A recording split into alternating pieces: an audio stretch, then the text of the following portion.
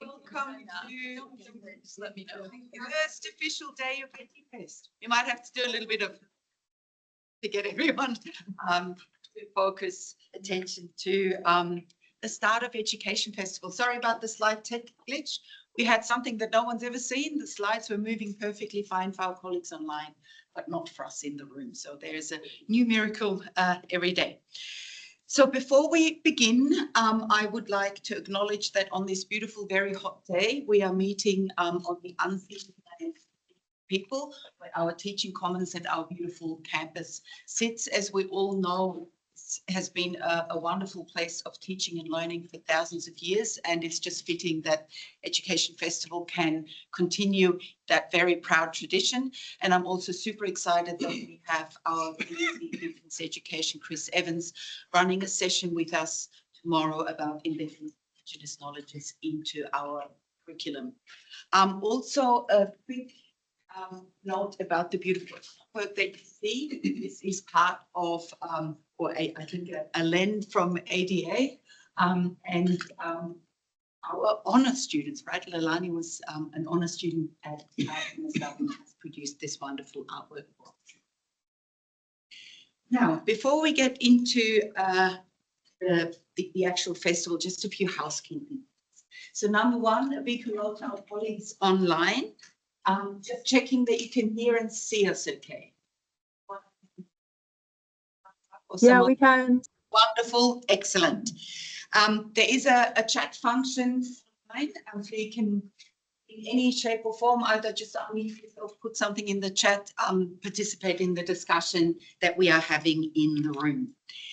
Now, in the very unlikely event that we are going to be evacuated from the lovely teaching commons, our evacuation point is over on the village green.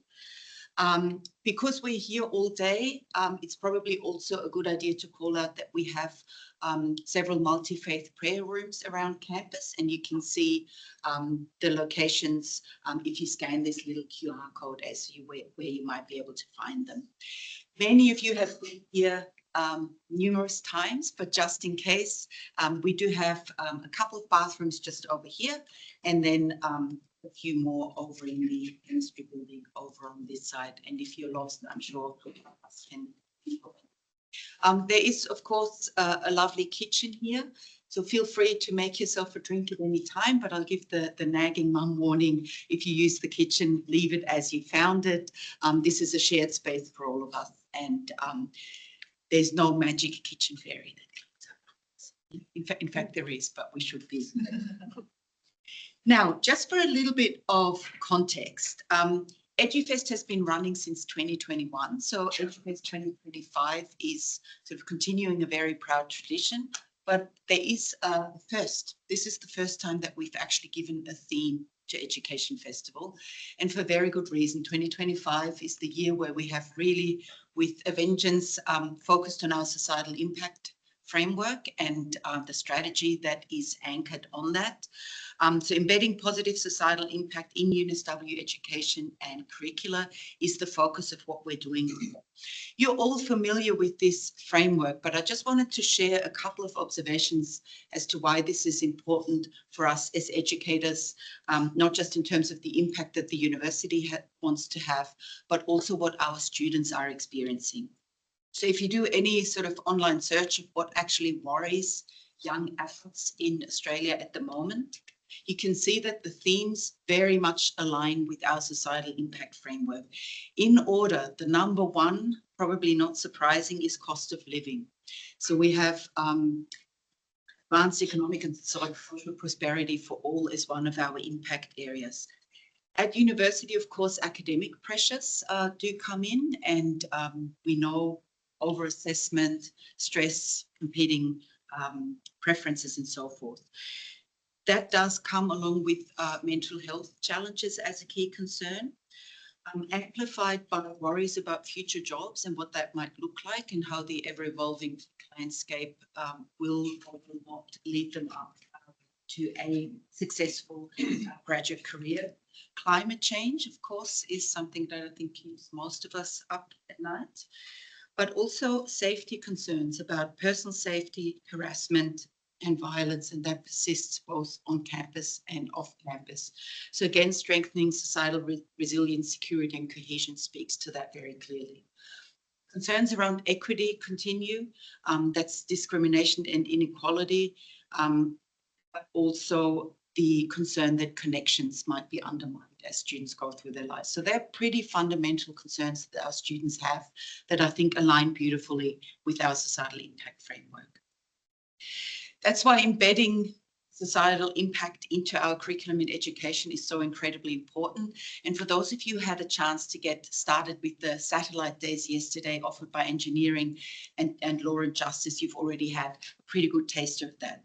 So in the morning, engineering covered culture and curriculum to explore how culture shapes and enlivens the way we teach and learn. And there is multiple engineering educators from across the country continuing on that program this week. In the afternoon, Law and Justice hosted a session to look at the decolonizing of the curriculum and building cultural intelligence, which is also incredibly closely aligned with what we're hoping to achieve with this year's EduFest. You will have seen the program is a little bit more compact. So EduFest has sort of gone through several evolutions. We have 2 jam-packed days with the satellite days. What has remained is that this is a wonderful example of how faculty and the PVCE team come together to put together a really strong program to showcase the excellent work that is being done across the university, to ask some curly questions and inspire us to think where we might take this in the future. And it means that we can do all of that without adding 5 days to the December calendar marathon that probably most of us are juggling anyway. Speaking of the collaboration that makes Education Festival possible, just wanted to call out one example where that happens incredibly well is, of course, our communities of practice. And our Sustainable Development Community of Practice has led the way and just made history as being the first COP of having a COP week, where for an entire week across Kensington, Canberra, including workshops with international experts, they kind of brought the COP to life. We, of course, can't have every COP have a week off because that would fill the entire year, but well done for getting us started on that idea. That's exactly the type of purposeful cross-campus collaboration I think that we need in order to make societal impact real in our curriculum. As many of you know, as we embark on that journey, there's multiple things that we're sort of looking at to transform our curriculum to bring it to what we think UNSW education really stands for. And I thought I'll share one particular aspect with you that very much aligns with the theme of societal impact and teaching across disciplines. And that's, of course, our pedagogical principles.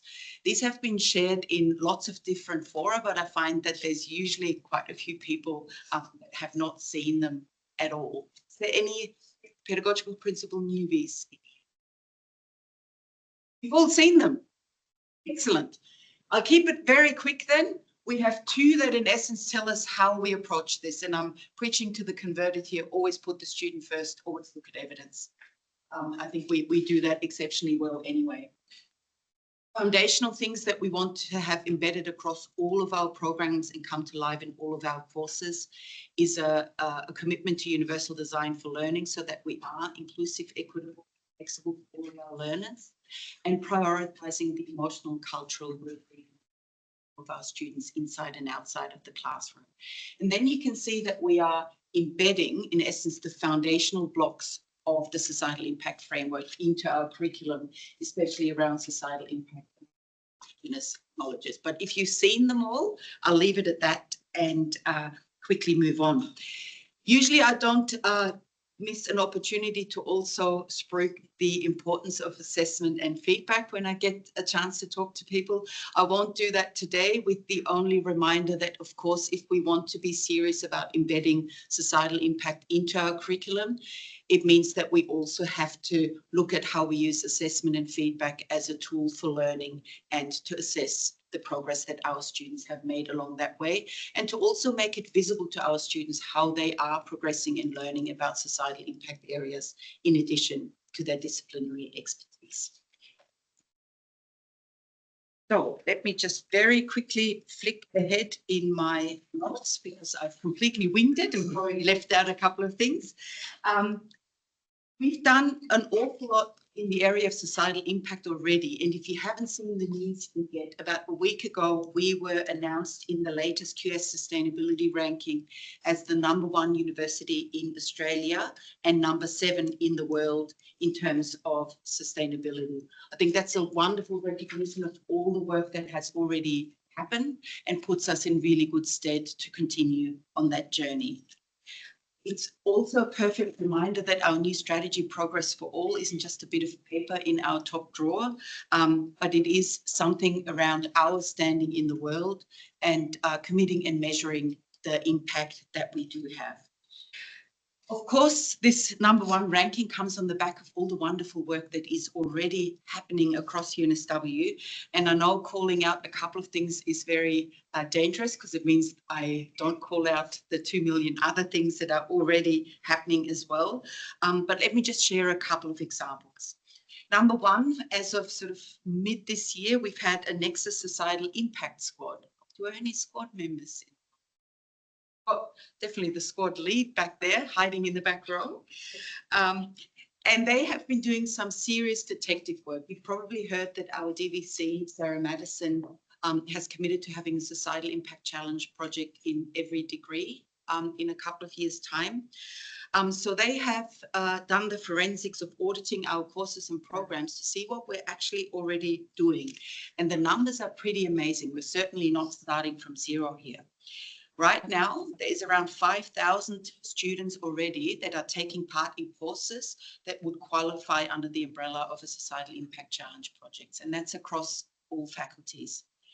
They do that from Cambodia to Kensington, so overseas and locally, working with learning partners across the world. We also have tens of thousands of students studying courses that are aligned with one or more of our societal impact framework themes, even if it isn't sort of a special project course.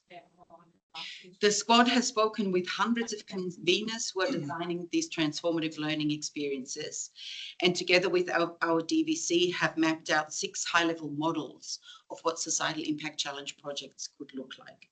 So there is a roundtable and a hackathon led by Ben and the team in the Roundhouse tomorrow, so please do come along. Another standout story, I think, is the success of the Education for Sustainable Development Community of Practice. I already said they had their week of the COP. They're led by the unstoppable Emma Mills and George, who is in the room here. In just 1 year, that COP has grown to almost 200 members, and they're not just UNSW colleagues. They have members from the UK, Hong Kong, and Malaysia, so other universities as well. Earlier this year, and many of you, I think, would have benefited from this, Emma and George brought a couple of experts from UK's Advanced Higher Education Academy over, Alison and Kieran, who shared with us their approach in a series of workshops that were absolutely fabulous. So if you want to have a refresher, see the toolkit and learn a little bit more, George and his colleagues will be in the poster gallery tomorrow as well. So with all of the work that's already been done and the inspiration that I'm absolutely sure is about to come over the next 2 days, I would like to sort of officially open the Education Festival and pass on to Will, who is going to introduce us to the first session for ADA. Thank you.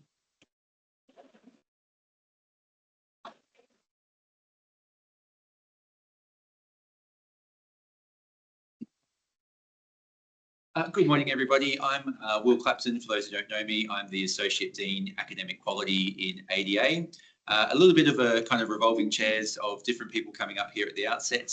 This morning, I'm going to speak for a couple of minutes and then hand over to our Associate Dean, Societal Impact, Equity and Engagement, Emma Kirby, who I'll call up in a couple of moments. She'll speak more about societal impact in education and the intersections thereof.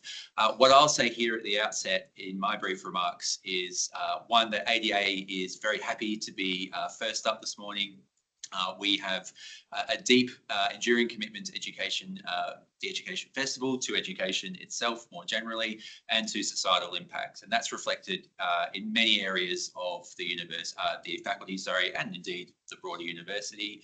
And we'll see that this morning with some of the presentations that we will receive on things like the skills passport, on AI, and a variety of other excellent initiatives that are going on across the faculty.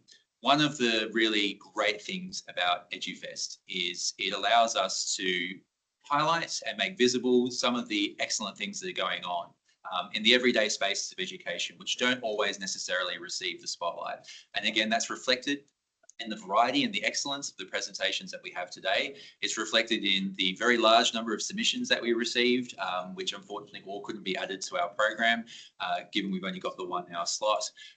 It is, if I could make a positive comment about the academic calendar transition, something that is increasingly be highlighted as we embark upon that work of transitioning to a new calendar, and we start to think about what are we already doing in terms of societal impacts and initiatives like UDL or programmatic assessment, and we start to realize, oh wow, like we unearthing and seeing that there's a whole lot already going on at a local level in our schools, in our classrooms, and with our students. So again, it's my pleasure to be here. It's my pleasure to open this session. It is also my great pleasure to hand over to Emma to say a few brief remarks.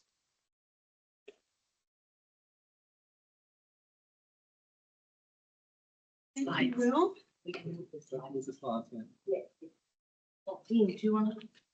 Morning, everyone. Thanks so much for that introduction, Will. I'd like to start by acknowledging also that we're on Bedegal land and pay my respects to elders past and present. As Will said, my name's Emma Kirby. I am the Associate Dean in ADA for Societal Impact, Equity and Engagement, which is a lot of different things, but my role primarily is to lead the faculty's strategic and operational goals around societal impact. So my job is easy in ADA. We do this stuff all the time anyway.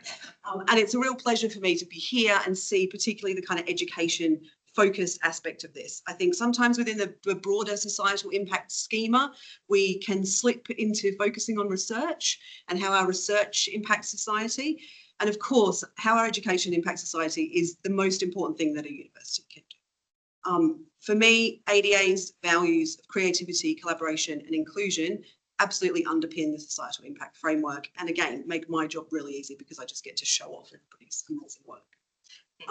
In particular today, I wanted to kind of give a bit of a shout out to some of the talks that you're going to hear in the next hour or so, particularly in their focus around AI, their focus on collaboration, their focus on ESG. Because that stuff is not just structural, it's not just technical, it's inherently social. So AI requires us in ADA. We are desperately needed to ensure that there is trust, to ensure that there is meaning, to ensure that there is some purpose behind the technologies and the skills that we're building. And it's those relationships and those approaches that we're going to hear from today that I think is so important.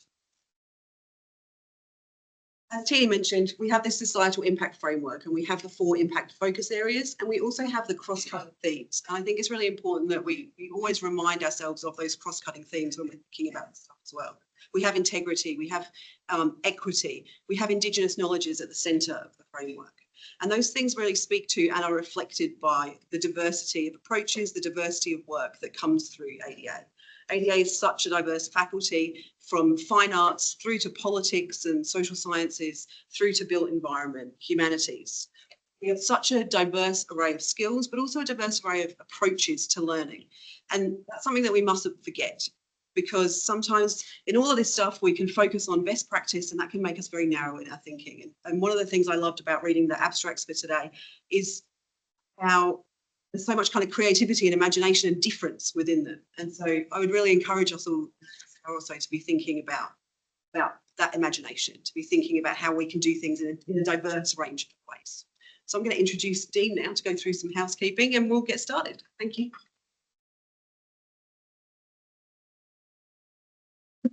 Hi everyone. So my role is short, so just to introduce the speakers and to keep them to time. So each presentation will be just around 15 or so minutes, and with some questions. after each presentation. So getting right into the first presentation, which is Sarah and Ali, which is AI and blended learning for connection using educational technology to bring students together. Hi. So guess what? I started using AI in one of my courses. Surprising? Hardly. So AI is everywhere, isn't it? It is very widespread. We started analyzing papers in higher education that mentioned AI. We reviewed 854 papers. We found only 60 papers that talked about integration of an AI in the pedagogy. So what is the but here? We found out that there are issues that we need to really address. So with use of AI in higher education, we found that it is largely ad hoc, very individual, and it is under-designed. Practice is outpacing pedagogy. And what that means is before we get our head in the space of AI and understand what is it, why are we using it, we're just jumping into using AI for the sake of AI. And that makes our designs unintentional.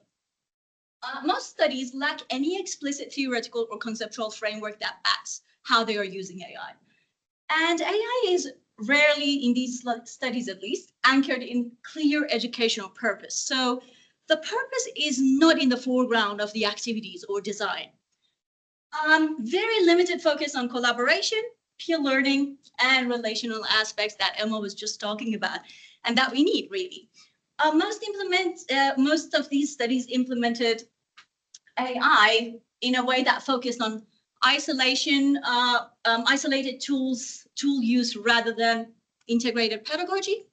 Also, they were not really focusing on building connection, sharing and understanding, and social learning. And that made it very isolated. So current approaches do not also support systematic or sustained development of AI literacy. There are bits and pieces here and there, but they're not really systematic. So what does that mean for us? And before I go into my presentation, I'm going to give you an example of a course that I redesigned based on what we found and based on theoretical backing.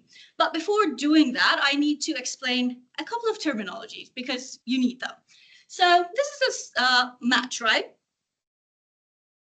What is it? It is something made by people to be used in a specific way. So this is an artifact, and I'm talking sociocultural language. If you're familiar with it, then that's what we're talking about. But through mediation, through collaboration, learning from others, seeing how other people use it, getting explanation and things like that, that artifact changes to tools. So tools is artifact in action, okay? And it doesn't necessarily align with what was the intention of that invention. So as you can see, it could be used in many different ways. So creativity also is a part of it. Now, this process of artifact changing to tool is called appropriation.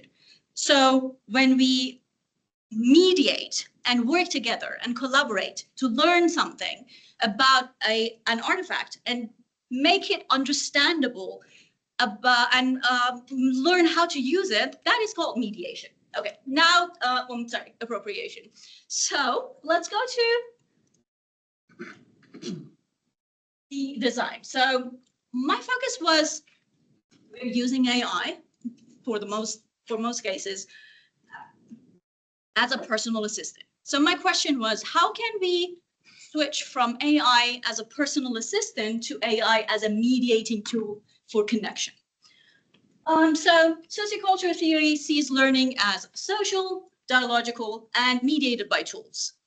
And mediating tools in any material or symbolic resource is any material symbolic resource, or in my case, AI, that stands between a person, my students, and the goal of the activity, learning about research, because my course was educational research. So they needed to learn about how to do research. And it is supposed to shape how the person thinks, reasons, communicates, and acts. So let me give you a little bit of context about this course. So it is an educational research course, but it is a pretty large cohort. a postgrad course, so there was no tutorial and hence no tutors. Yeah, that was a good save, right? So no tutors. So it was only me, and I was not able to give feedback in traditional ways. That's when I started thinking about AI. And by the way, I was teaching 2 other courses, so that means a lot of workload.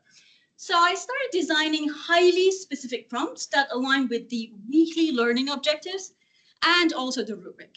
One thing that I need to mention here is, because I'm not going to talk a lot about those prompts, but those prompts, when I was designing them, they were very specific. But when I gave those prompts to my students, I was going through and I did a couple of prompt engineering courses just to be able to do that. But then I was explaining for my students, why do I have this line here? Have you noticed that I had this in the prompt?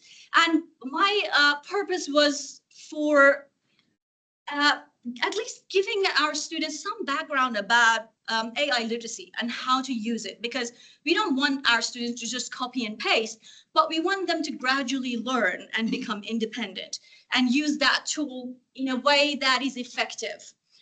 So with that prompt, I started modeling first. So I used a draft from one of the students from the previous cohort who agreed to share their draft. And then I demonstrated each prompt on an example.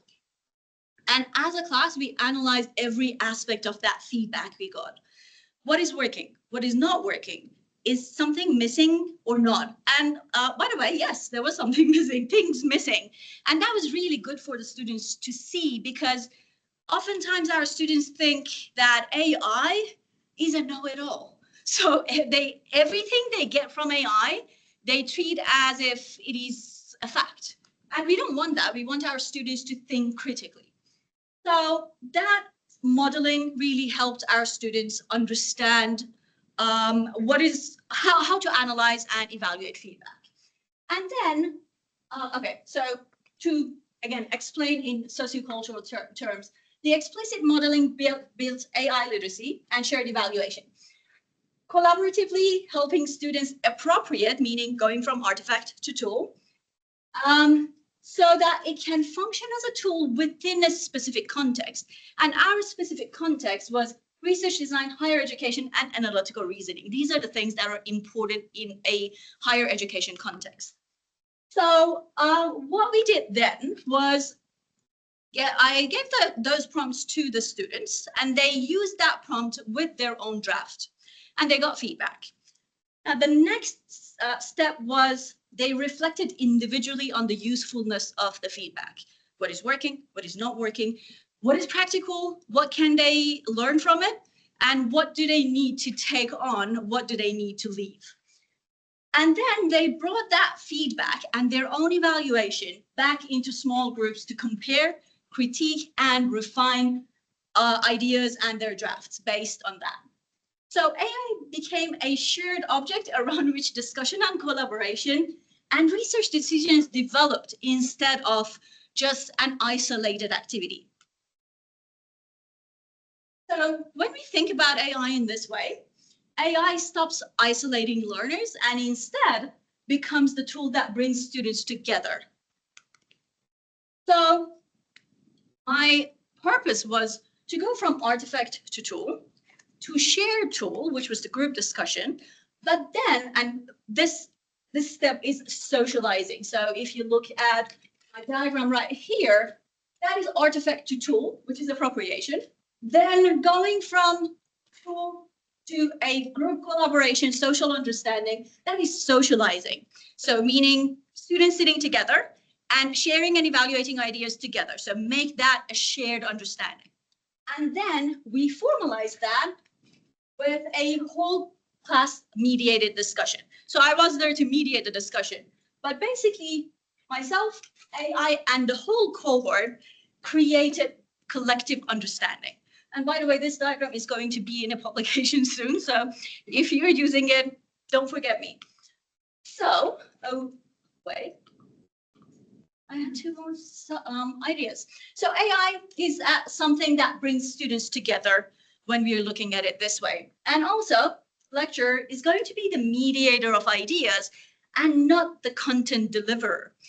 And this is an idea that we are talking about for a couple of years, and that's why we went from teachers to facilitators, but we don't always do it, and especially when we are under time pressure, when we only have so many lectures, so many hours with our students. So we sometimes forget to think about, okay, what does that mean in higher education context, where we have less time with our students? So I hear you asking, did it really work? So I'm still waiting for my experience results, but very surprisingly, my students were very candid with their feedback, and specifically in this course. So from their feedback, they could see that my use of AI is intentional. And they told me, I like the way you are helping us to frame questions for AI. So it's not writing for us, it is giving us great feedback. The prompts have been amazing. I was really impressed by the level of detail and your readiness to provide feedback and helping during education research course. Gratitude for your thoughtful teaching. So students can differentiate. Maybe they don't have the language to talk about it, but they can differentiate between intentional and non-intentional use of AI. Then they talked about the collaboration as well. They said, in our group chat, I was just happy to see the variety of topics. Group chat suggested more explicit information and so on. I love doing this activity. They also talked about short-term impact for the course. This is life-changing, and 4 exclamation marks. And no, I didn't change the number of those exclamation marks. I feel back on track after this session. I'm going to have to sit with this feedback for a while, which shows that the level of reflection. I actually have lots of questions. I just need to process all that feedback first. I found that the AI feedback really helpful. Feedback was very helpful, amazing, awesome, very practical and personalized. So just the adjectives here are telling you that the students can see that the AI and the prompts were there to help them, and they're helping them in a meaningful way. And this was really surprising because I also got comments, and some of these are from emails that students sent at the end of the term, talking about how the course and that approach transformed their way of thinking. So one said, I'm genuinely grateful for the opportunity to participate in your classes as they have reinforced my love for academics. The course has truly given me a new and valuable perspective. The course has taught me so much. The course prompted me to take up another course that you teach next year, which is, if you're teaching, is really great. And you understand me, right? Thank you for a great subject this term. I found the course really engaging and helpful in my leadership journey and has taught me so much. So they see the difference in style, and they understand that this is helping them, and probably it has shifted something in their perspective. That's why they are telling me these things. So I want to leave you with a couple of ideas. So why are we talking about mediation for AI? Mediated activity is important for AI. Why? Because AI is not neutral. All of us know it. We don't necessarily take any action about it. So how we use it and how we mediate that use can restructure how our students use it, how they revise their methods, their ideas, their drafts, what they pay attention to, what questions they ask, and how groups negotiate meaning, how knowledge becomes shared knowledge. And part of that shared knowledge is negotiation of meaning and creativity. So it is important because if I give you a match as a baby and don't give you any explanation or give you any exposure to how to use it, you probably are going to, possibly at least, use it to keep your eyes open like Tom did, right?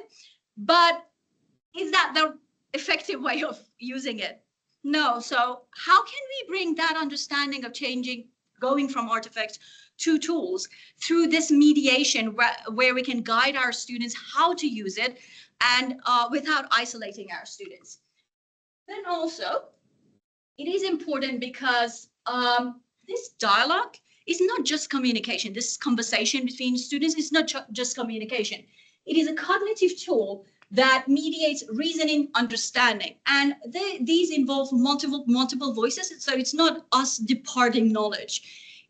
we need to have different voices, negotiation of meaning, questioning, responding, refining, reflective thinking, co-constructing ideas rather than just receiving ideas, and meaning emerging from tensions between perspectives and between different ideas becoming richer when they encounter other ideas, which is happening in those group discussions and then the whole class discussion. So the next time you're thinking about adding AI to anything in your pedagogy, to your course, think, do you need to use it? If yes, what is the purpose? And also, are you using it intentionally? Is the purpose aligned with your objectives or not? Are you mediating the use of AI? Are you giving the students the tools they need to use it rather than just asking them, get feedback from AI? Because that's not going to work. We are not giving them the tools if you're doing that. Okay, so I'm at the end of my presentation. Here I have to acknowledge Ali, who couldn't be here today. My colleague, we had a lot of examples, but at the end, we decided we first thought we were going to include lots of those examples, but then we decided we're not going to have enough time and it's best to focus only on one example and go deeper. But within all those ideas, he had meaningful contributions. So I just wanted to acknowledge that, and that's it. Ooh. Okay, do I have time?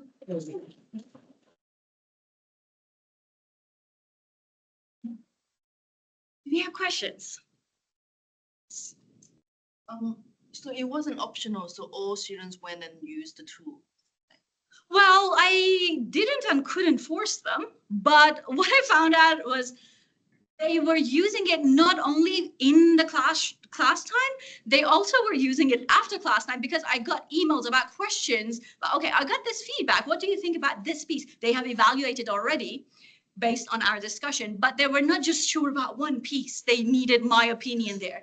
And then I kept getting feedbacks, emails about that, which was great because I knew they are still using the prompts even after the class where they didn't need to. So that means that they saw that as a meaningful activity. So yeah, but no, I didn't force them. Do you think you had 80% of students all use the tool or 100%?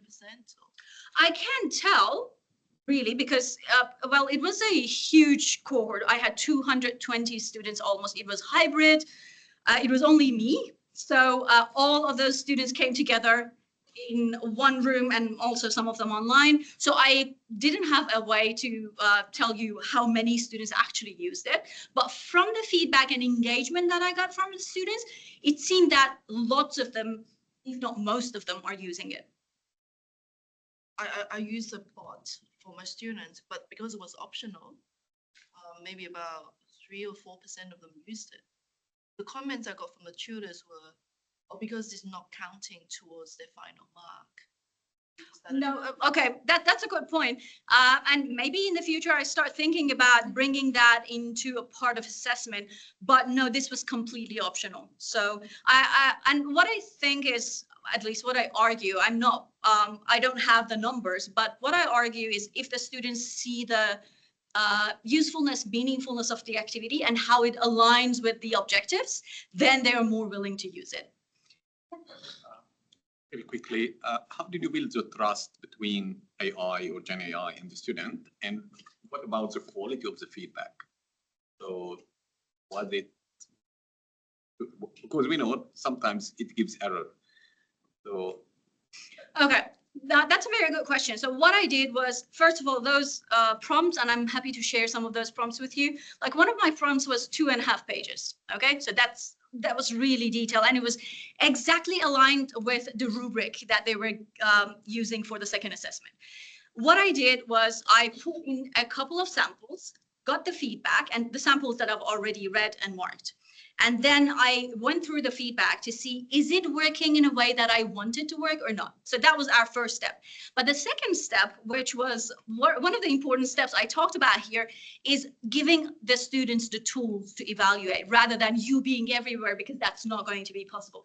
So you try to personalize and make it align as much as possible with the objectives and the rubric, but the rest is going to be about AI literacy and how much you were able to show them how to use it and the tools to evaluate, reflect, and not take anything for at surface level. The other thing was, for example, with the example at the modeling at the beginning, I intentionally, for example, one thing AI was not doing was when we had questions that had so many components in it, research questions, AI was not picking up on that. And I didn't change the question. I wanted that feedback to be there. And then I started asking questions about, is the AI feedback missing anything? And the students couldn't spot it. And at first, so the first sessions, they were not very analytical, the student perspectives. And then I started going lower. Look at the objectives and look at the introduction. Look at the research questions. So when I got to the research questions, then one of them said, we have so many questions in one question. So if you give them the tools, they are going to be able, it's not going to happen overnight, but gradually they're going to be able to reflect and decide for themselves. So you don't need to be there because that's not going to be possible always. Yeah. That last one. Yeah. Couple of questions. What is the name of the course? Or what? Educational research. Search? EST 5448. Okay. And what type of, can you give an example of what type of assessment that they were using for this? And also, what do you do with the marking? So, Okay, so the assessment is that at the end of the term, the students are going to write a research proposal for an education topic that then they are going to bring with them to their capstone project or short thesis. So they are going to operationalize that proposal in the future courses. Assessment is done traditionally, like marking is done traditionally. So everything is there is just to scaffold and provide formative feedback so students can develop their way of thinking before that end product. Make it a process rather than product based. Thank you. Thanks, everyone.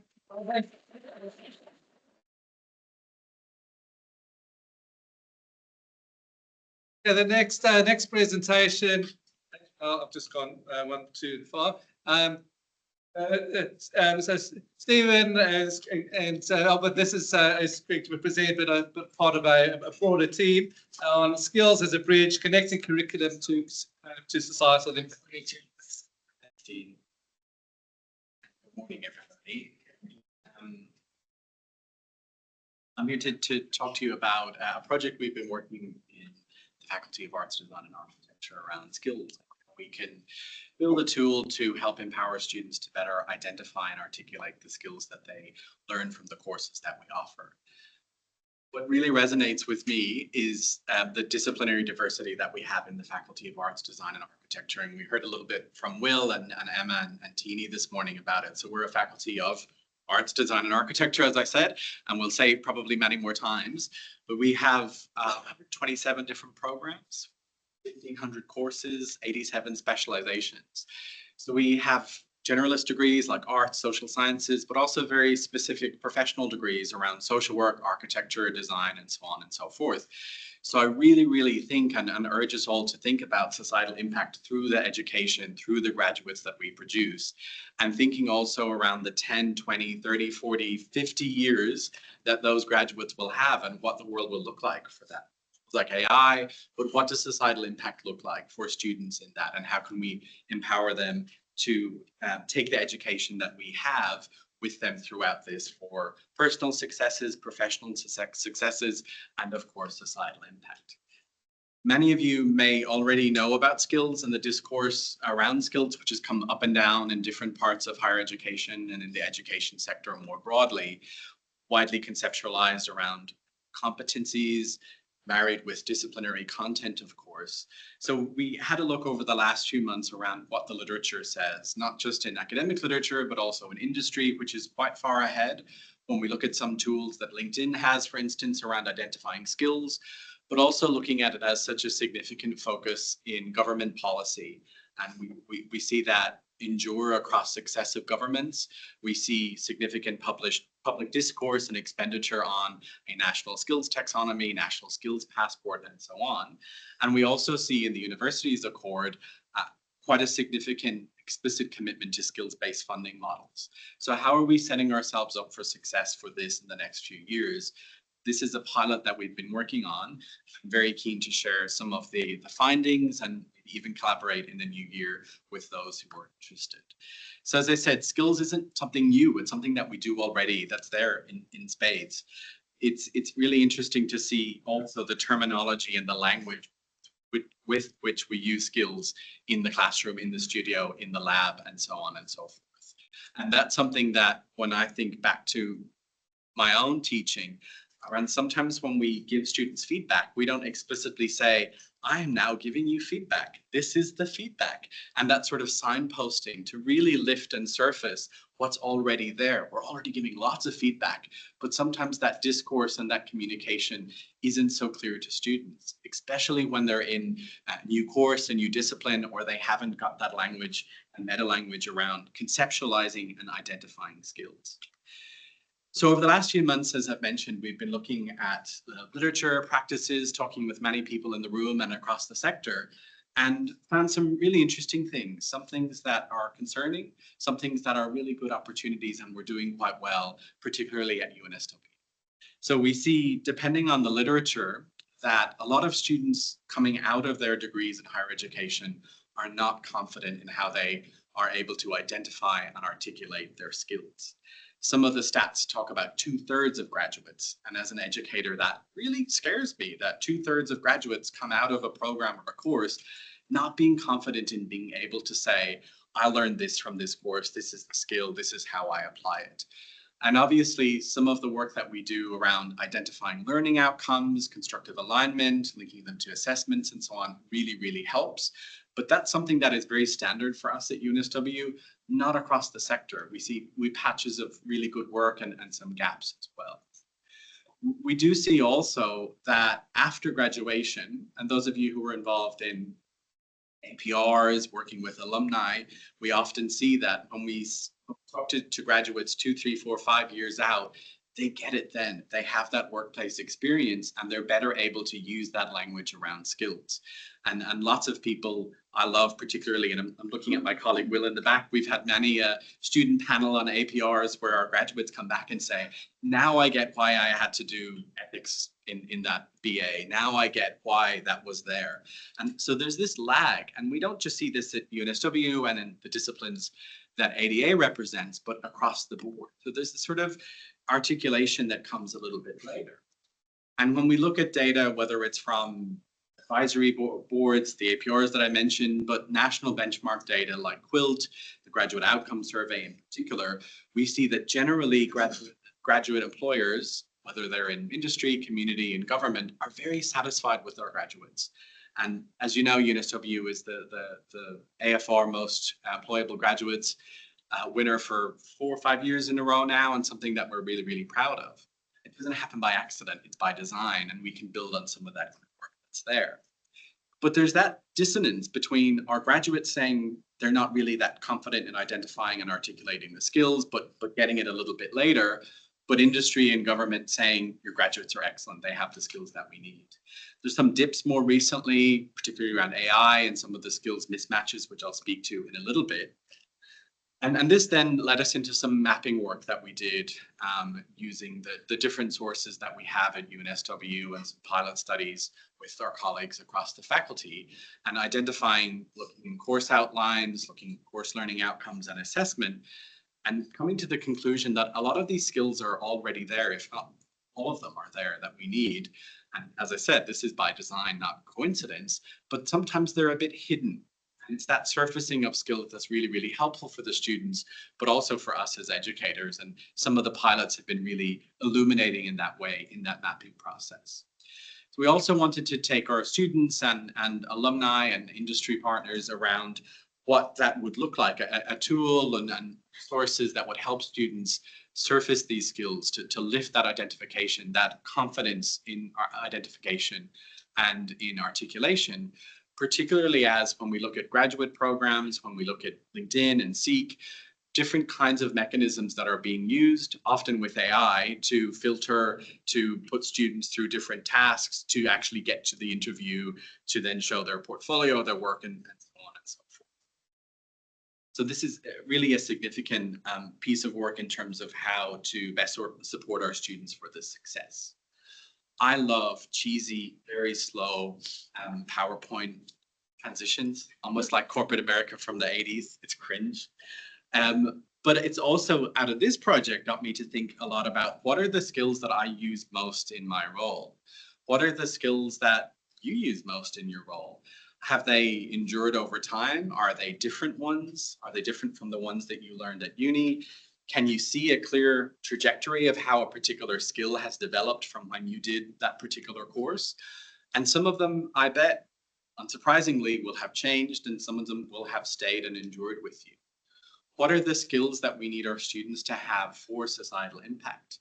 And something that I mentioned in ADA, we take really seriously across all of the different disciplines that we have, and looking to the future of the next 10, 20, 30, 40, 50 years for our students. We've got lots of different sources of data, as I mentioned, not just from academic literature, but also from industry, from government, from NGOs, and so on and so forth. And there's some interesting patterns that we see. And particularly what I love about disruptive technologies like Gen and agentic AI is it causes us to kind of make explicit or to revisit some of the arguments that we've had before around what is the value of higher education? Why are we teaching the way we teach? Should we change it? Why do we assess in that way?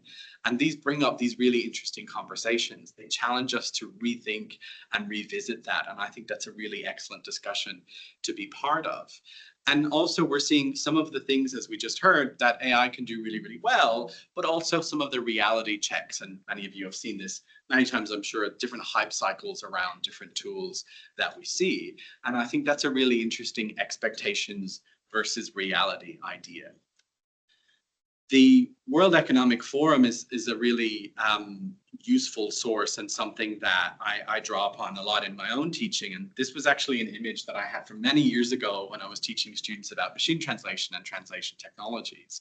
That back in 2018, the World Economic Forum was saying that about 2/3 of tasks are done by humans, 1/3 of them will be automated, and that might be 50-50 in 2025. And then when you actually look at coming up to 2025, the last report, it's interesting to see how this has come true to some extent, but changed and become much more nuanced. So we see much more a focus on tasks that humans can do. I know it sounds weird to talk about humans. We never know. There could be an AI in the room amongst us. Some of those robots are getting really, really impressive. But also that augmentation, that piece there of how we use tools like AI, and not just AI, to augment or add value to what it is that we already do as subject matter experts in our disciplines. But then also around 1/3 of tasks that can be more repetitive tasks that are lower value, lower risk tasks that can be more automated. So it's interesting to see this kind of dichotomy that was there before of human and machine become a bit more nuanced in terms of human with machine and machine. And it's going to be interesting to see how that develops. And interestingly, we see, you can see the sources there at the bottom as well, and I'll show you a QR code at the end where all the resources can be found. This idea that, again, 2/3 of the skills that we teach are going to endure, and some of them will change, or some of them will be expressed differently, but the core skills are still important and foundational. I think this is really reassuring and exciting for people in education. What's quite interesting, you might not be able to see the details, so I'll just call out a few of them, is that the core skills that we see there might be some surprises. Analytical thinking, resilience, flexibility, agility, leadership, social influence, creative thinking, motivation, empathy, active listening, curiosity. I've been at UNSW 11 years, and these are skills that our students have in spades. We're really good at producing well-rounded graduates who are able to contribute to societal impact in many different ways. And when we look ahead, this is just in 2025, we see a lot of these enduring human skills being increasingly valued and emphasized. Looking at, of course, AI and big data up there, but also things like technological literacies or digital literacies. And some of the terminology shifts here a little bit. Creative thinking, that resilience, curiosity, social influence, systems motivation, a lot of empathy, a lot of these human skills really becoming more valuable, going up those perceived programs where they ask people to rate and self-assess and so on. So with that in mind, what are our expectations of what our students learn in our courses in terms of the skills? Again, broadly defined, it doesn't matter if we call them competencies or disciplinary knowledges and so on and so forth.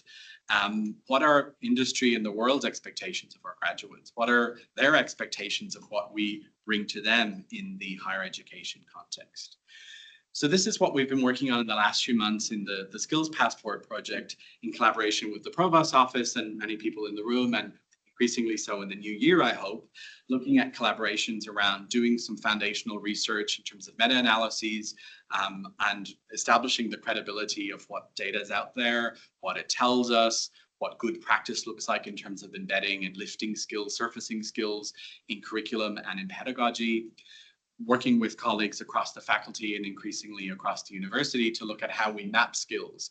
Are skills the same as learning outcomes? Are they a bit different? Which are the skills that we focus on in courses and why?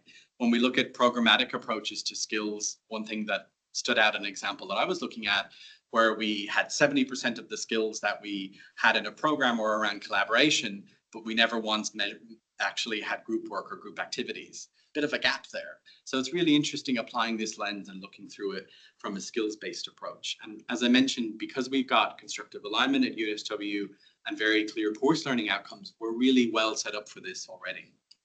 What are the sorts of tools that could be helpful for students, but also for educators like us in terms of surfacing those skills for students?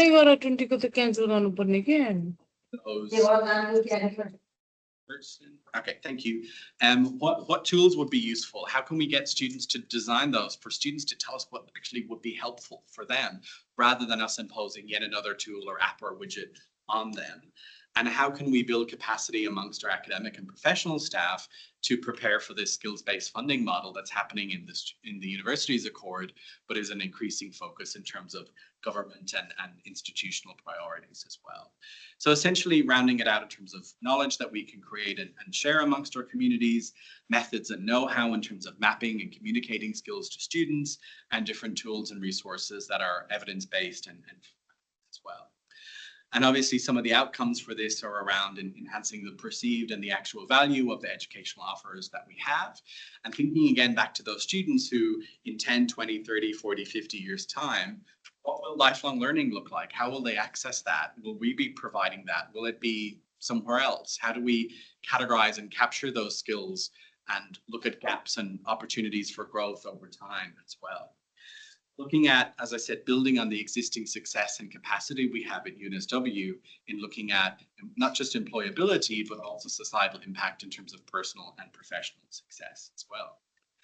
We want to also make sure that it's something that students will actually use and enjoy, and that graduates will bring into the workplace and however they go. And looking at what's already out there and not inventing something. So we see, if you ever use LinkedIn, I'm one of the many academics reluctantly being dragged into the LinkedIn multiverse now, but it's really, really helpful. It tells me for different things that I've done, these are the skills that you have. These are the skills in your network that are really, really important. We can actually mine that data, like CAST data set is what it's called, and look at those. It's very bottom up. And how do we structure those is something that we do. How do we as an institution get ready for the national skills passport that Job Skills in Australia are looking at in terms of a national consultation at the moment, and looking at how that fits into federal and state government plans. So the Australian Public Service, DFAT, other different organizations all have different expectations around skills.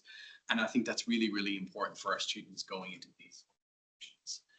And then lastly, what are the existing tools that we have in our ecosystem around e-portfolios, my eQuals, the LMS, rather than, as I said, inventing something new, building on what's there and helping students connect all of those dots together.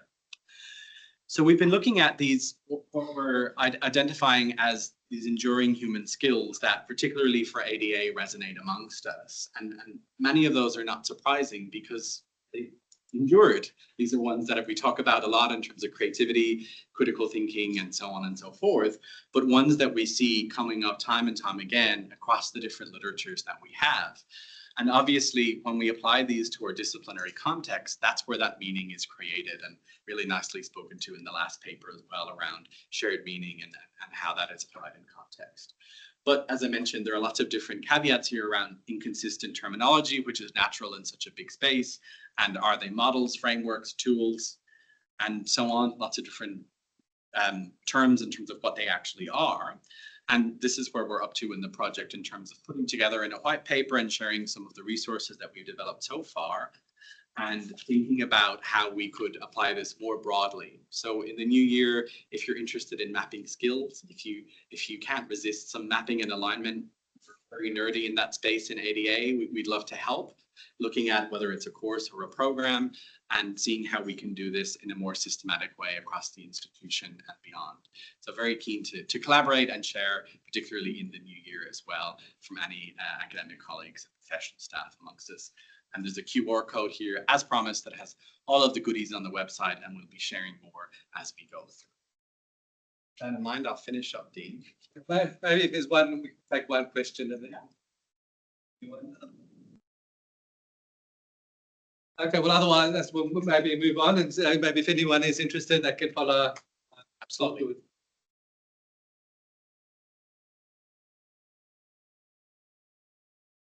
Now it's the last presentation.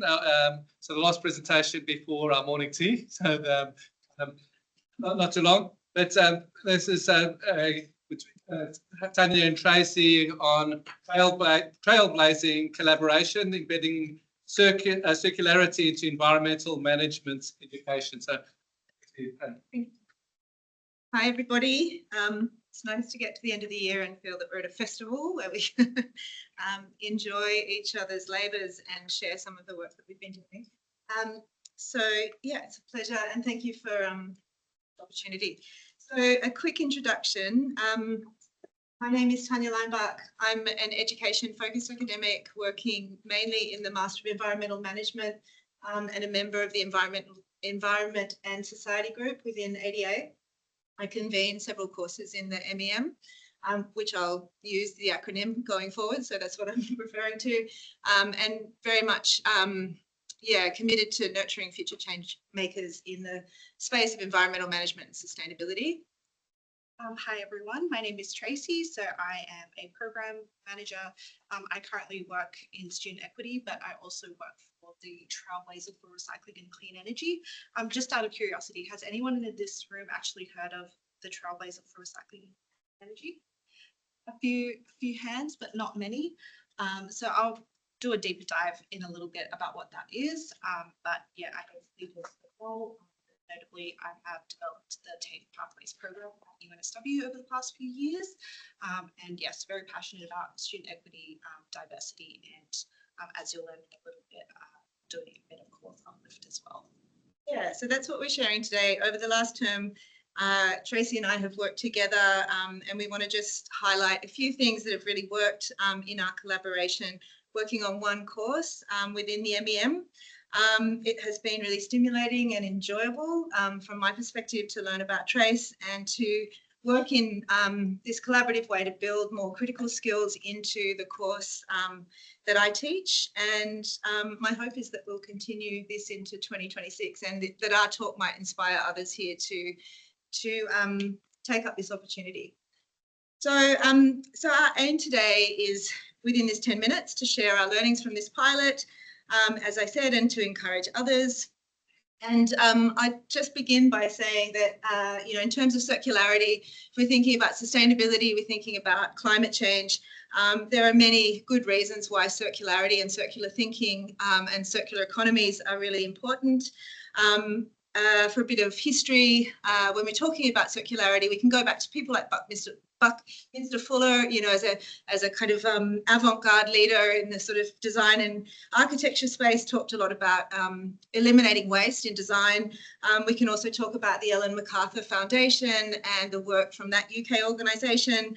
And we can also, of course, look to things that are happening at UNSW with leaders like Veena Sahajwala and the Smart Centre. So there's just a lot globally and locally that's happening and operationalising circularity at scale. So that was the objective for us to really bring that in a very practical way into this course.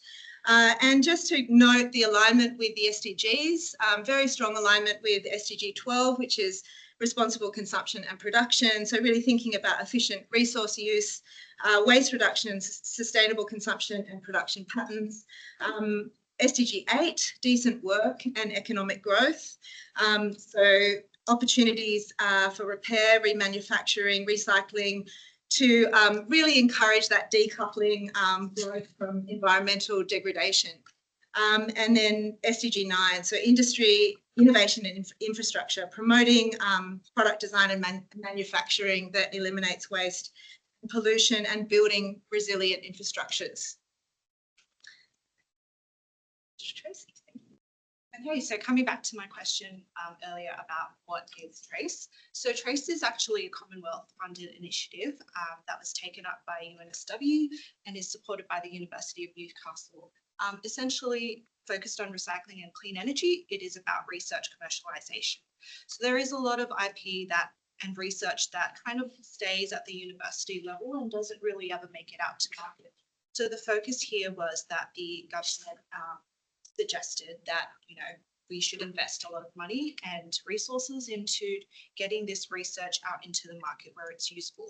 And in the TRACE, our mandate is really fast tracking to net zero. So that is, we have a certain amount of years, so up until the end of next year actually, to basically have a cultural shift and try and do as much as we can in the university space and collaborate with industry in order to, again, get that research out into market and make it usable, scalable, and basically drive Australia forward in terms of its capabilities in recycling energy.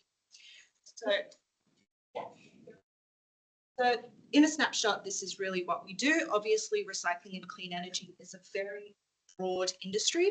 So we kind of narrowed it down to 4 themes within recycling and clean energy that we could focus on and partner with industry to accelerate.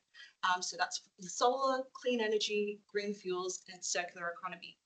So you might be wondering, okay, well, how did we kind of end up collaborating with the MEM to do a course uplift? And so within the budget that the Commonwealth gave us, a little bit was actually carved out to focus on education programs. So if we look at the various programs that we have here, a lot of it is in R&D and accelerating research, but at the bottom here, we also have a focus on critical skills. So if we go back to Stephen's conversation about, skills and the mismatch in the industry, we can acknowledge that particularly in the recycling and clean energy industry, there is a huge gap in skills.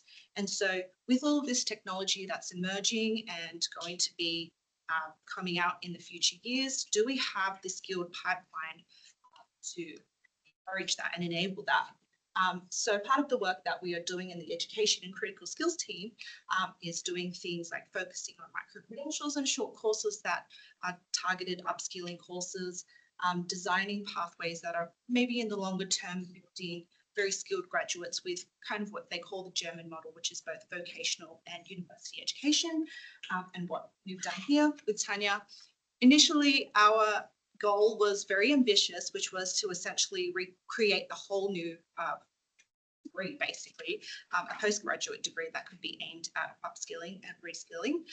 However, we kind of were very humbled by how much resources and time that would take, and thought there is already so much sustainability work going on in various. So we cast a huge net and we approached all faculties, and I was very fortunate to meet Tanya and be paired with her, and in working and analysing and consultation, we realised that there were circular economy themes that emerged in the course, and that could be very well uplifted. And so here we are. So yeah, I'll just talk a little bit about the existing course and then the process that we went through. And just also to give some context for what the master's program, the Master of Environmental Management, is. So it's a program that seeks to prepare our graduates to think in transformative ways and become reflexive leaders, change agents and advocates at local and global scales. So students who are enrolled in the program rigorously, critically and creatively engage with the socio-cultural and political economic causes of and responses to today's human inclusive environmental challenges. So in this course, which is called corporations, capitalism, and transforming environments. Students are invited to critically and constructively engage with the current economic system in order that they both understand how to function within it and also to support visionary transformations that align with environmental and climate repair. So we do both. I mean, yep. There's a lot more I could say about that. So over our 10-week program, we're exploring the history of capitalism, the corporate form in its modern day iteration. We're critiquing current neoliberalism and arguments relating to the limits of economic growth on a finite planet, and also looking at alternate measures of growth and progress. We have many different frameworks, models, theories, and concepts that are existing that we engage with and explore, which are really around this kind of reform of capitalism and the economy in line with ecological knowledge and social justice. So we, for example, look at corporate social responsibility and ESG, but we also look at things like donut economics, circular economy, B corporations, cooperative business models, social enterprises, conscious capitalism, progressive capitalism, and degrowth. There's a lot in this space. It's quite an exciting area, and students really enjoy, I think, the breadth. Sorry, but yeah, in terms of what we did with our collaboration here, we decided that there were some areas that we really saw opportunity for uplift, and across these two main areas. As I said, we really wanted to bring more of the skills, the critical skills and the application of what we were learning for students into the syllabus. So, you know, we integrated ESG and sustainability reporting into one of our assessments in a much more rigorous way. And we dovetailed that with a guest plenary from the KPMG Director for Impact and Citizenship. And Rita was fabulous and spoke to the students in a way that was very engaging and inspiring. So students really responded to her presence. And then they were invited to do this critical review and case study analysis. We also integrated circularity through on-campus field trip to the Smart Centre and a workshop with the Trace team. So here are a couple of photographs, and Tracy, I was just inviting you here to speak to the fact that the Trailblazer generally has a STEM focus, but through our discussion, what we were really wanting to do was to understand, as you've been as you've really articulated, the opportunities, the work opportunities, the professional opportunities for the integration of this learning beyond the classroom. And so we were looking at our program thinking about allied careers in sustainability, change making, education facilitation, design and policy work. And would you like to say anything more about that? Yeah, correct. So as mentioned earlier, our approach was really casting the net, and that's because we understood that, yes, while Trace is recycling in energy and it is very much STEM focused, there are a lot of allied job opportunities for students who are interested in sustainability overall. And so the overall purpose of this uplift and approaching ADA and the Master of Environmental Management was really to inspire students that, you know, sustainability and the concepts within recycling and clean energy can live across them. It is interdisciplinary. And so we found that our engagement with students really facilitated that. Like Tanya mentioned, having Rita as a guest speaker who was in corporate sustainability reporting really inspired students and evoked a lot of conversation from students about how they could be involved in that sort of career. And so that was really our overall purpose, was to really inspire jobs and future opportunities in sustainability and ultimately, hopefully, recycling and clean energy. Images from a workshop, which was really a vibrant and I think exciting opportunity for students to work with the Trace team. Sandeep, Kopalani and Lucy and Tracy together brought circularity to life through this workshop, and it was on the back of our visit to the Smart Centre. So it was yeah, it was just a really, I think, inspiring opportunity for a kind of a deeper dive. But I know we're running out of time, and just a couple of takeaways and sort of learning from what we've done. These are some of the things that worked, but also things that we would build on. I think in our case, within this course, really a session where we can elaborate on careers that build out from circular economy knowledge and skills.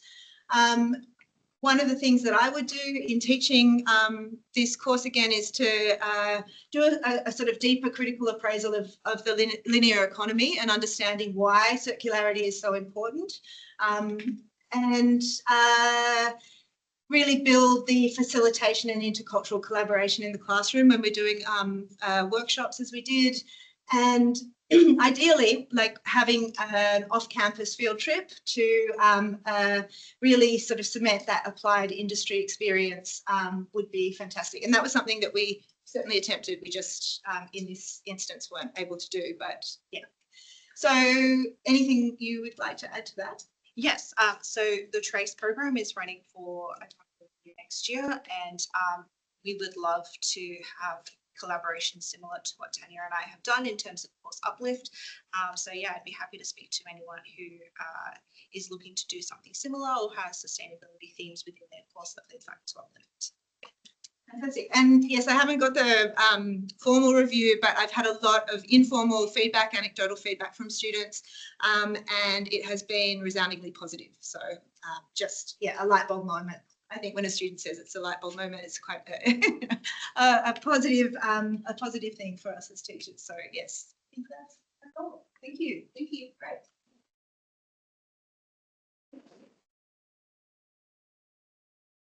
We can take a couple. Yeah. Oh, sure. Sorry. Also is a partner, so what role do they play in this? So yes, great question. So it's a collaborative effort. So because a lot of the expansion within the recycling and clean energy industry is happening in the Hunter region, it made the most sense that we collaborate with the University of Newcastle. They have the same goals and objectives and KPIs as we do. They are just simply carrying it out in their own way. So for example, in the education and critical skills space, they've actually gone ahead and created a master's program, which is centered around clean energy, renewable energy, sorry.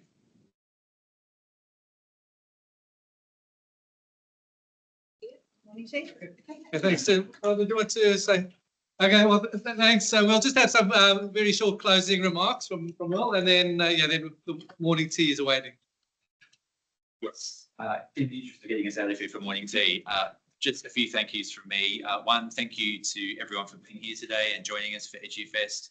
Thank you to the presenters for all those wonderful presentations and insights. Last but not least, a huge thank you to Dean Utian, who organises the ADA sessions year in, year. Hello, everyone. Welcome to our session. So this is the UN SDG in education. So kind of like SDG education showcase session hosted by UNSW Business School. I'm chairing the business school SDG chair this year, and as a business school SDG committee, we always encourage all faculty members to embed SDG related contents into their teaching. And I'm happy to report it's working.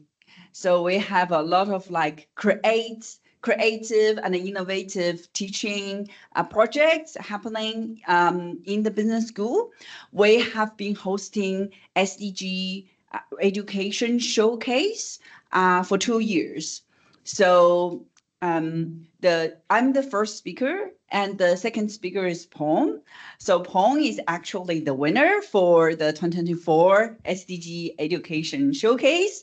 And we are so glad that he still keep doing that in his course, and we can see how that project has been successful and evolved over time.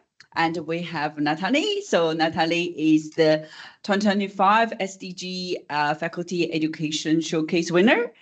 And she has doing incredible job continuously implement this first year SDG competition for 5 years. You know, that's more 6 years. That's great. That's great. Yes. So that's more staying power than most of the TV shows, isn't it? So I'm the first speaker. I would like to say that my materials are quite engaging. So at least most of students look awake most of the time. So I'm going to report to you about my project first and to reward your patience, and you will hear more engaging presentation from Paul and Natalie afterwards. And to give you a more enriching experience, each presenter invited the current students or the former students to co-present or comment on the presentation, so you can hear multiple perspectives, not just us talking, so you can hear how students are feeling. Okay, let me start it. So my project will talk about how I embed virtual reality, the contents, and the virtual reality story is about disability, and sorry, name is wrong. Vivian, name is wrong.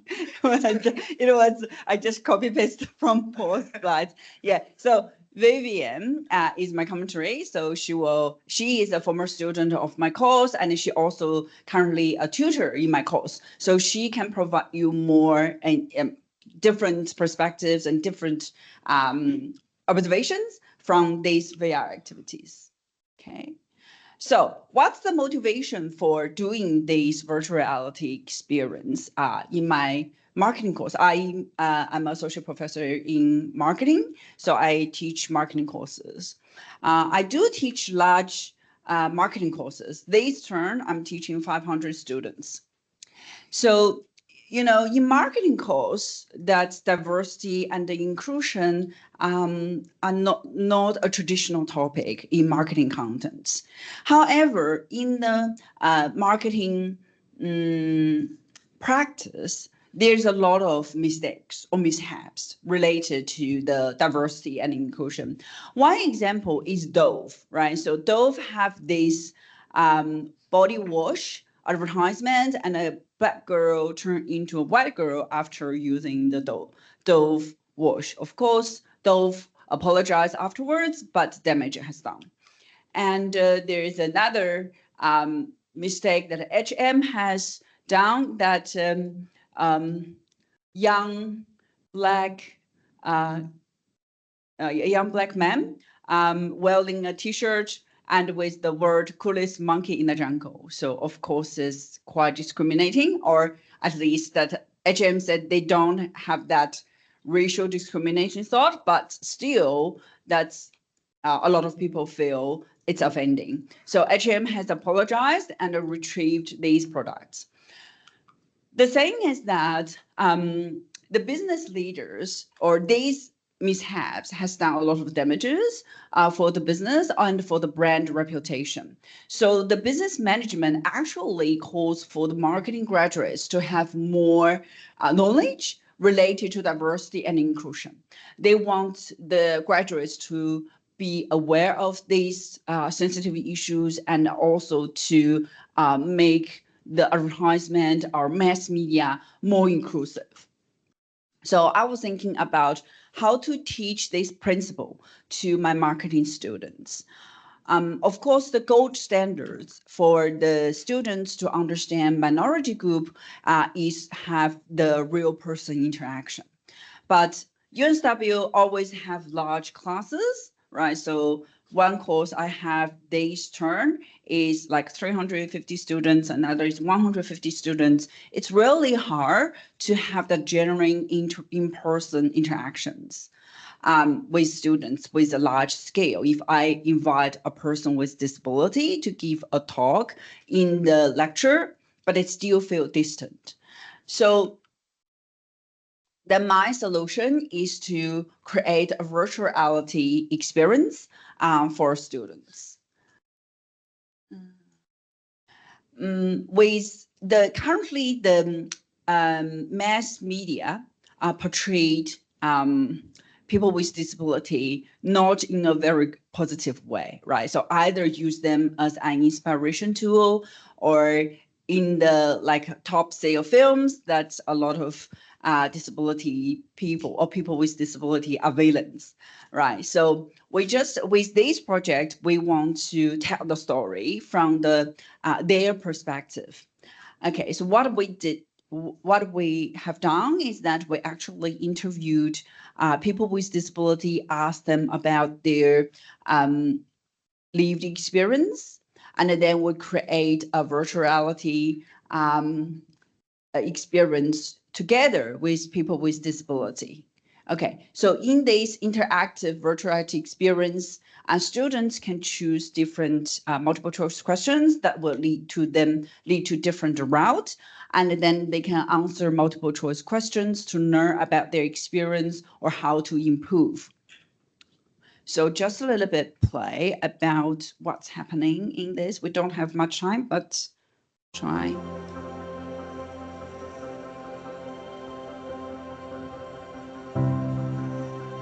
Do you know how it feels living with inaccessibility and stereotypes?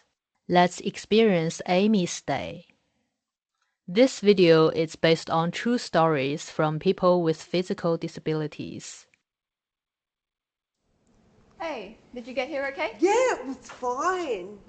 Mommy, what's wrong with that lady's legs?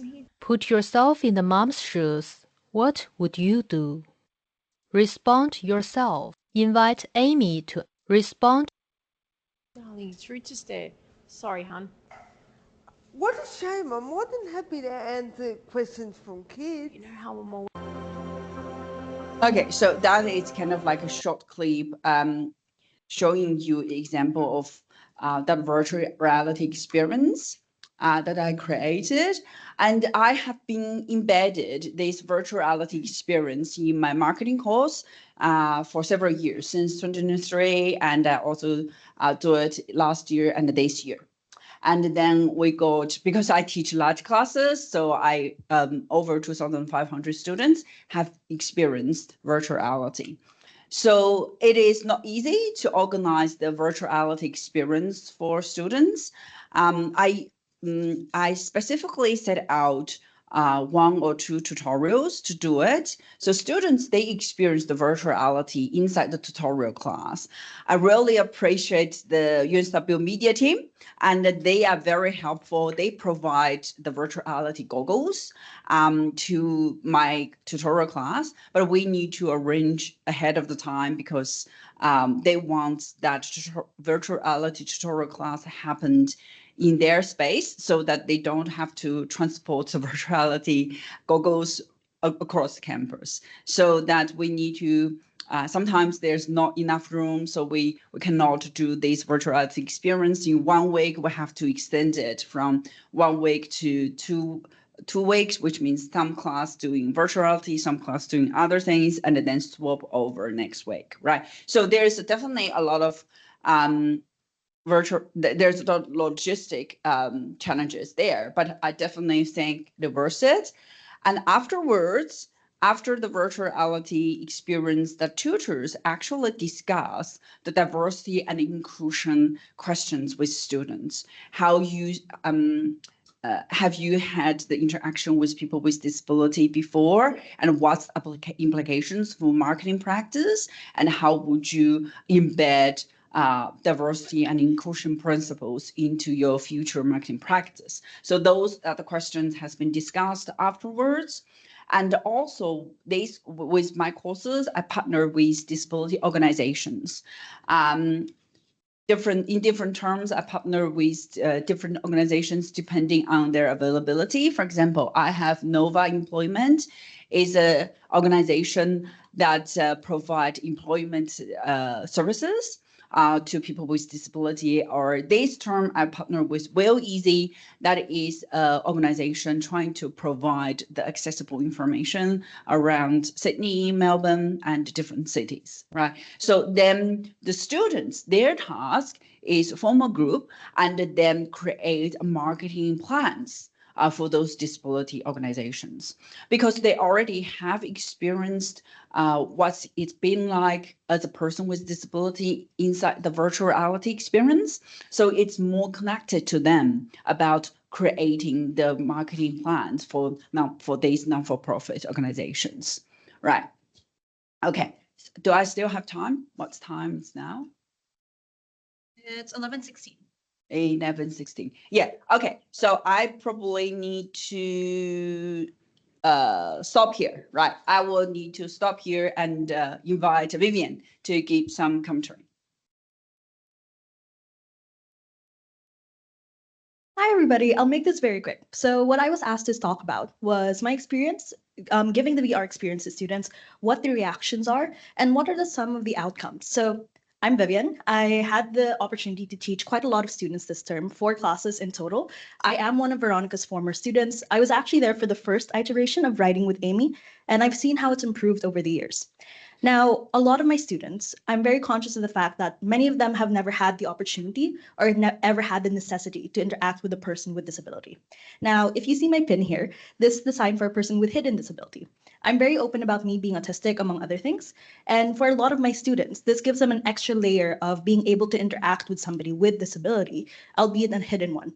So coming into this VR session, a lot of it is confronting for them because they never had to think about it, never had to experience it, much less interact with these types of situations. So coming into it, I already give them sort of a disclaimer, telling them what words are appropriate to use, what type of terms may be offensive, so they have a bit of a background on it. Before the class, I ask them usually, which of the challenges would you like to do? We have one corporate challenge and one disability-based challenge that they have to do for a later week. More often than not, about 80% of the class wants to do the corporate challenge because they are nervous about doing the disability-related challenge. After the VR experience, when I ask them again, most of them want to now do the disability challenge because they feel a little more comfortable with it. More than that, they want to help. I remember after the class, a lot of them asked me, what are the terms that we should actually use? How can we be helpful? What can we do on a personal level? One of them asked me directly, what are the trainings or workshops I could do to be more involved? And thankfully, UNSW has quite a few of them. I got more personal questions, actually. Because of the fact I'm very open about being a disabled academic, I'm still a student, I'm also experiencing those things constantly. They asked me on a more personal level, what are the things you experience? I had one very interesting question from a student because I tell them I'm autistic. They're like, you don't look autistic. How are you autistic? And I have to explain to them that there's no real uniform for it. Just like with any physical or hidden disability, it is different for everybody. And for some, it's actually a little comforting. For many, it's confronting. Some, it's comforting because for the first time, they see a bit of a representation of themselves in virtual reality. And they see other people come to an understanding, come to compassion and consideration. And I feel it's a very, I would say, powerful thing because just as Veronica said, when we try to teach people, and it's a very distant thing, it doesn't really embed itself into their sort of memory or sort of their emotions. Experience breeds strong emotion. The VR experience is an experience in itself, not the direct one, but one that is adjacent and gives them the opportunity to feel what it is like to be somebody else. And this breeds an emotion of wanting to be better, wanting to be more involved. Even if they are not a disability worker, they are a marketer who interacts with companies and people with disabilities. And now they know that they can be better and they can do better. And I suppose this was like sort of the catalyst for that. So I would say the VR experience is one that is very open, eye-opening, confronting, sure, comforting for some. And I think if you can embed this in your courses, it would be a very good opportunity because who knows what type of change it could bring in your students too. Thank you. Perfect. Thank you, Viv. Probably we can handle 1 or 2 questions. Or you, yeah, Chris.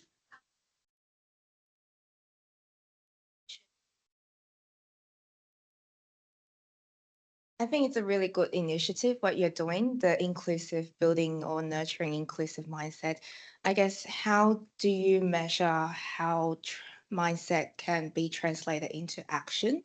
Um, I guess do you have any assessments that encourage students to, I guess, reflect what they've experienced into the project building, or whether they've built something outside of the course that has shown their changed mindset? And I did not track students' behaviors outside the course. Sorry.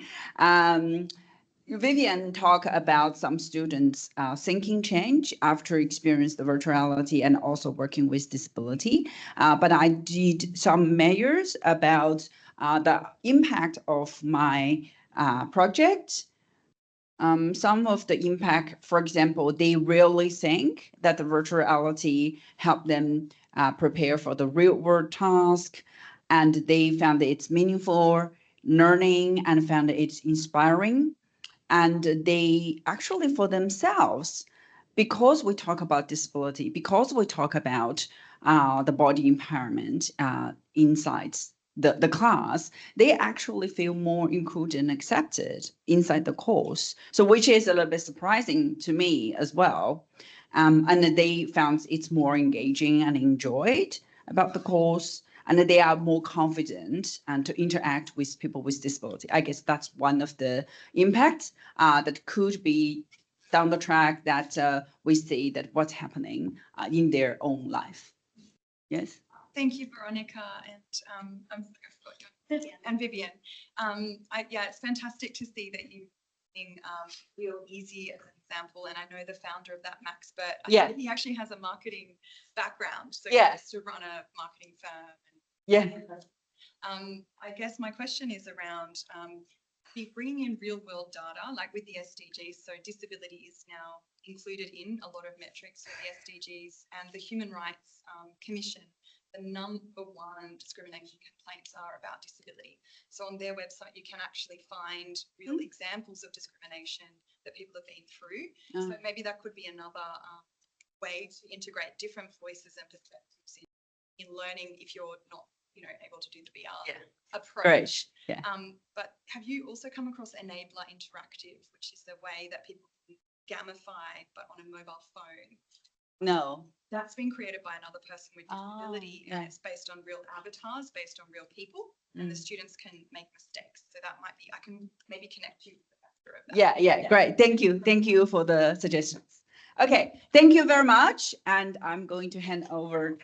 Thank you. I'm going to hand to And I'll get the real Ali Reza to come up on stage now. Thank you for joining me. So thank you everyone for your time today. So I'm going to talk a little bit about my course, COM 2501, or Data Visualization and Communication, Data Storytelling and the SDGs. There we go. So there we are, two lovely people. One person makes barbecue and one person has chickens, and somehow we get along. I haven't barbecued his chickens. Okay, so what happens at the end of the term? So I want to start at the end of the term, which is where we are right now, and work backwards to give you a snapshot of what students go through.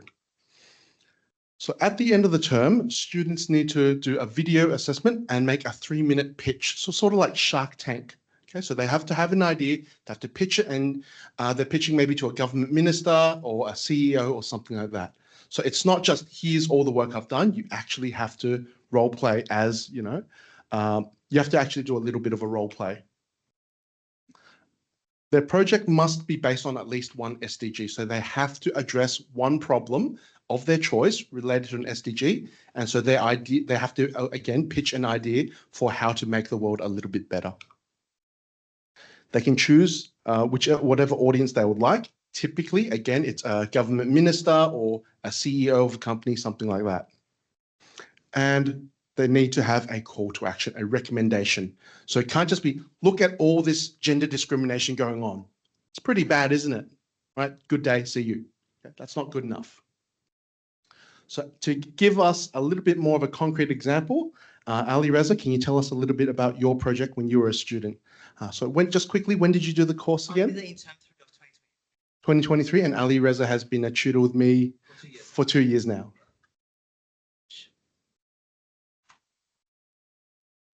So I did SDG8, which is decent work in economic growth.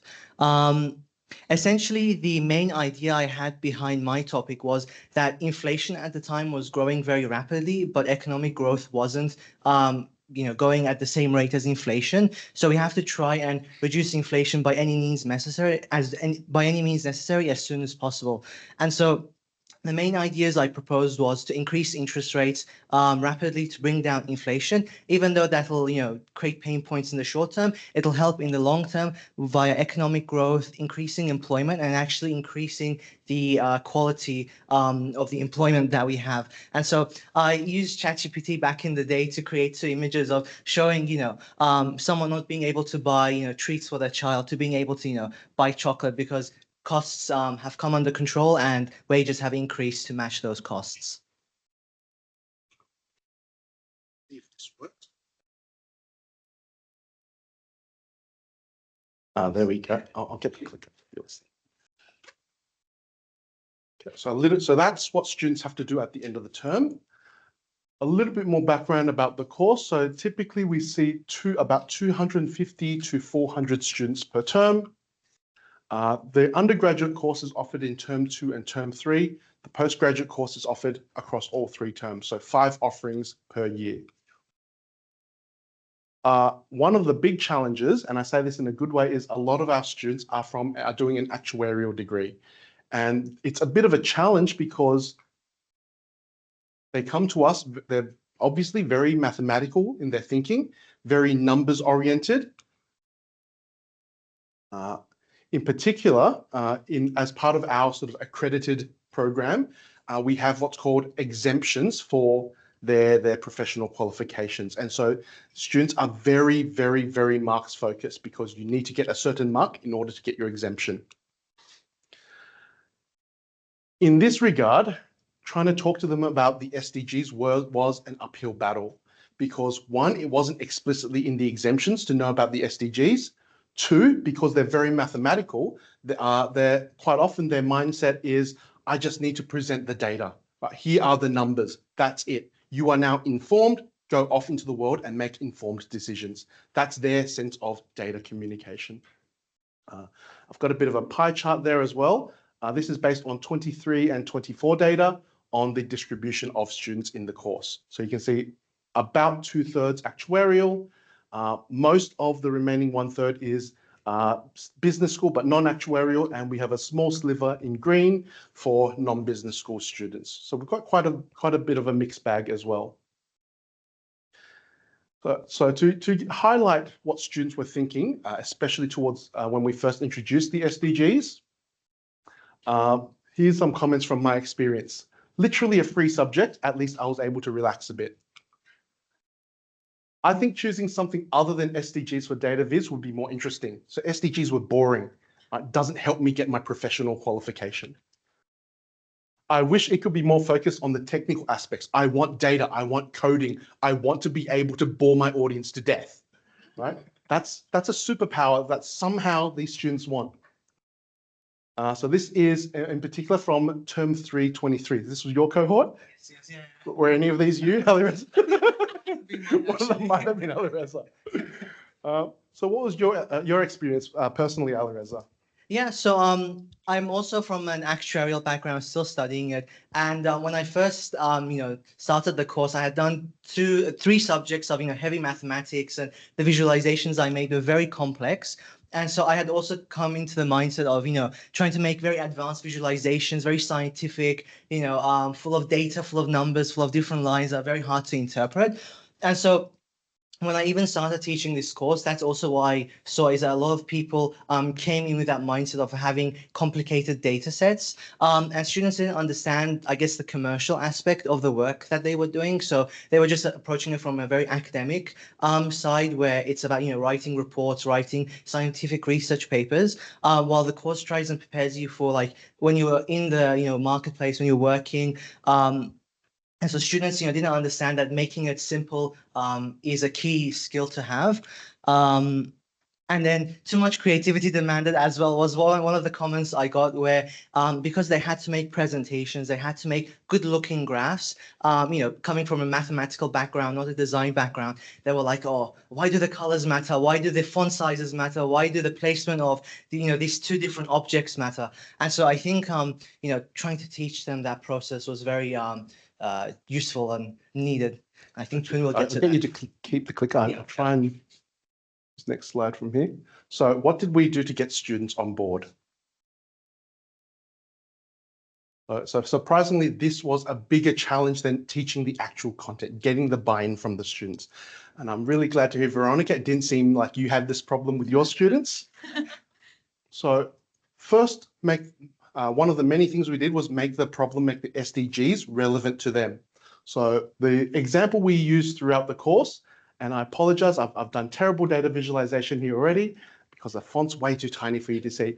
But this is a data set on housing costs and how it's increasing for renters. And that's SDG 11, if I remember correctly. And so we use this as a running example in class because it affects them or most students. A bit of a segue, I had one student one time comment, I don't really think this is a problem for students. I was a bit curious. I said, what makes you say that? Because mum and dad pays my rent. Okay, good for you. Not everyone's in that situation. So make it relevant to most of them. 2, link it to their profession. This is why even if you're an actuarial student, you're gunning for your exemptions, your professional qualification, this is why it's still important. If you go on the professional website, the institute website for actuaries, right? 2 of the 9 key areas of thought leadership directly relate to the SDGs: climate and sustainability, health, and society issues. So three of the 9 at least. So it's very relevant to your careers because this is what you're going to be doing in your future, or very likely what you're going to be doing in the future. We also acknowledge that not all of our students are actuarial, and we didn't want to leave other people behind. So we provided a range of different disciplines and why those disciplines care about the SDGs as well. I've got a quick example here from finance. And we brought in a ringer as well, someone that's from outside of our teaching team. So we invited one of my tutors, coincidentally, is Abraham. In addition to being a tutor, he's also got a lot of acronyms attached to his name, as you can see. But the key is he's a senior actuarial manager, and he came into the class, did a quick guest lecture for me, and said, basically, I hire, I interview, I work with a lot of graduates. Here's the stuff we're looking for, right? Here's how it would help you get ahead in your career, rather than just get your exemptions, get you the piece of paper. So this is what makes you stand out. When we're interviewing you, this is what makes us hire you over the other applicant. So really tying into their motivators. So luckily it seems to be working. We still have a ways to go, but we're seeing more sort of positive comments in the My Experience surveys, at least from students. So I'm now inspired to pursue a career that will allow me to meaningfully contribute to environmental conservation and tackling plastic pollution. After studying this course, I've realized that there's a lot of gaps in terms of gender inequality. And this one I personally love. It's not directly related to the SDGs, but I love sharing this with students. I recently secured an internship, and my recruiter mentioned they viewed my data story on LinkedIn, indicating its significant impact on my application. So one student actually sort of came back to me and said, hey, this actually helped me get an internship. And with me as well, I think when I did the course, I didn't fully appreciate the skills that we learned. But definitely when I got some experience in the industry and speaking with people that have done the course, or by the end of it, I realized that the course and the things that it teaches you are very important. And so students throughout studying, they realize the commercial importance of their topics and the skills that they learn. So I remember showing them presentations from different companies, from the Actuarial Institute, from consulting companies, from banks, and them realizing that even though the underlying data is complex, it's very important to keep it simple, to be able to convey the information that that data is trying to show. Furthermore, the course taught them how to have critical thinking skills as well as research skills. Usually with students, because they think this is just the data, this is the truth. They don't say why is the data this way or why is there a sudden spike in the data. They just assume that this is the way things are. And so telling them and asking them why continuously help them develop that critical thinking and making sure they understand the underlying data and making the presentation of that data simpler. Furthermore, they were able to improve the persuasiveness and accuracy because we try to approach it from multiple different stakeholder perspectives and saying, okay, well, if you're proposing this solution, the person implementing this solution won't want to do it because they're going to get less money out of it or it's going to be more expensive for them. So trying to tell them, look at it from different perspectives and trying to mold your answer or mold your arguments to those perspectives, I think is also very important. And then also understanding what the workplace requires of them and how they can stand out. And going back to that internship example, I think it was like one of the greatest moments I witnessed in this course. And myself as well, trying to implement everything I've learned in my future courses. It can really make you stand out. And I'm sure the course will have many more positive effects going forward. Awesome. Just a quick comment on something you said, Ali Reza, the idea of asking students why. I love that. I love doing that with students. I get to channel my inner 5-year-old. Why is that? Why is this? Why are you claiming that? Students get annoyed when I do that, but in a good way. So coming to the end of our segment, our call to action for you. So explore. So at the end of the term, we tell students also to put their data projects up on LinkedIn as well. So if you go to LinkedIn, search UNSW, the hashtag UNSW.to, you can see the projects that students are doing, the projects that they're uploading to LinkedIn. And for convenience, I've also got a QR code that will take you to that directly as well. Engage, connect with us to learn more. So please do contact me if you want to know anything else about my course. I shouldn't say my, because it's a very collaborative effort. And enact, how can you embed the SDGs into your course? Thank you so much.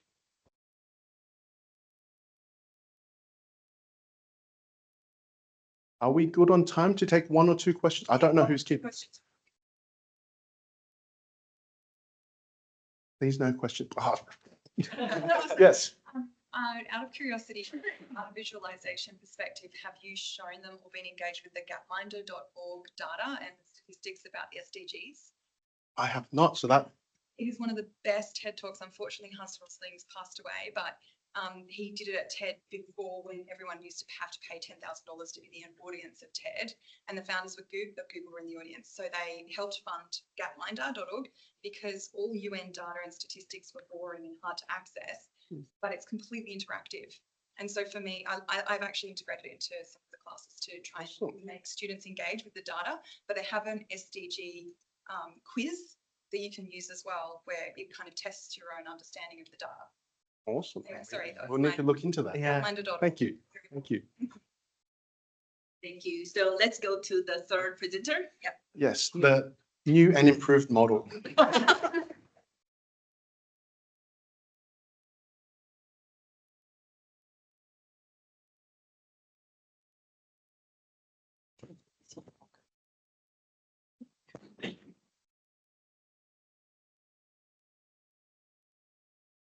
Okay, hello everybody. My name is Natalie Yeo from School of Banking and Finance, and this is Ritu, student, but 2025 president for Student Society called Global Consulting Group, GCG.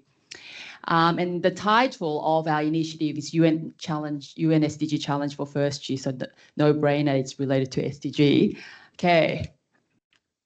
First of all, what was on our mind when we designed this initiative? Well, first of all, how do you instill intrinsic motivation in students' learning? Like Poon was talking about, when you put it into a classroom course activity, it's not really intrinsic motivation, it is more purely for marks. So I was thinking, how do you instill intrinsic motivation? And the second thing at the time when I was designing it, the big thing was for the business school, about sustainable leadership. So how do you design education to develop responsible and sustainable leaders in the society? Because that will trickle down. So these two were the two things on my mind. How do I educate my students to be responsible leaders is what I had in mind. So what is UNSD Challenge for first years? Well, first of all, it's a different approach to teaching SDGs. That's because it's not within a course. It's a co-curricular initiative focused on training interested first-year students. That's because it's a co-curricular, they don't have to do it. They have to opt in. Those people that are interested, I want to take them to the next level and train them to be so-called the leaders of the next generation. The third, relieve students from academic grading pressures and cultivate intrinsic motivation to comprehend global significance. So once again, because it's co-curricular, they opt in and there is no grading pressure. I mean, I suppose it's half true because we do so-called grade them because we picked the best presentation and those that have the best evaluation of the live case. So one thing that is definitely different is it's a co-curricular activity. It's self-opt-in. So how do we do that? How do we nurture intrinsic motivation and about that leadership?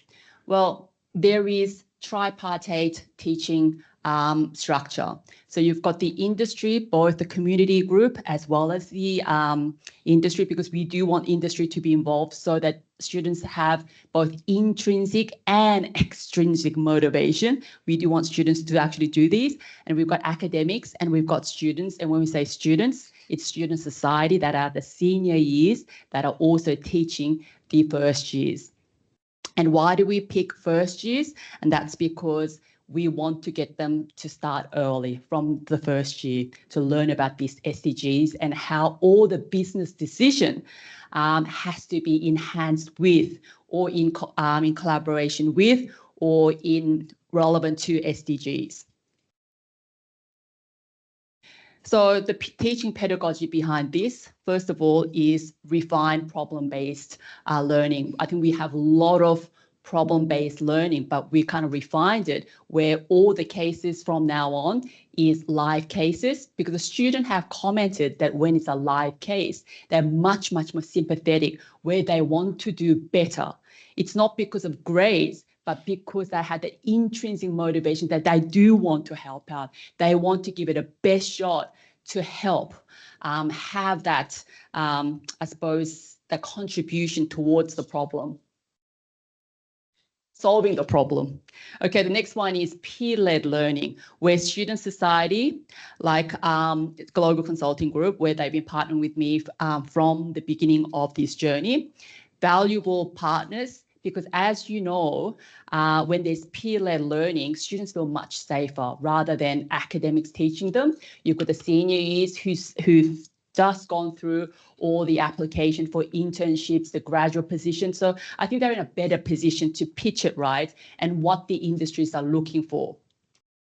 And so they do how to crack a case, how to do pitch deck and basic financial modeling. And you've got the corporates or the industry that's providing both intrinsic and extrinsic motivation. It's a whole preparation for this. First of all, because the executives of the GCG change year to year, I have to get to know the new executives for the GCG that I will be working with for the year. And we identified, it's from then, we identify which SDG goals that we want to target for this year to teach students. It can be goals or goal. And identify the community group or the industry that we want to partner with that aligns with the SDGs, where they'll be providing the live case. And that takes quite a long time because we have to work with them to come up with a live case that's going to be educational for students as well as they'll be beneficial for their operation of the business. So it takes quite a long time to get that right. Okay, it's quite slow. And then identify industry partners for that extrinsic motivation, where they provide mentorship, where they put up the price. And then we set out expression of interest to all the first in the business school to see if they want to partake in this UNSW challenge for first years. And then we produce information pack identifying judges, keynote speakers, and the finalized live case that students would like to opt in and do those solving the problem. And then there is a half-day workshop that we run, which takes quite a long time to actually get it right. And then we have to review and mark the submissions. And then there's a finalist event where industry judges are involved.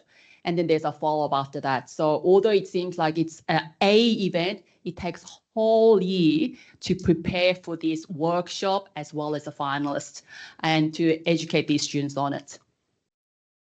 So the history of the UNSW Challenge, like I said, it started back in 2020 with the two things that I had in mind. And we, meaning Dr. Louise Fitzgerald and I, started this together.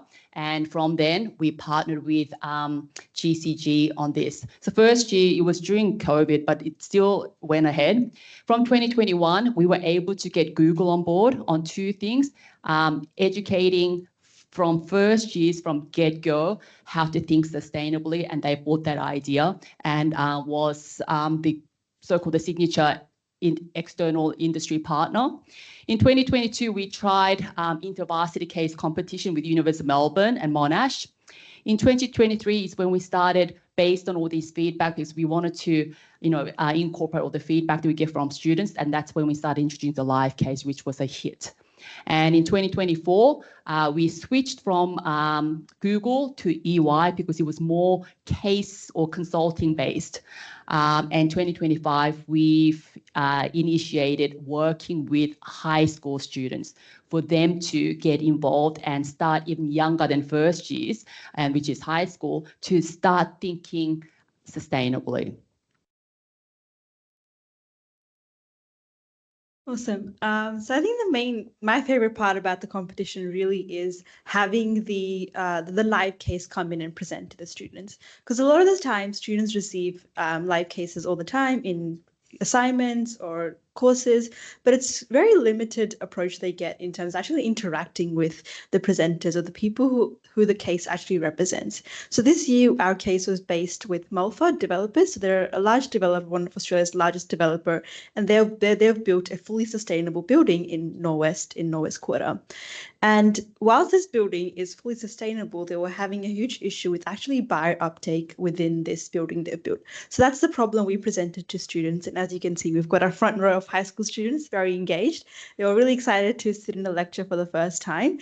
And we actually had 300 students come to this workshop where we had presenters from MOFA along with my team and I, where we were presenting to students, how do we actually break down this problem and think about all the various stakeholders that are involved and address the issue that our stakeholder had. Next slide, please. And this year is really interesting because we had 300 students who actually presented, and from then we received 55 submissions from them. So in groups of 4, they all presented. They all came up with a deck that they thought addressed the problem and addressed all the stakeholders that it required. And from then we selected 9 teams to present online, and based on their presentation and the solution, we were able to select top 3 teams that presented at a finalist night, which was hosted at EY, and bringing in that industry partner who was also very well engaged, again, provided that motivation for students to come in and learn about what industry thinks about sustainable issues, as well as be able to practice their presentation skills as well. And we've got a video. Yeah, and the video basically encapsulates what we just said. This program is called UNSW Challenge for First Years. Dr. Louise Fitzgerald and I, we wanted to raise responsible leaders from the business school. The reason why we've decided to create this extracurricular program is because we want to take students outside, and we want to select students that are really interested and nurture them and train them to be the responsible leaders so that they can be responsible and sustainable decision makers after university. So we work throughout the year, almost a year in advance, to prepare the case, which are with our live partners. And the best part about this process is we present this case to students during a live workshop. So we had presenters from MOFA come in and present their problem. So the best part about that was students could actually understand who the problem was affecting and what were the stakeholders that were involved in this challenge. One part of it is really understanding that problem. And the second part of it is for students to develop those skills on how to present a case or a competition. And we do that through our Global Consulting Group, which is our student society. And we've worked throughout many years with lots of students competing in case competitions. So we teach them all the different skills they need to learn to break down a problem and really present it really well. And once they've broken down the problem, we take them through how they present the solutions in an effective manner that really appeals to their audience. After the workshop, students work on their cases individually for about a week and then present their initial submissions to us, which we then screen and select the top 9 candidates. Those top 9 candidates presented those presentations to us, out of which we selected 3 this year.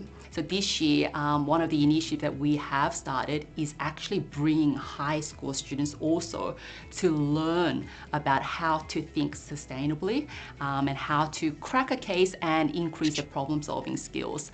What sets this apart from the others is that because it's a live case and what they suggest and what they recommend is something that the companies can take on, they felt much more sympathetic to the case where they wanted to do better. So rather than hypothetical cases, I think that's what sets this apart. Any questions?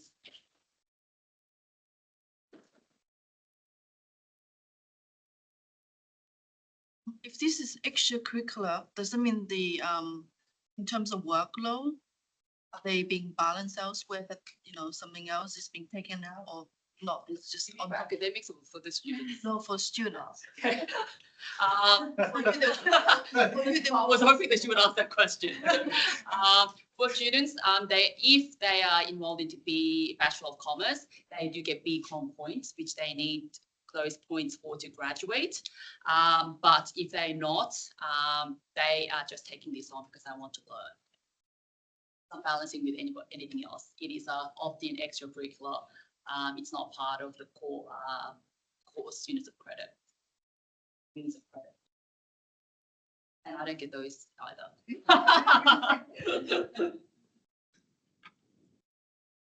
Can I ask another one if no one else? Yes. Regarding the high school students, it looks like I think they're from year 9, year 11. I think they always were from year 9, 10, 11, and 12. They were selected from the high school to come here because there was so much interest.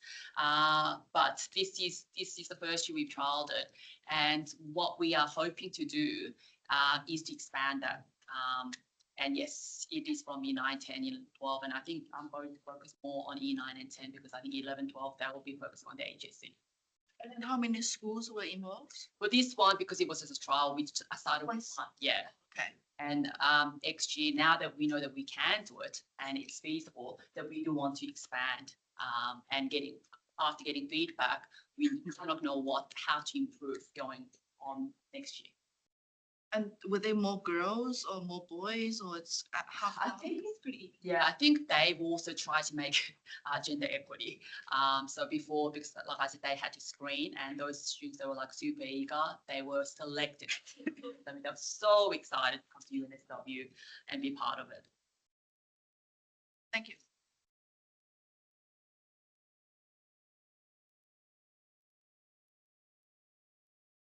Thank you very much.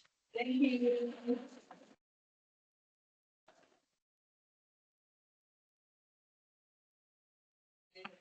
Another interesting presentation coming. Thank you so much. Firstly, a huge thanks to our business co-hosts, especially to Veronica Jung. Thank you very much for a brilliant session. The moment we knew you were our host for this year, we were like, well, could we have asked for anybody better? This is exactly what our theme for the whole 3 days is about, and it's some brilliant examples. So thank you again. And now we will move on to a quick session of a short talk that didn't find its place into any of the hosted sessions by our co-hosting faculties for today, but we really, really wanted to include it because it's too good to miss out on. It's an example. So if we can, I'll do it. I can do this myself, I think. So we will invite an example from engineering. Engineering happened to co-host satellite events yesterday, and tomorrow they're hosting a quick session as well, a roundtables discussion. And there's a reason, because there's heaps of amazing work aligned to societal impact in engineering. So our lovely presenters here, it's Associate Professor Simit Ravao, and he'll be talking together with one of our brilliant students. Hello, Celine. Thank you for joining us. They'll be talking about an example that we really wanted to include in the program. I believe it's breaking from conventional approaches to assessing within engineering. And it's really about coming out of looking at technical skills into those skills that we were talking about and hearing a lot about that align with what we need for great societal impact. So over to you, Simi and Salim. Thank you. Right, so that's a lot of pressure, right? The next one and all that, but we try to as much as we can.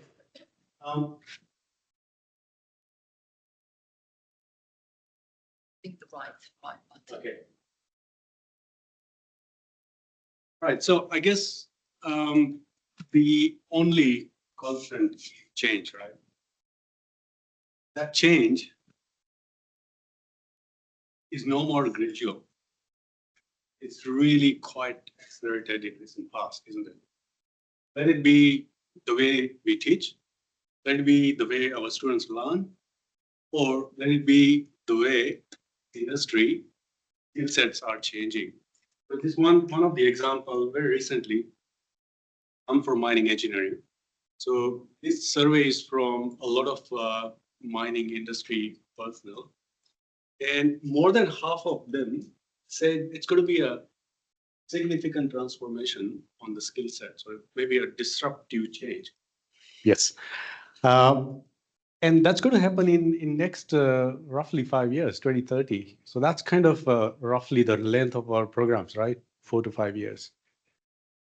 Now, so that's really is needed, a very different things that we don't know at the moment, and we want to train our students for that. Now, what's going to be really required is those higher order domain generic skills. Now, we just kind of hold on to those 5 ones, which is the analytical reasoning, problem solving, argumentation, communication, and collaborative multidisciplinary work. Now, it sounds like a word, but to kind of implement that into learning is not an easy task. And again, reflecting back on what we heard from the actual scenario, very difficult for engineering students because they're all data driven, they're all number hungry. And you don't see a lot of number here except from analytical reasoning and problem solving. And it's more severe than we want to talk about social aspect or the environmental aspect, which is very important. So in order to bring this change, we kind of, I just thought of making some shift. I know the learning should be driven by the objective, but in reality, we all know it's actually driven by assessments. So my first actually target was to let's try to change something in the assessments because that really drives students to learn. And then keep checking on the student satisfaction. But while doing it, also we want to keep the big picture in mind, which is the end of program competency level. We don't want to make it too easy for them, right? Otherwise, we'll be compromising on the competency level that is required at the end of the program. And then there are, what I want to highlight is there are 2 courses that I teach. And then one is the undergraduate face-to-face, and one is the hybrid, fully online postgraduate one. Now, I did a couple of things in the recent last 2-3 years, but in the interest of time, I just want to take one example from the face-to-face undergraduate and one example from the undergrad postgraduate course. So let's look at this one. So this is a course called Environmental Management in Mining Industry. It's the postgraduate course, fully distance-based. More than 90% of our students are all practitioners. They are actually coming from industry. Now you can see that there's a lot of information, a lot of sharing that is needed because everybody is working at mine sites. They got a lot to tell and share. But this is a fully distance-based course, how we do it. And again, I guess the simple answer is the discussion forum. But I think there are a lot of literature that says that we can create discussion forum, but the engagement in discussion forum is often not, poor or challenging. How to meet that? So I created a discussion forum, but then I made some kind of a structure around it. So for example, this is this week's learning. There are 4 or 5 topics. Now you select one that's your favorite. That's again, giving them the option. Options actually motivates learning, right? So giving them the option, well, select one, but then again, not just leave them with the option, give them kind of a structure, okay?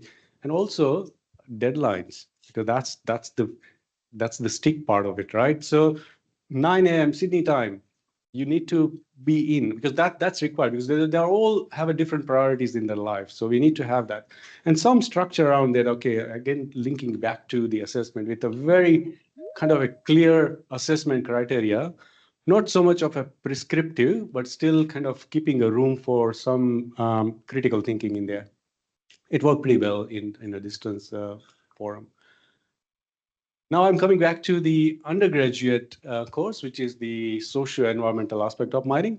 And Celine did that last year. So you can also, start thinking from the name of the course, the socio-environmental aspect of mining, and we are teaching it to the engineering students. Sometimes they feel it's offbeat, again, non-numeric. There's one particular assessment that I want to look into. It's called sustainability report. Now, every mining company or any companies, they produce sustainability report. Often these documents are big and not very interesting to read, but it's really important to read for the students, right? So I kind of, again, the same rationale, put it into an assessment that, okay, let's have an in-class activity. Read this sustainability report, again, giving them options. Select the company that you like and read their sustainability report and come back and kind of provide your summary. So what I realized that everybody was reading the document and then they are reflecting back on what document says without any critical thinking. So it's all glossy document. Everything is good about that company. And I thought this is not, I know that there are so many things that is not, we can actually critically evaluate. But how to make students do it? So then I changed some of the assessment things. Okay, now it's not just one company. Search for 2. Okay, now you have 2 companies. And then I provided a little bit of a structure that, okay, you just look at the table of content and look what you find similarity or difference and just report back on that. But just on a critical review, how you do it, just select 2 aspects, not everything. Just select the 2 aspects out of all that long report and look at the metrics, look at all, again, giving that engineering perspective and okay. And then also a lot of discussion around those in-class activities, how to critically evaluate a particular report. And then they all kind of started becoming really Sherlock Holmes, and they just tried, okay, this is not right, that's not right. And then it's a really critical aspect that actually came out. And I was pretty happy with it because that's what really we wanted. And I guess finally, without using so much time, so we just, again, keep checking on the feedback and what really important, what's not important, stuff like that. Interesting thing is on the right-hand side. So between 2022 and 2023, 2 different colors are 2 different courses. The blue one is the face-to-face undergraduate, and the orange one is the fully distance online. So because I made assessment more challenging, the average score for the class actually reduced, but not at the cost of student satisfaction. So student satisfaction actually increased. So actually students like to be challenged in a right way. that's my take-home message, but I would like to listen to see.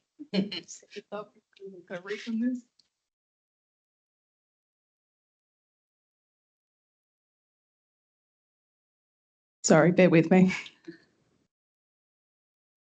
All right, so in the last decade, more than anything, that we've seen huge disruptions across almost every industry that there is, from transport and accommodation, digital media, cloud storage and commerce.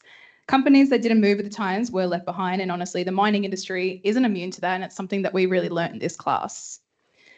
With ESG constantly in the public spotlight, the next generation of engineers, including people like me and my 11 other peers that did the class with me, we're constantly in the spotlight, and we're stepping into a world where community expectations and sustainability pressures are changing faster than ever. So this course really offered a great insight in towards that. When I first walked into Mine 3910, I thought that we'd be learning ESG in the usual engineering theory way, another topic that we would memorize and then file away behind all the technical content. But this course didn't allow that at all. It forced me to see ESG as an active part of engineering practice. There were no calculations, no formulas, no design problems to solve. Instead, it was about understanding the real impact that our decisions have on people and the communities around us. And because of that, the structure ended up being far more valuable than I actually expected. Right from the start, the course design pushed us beyond passive learning. Instead of one big exam at the end, we had this constant mix of in-class tasks, quizzes, contemporary topic analyses, and a major project.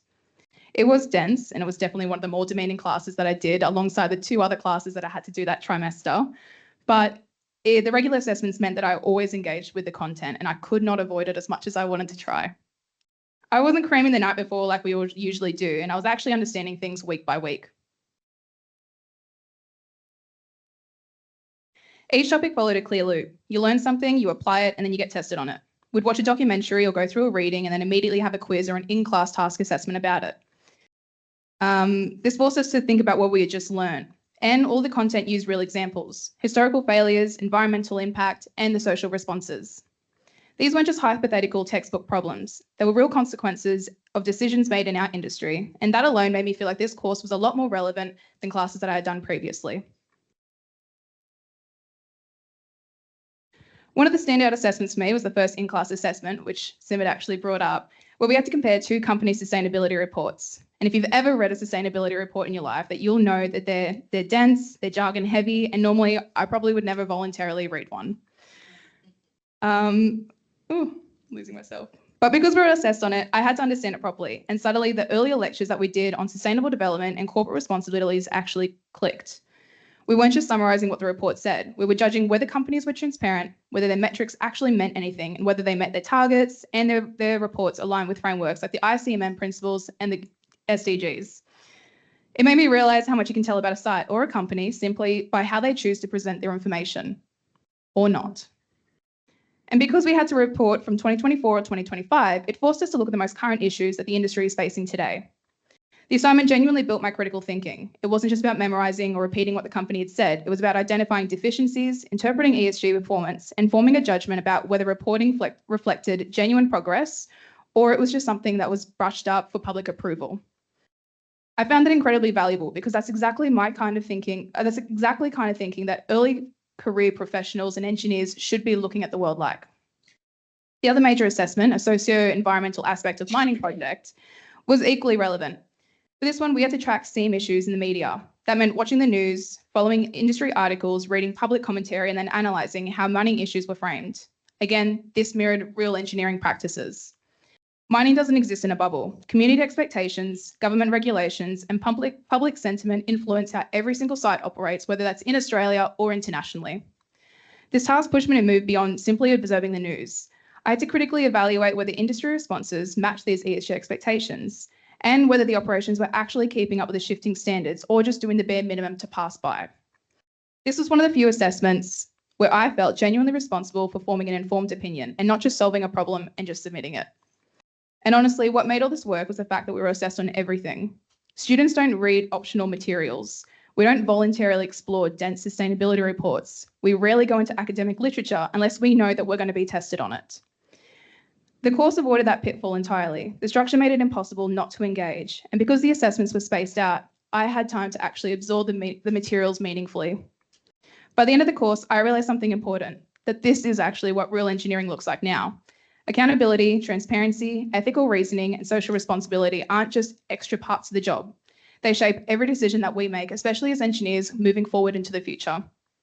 The structure of Mind 3910 wasn't just effective academically. It mirrored the industry that we're going into, and it prepared us to think critically, to question what we were being shown, and to understand the broader impact of our work. So for me, it was incredibly valuable to do the assessments, and the way that Simit had prepared them, it forced me to learn it, and it's a way that I actually absorbed it. I loved it, and by far one of the best classes that I think I've completed. So.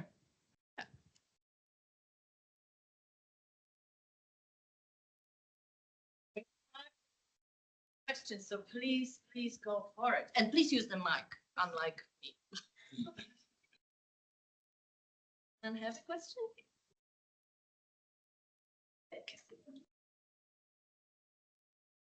Thank you for a great talk. My name is Jin Huang from the University of Sydney. I teach neuroscience.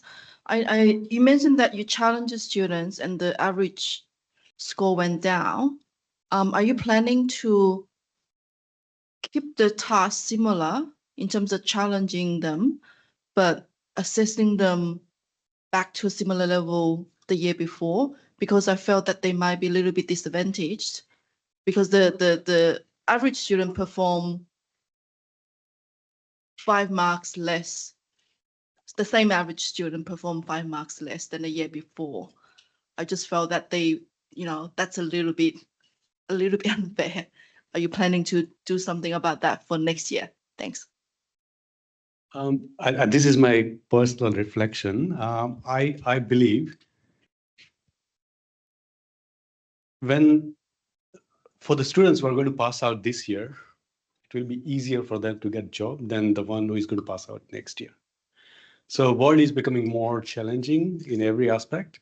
So of course, all the skill sets requirement and all the disruptive change that I talked before is happening. So it's going to be increasingly difficult for people to find job in that sense. So I think we have to gradually increase the difficulty levels anyway. But it's not a very sudden change. And that's why I had a long kind of timeline, 2 to 3 years. I don't do it for the entire assessments. I just do it partly. So probably not more than 10% at a time. So just going step by step. And again, if only 10%, then maybe we are preparing them, not necessarily disadvantaging them compared to the previous year. That's my belief, because in the real world, it really doesn't matter how much you get at the end in your transcript. It really makes difference that which job you are getting, right? So that's my kind of a very practical thinking.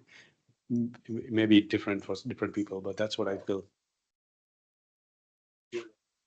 So when we're doing subjects like this, it was really hard to sort of fall behind, and whether those average marks were because students had fallen behind and then they had to catch up. The way that the course was actually structured, it kind of prevented that from happening altogether. So if people were getting, I find my peers, obviously I was talking with my peers, seeing how they were going, each assessment, how did you go? Like, let's compare, because we had similar ideas, different reports, but how did you go? And some may have gotten lower scores, some maybe slightly higher or whatever that was. But that was predominantly because they were distracted by other things, whether that was different classes or their outside life or securing work or extracurriculars. But realistically, the assessments as they were progressed, we would do 2 topics and then we would go straight into a test or a quiz or something like that. So it was hard not to know that information in preparation for that assessment. So the topics weren't necessarily difficult because we're surrounded by that in the engineering world anyway. So it sort of becomes second nature for us more than anything, but the assessment structure did make it difficult to fall behind as much. That makes sense. Yeah, just one more thing on that. I think we can keep increasing the complexity as long as we are providing the feedback mechanism. So if there's a lot of feedback going to prepare students for that, then probably difficulty is not really the challenge. That was one question. Thank you and congratulations. It's really exciting to see that you not only increase the challenge levels, but also the satisfaction, because I think it is also, like you said, about real life skills and what is expected. My question is around the methods that you used for the quiz. Did you use like a Slido or a mural, or what kind of tech did you use to create the quiz? And also, I think on one of your slides you talked about AI. How did you manage for that? Thanks. Not a small question. I skipped those things because, as I said, I've made a number of changes over the year on various assessments. Quiz was one of them, and not for the undergraduate one, but the postgrad online course. I used to have a weekly quiz, which is kind of a knowledge test, and was accessible. But then I realized there were a lot of, I guess, unsatisfaction from the students that why we need to memorize all this, and then we are being assessed on this thing, which we probably couldn't remember because of my night shift and stuff like that. So what the change I made all the quizzes as a hurdle rather than accessible. So if you need to clear all the assessment, all the quizzes to be able to submit the final report. So it's no more really number game. And all the quizzes are online. I have a ready feedback. So the moment they submit, there's a feedback.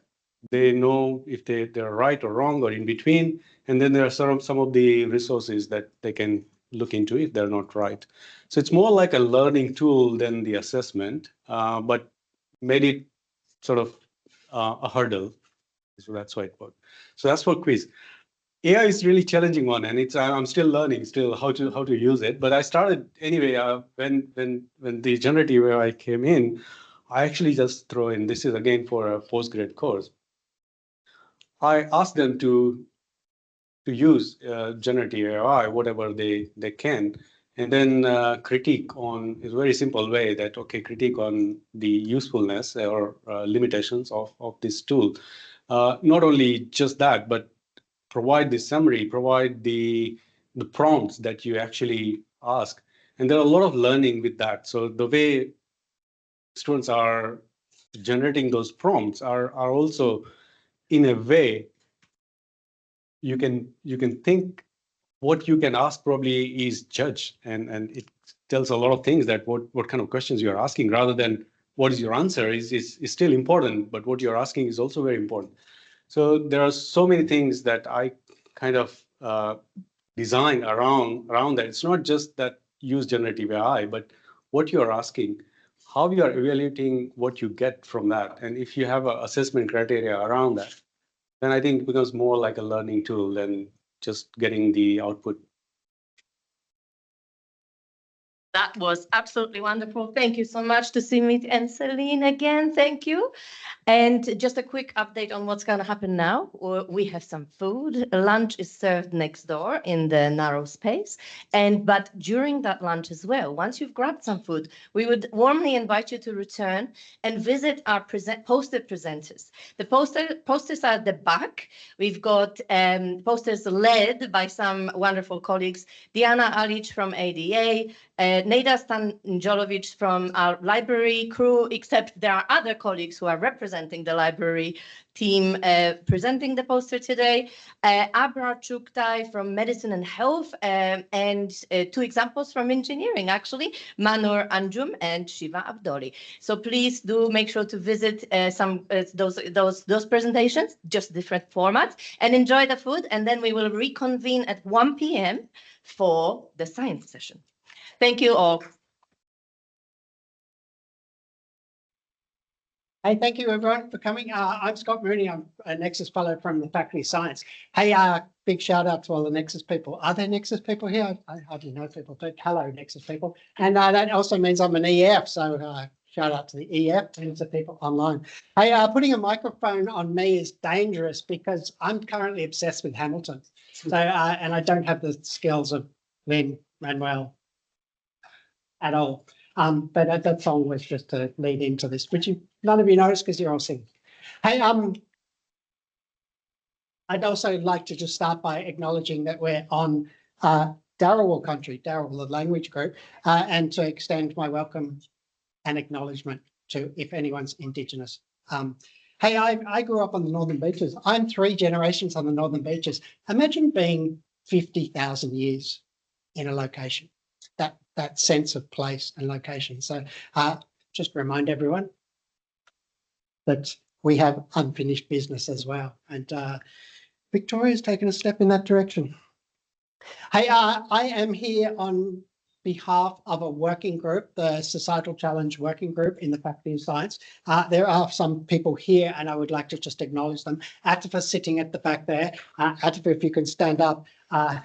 G, you can stand up. Also Violet, I co-lead, and Ben, where's Ben hiding with? Yeah, Ben is also on the working group. And I co-lead that with Rebecca. And Rebecca is going to take over the next section. Do you want the clicker? Yes, thank you. And I've got that for time.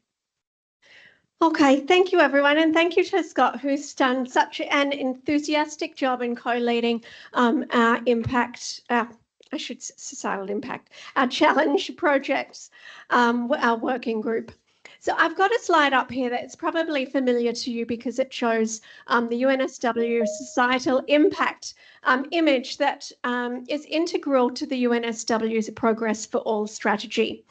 And this is core to it, and it has quite a focus for Education Festival this year.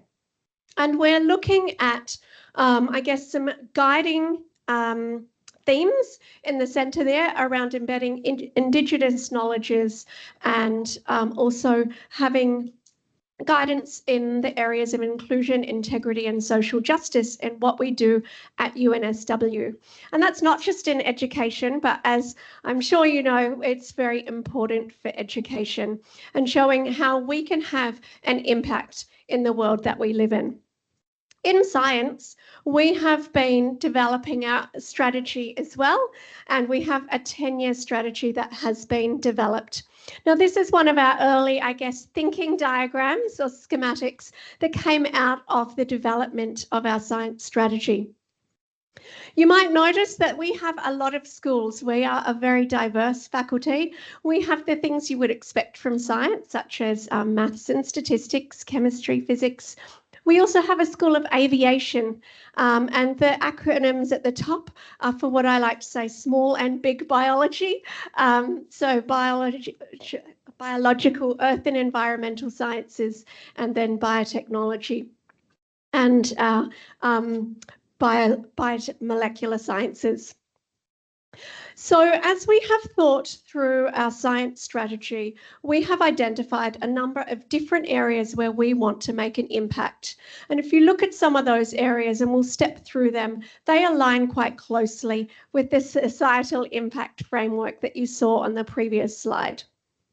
At the top of here, you can also see that important for us is to involve students and specifically to have some sort of cross-school undergraduate grand challenges programs where our students are working interdisciplinary on different projects around these themes. Now we have streamlined this a little bit, and I'll just talk through the next few diagrams that say that these are cohesive things. We don't want education just to be part of itself. Engagement and partnerships, research and enterprise, and education are all working together and part of these challenges as we go through. Thank you. Sorry, I just didn't see my timing there. So I'm going to hand over to Scott shortly, and we're going to talk about some of the work that our group has done towards starting to bring all these challenges together. These are our focus areas where we want to have an impact in science. You can see some of them, as I mentioned, align, or they all align with our societal impact framework at UNSW. And we also have an area for blue sky discovery where we know that students love to build on their curiosity and learning new and interesting things. We have some students here today that will be talking about some of the projects that they have worked on. So together we hope that education and some of our projects will bring students together. We reimagined our Bachelor of Science and Bachelor of Advanced Science 2 years ago. So we have now students in our second year of that. And some of these focus areas, we would like our students to work interdisciplinary in teams to show how they can have an impact in science. Thank you, Rebecca. Hey, so I love this diagram. This came out of UNSW Innovation Hub, and who recently refreshed this strategy for us because there were some ideas in strategy that didn't quite hit, which was that original diagram. This is that's showing the intersection, and I love this diagram just because it shows that education here is the blue jelly bean, but we want to integrate our education with our external partners, engagement, and also with our research, obviously. So I think it's a really lovely summary diagram. Sorry, I lost the clicker then. Sorry. So just some idea, this just to reiterate what Rebecca just said, we have a science strategy. Science strategy is a decadal plan, so we have things to do, obviously, but we want to embed societal challenges. Some of those aspects in the strategy include these things: cross-school, undergraduate, societal challenges. We want to have real-world and impactful research-led courses. So we're going to hear from one of those. And we really like vertical integration of some of these societal things as well. So, and obviously engineering, just to put a plug in, tomorrow I've got a World Cafe on integrated teaching. So the original strategy referred to it as grand challenges. They are now societal challenges. So that's just changed as of last Thursday, was announced to heads of school. We established an education-focused working group in 2025, and that working group has been meeting weekly.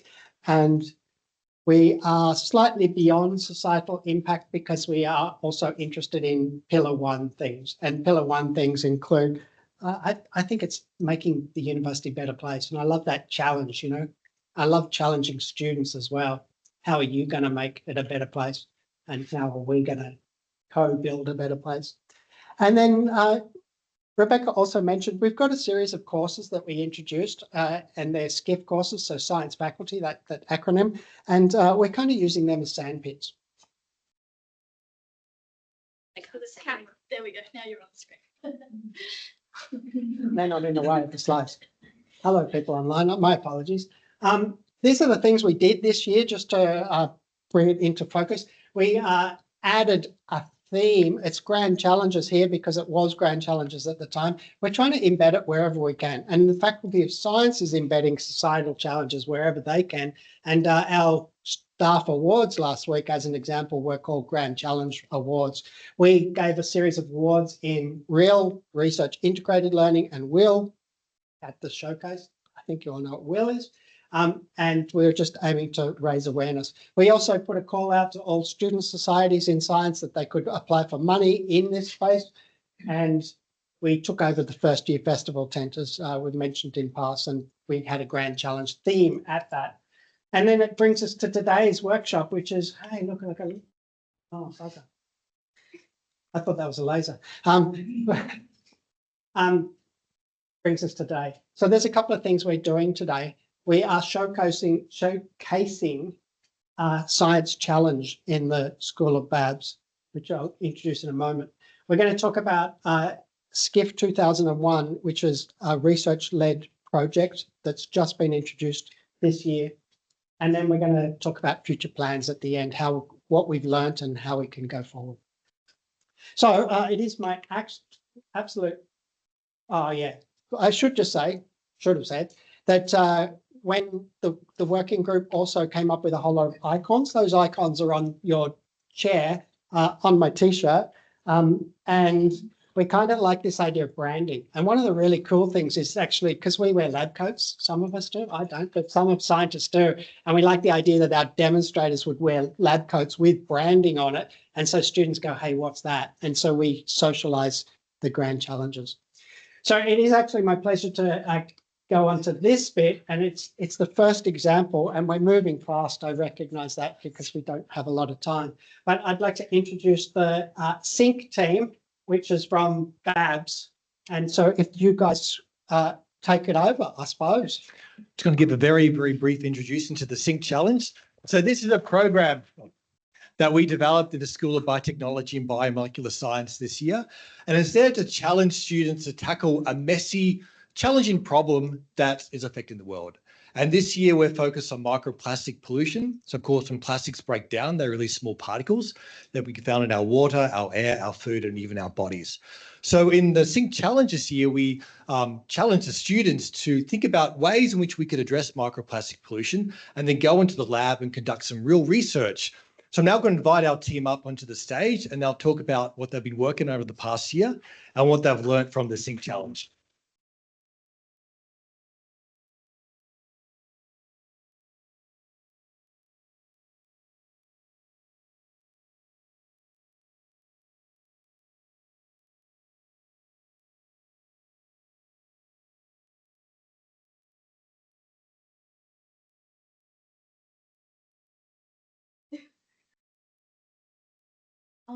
Thanks, Dom, for that introduction. Hi, everyone. My name's Holly, and I'll be commencing our presentation.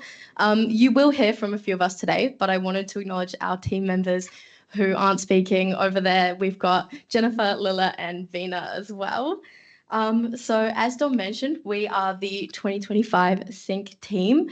We're a group of undergraduate students taking on the challenge of developing a sustainable and natural approach to reducing microplastics in our aquatic environments. We each signed up because we wanted to contribute to a problem that is a big problem and something that genuinely matters, but also because we get to push ourselves, build new skills, and learn through real research experience as well. Sorry. Yeah, so now we'll dive into our actual problem. It works. Alrighty, so plastic degradation is a really long process. We all know that, and we know that even when it does occur, it breaks these plastics into smaller pieces called microplastics, and they are found everywhere. They are found in the sky, in the oceans, but they can also be found inside the human body.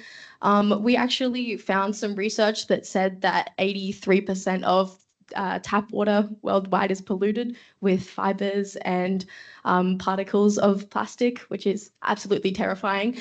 And that like plastic also has huge impacts on our health as well. A study from 2024 actually showed that increased microplastics inside of our bodies increases inflammation and puts strain on your heart and your blood vessels, which increases the risk of cardiac disease, which obviously is terrible. But I can promise you that it is not all bad news because Sync is here. We did our research and we found out that certain bacteria are naturally producing enzymes, which are these proteins which can degrade certain materials chemically. So in our case, we discovered that these bacteria can use these enzymes to degrade PET, which is a type of plastic material commonly found in your food and your drink packaging. So this is where our story begins. We introduce our little guy, Mr. Pac-Man, up there. And just as Pac-Man eats the pellets in the game, our enzymes can chomp their way through these PET particles and break them down into fuel sources for the bacteria itself. So once again, our main goal for our project was to use all of this background knowledge and research that we found to innovate a sustainable and natural solution to the increasing microplastic content in our aquatic ecosystems. Thank you, Holly, for explaining the severity of our plastic issue and the potential hope to solving it. I'm Mia, and I'll be presenting the first half of Sync's journey, which began with extensive research trying to find the perfect bacteria that can survive in an ocean aquatic environment. This bacterium was Shmonella. However, we also needed to identify the DNA sequence that would code for our Pac-Man, plastic-eating enzyme, which was found in a E. coli bacterium. In the lab, our goal was to make the Shmonella bacterium express this plastic eating enzyme, which we identified in our DNA sequence in the bacterium's plasmid. But what is a plasmid? It's an extra exchangeable piece of DNA that acts like an accessory. It's not essential for survival, but it helps bacteria thrive, giving them power-ups like antibiotic resistance, toxin production, and in our case, the ability to eat plastic. We used a lab technique called polymerase chain reaction to make many copies of this plastic-eating DNA power-up, and to also amplify a piece of the Shellonella bacterial DNA. We then pasted the two pieces of DNA together using a technique called Gibson's assembly, hence creating a completely new piece of DNA called a recombinant plasmid. We then put this new DNA back into the Shellonella bacterium using a heat shock method. But how do we know this worked? The bacteria will only make enzymes if it is in the right conditions. So to test our genetically modified bacteria's ability to produce this enzyme, we induced it with a chemical signal. We can't tell if our signal worked until we took a look inside, so we simply lyse the bacterial cells and look for the presence of the enzyme protein by removing all the other cellular gunk.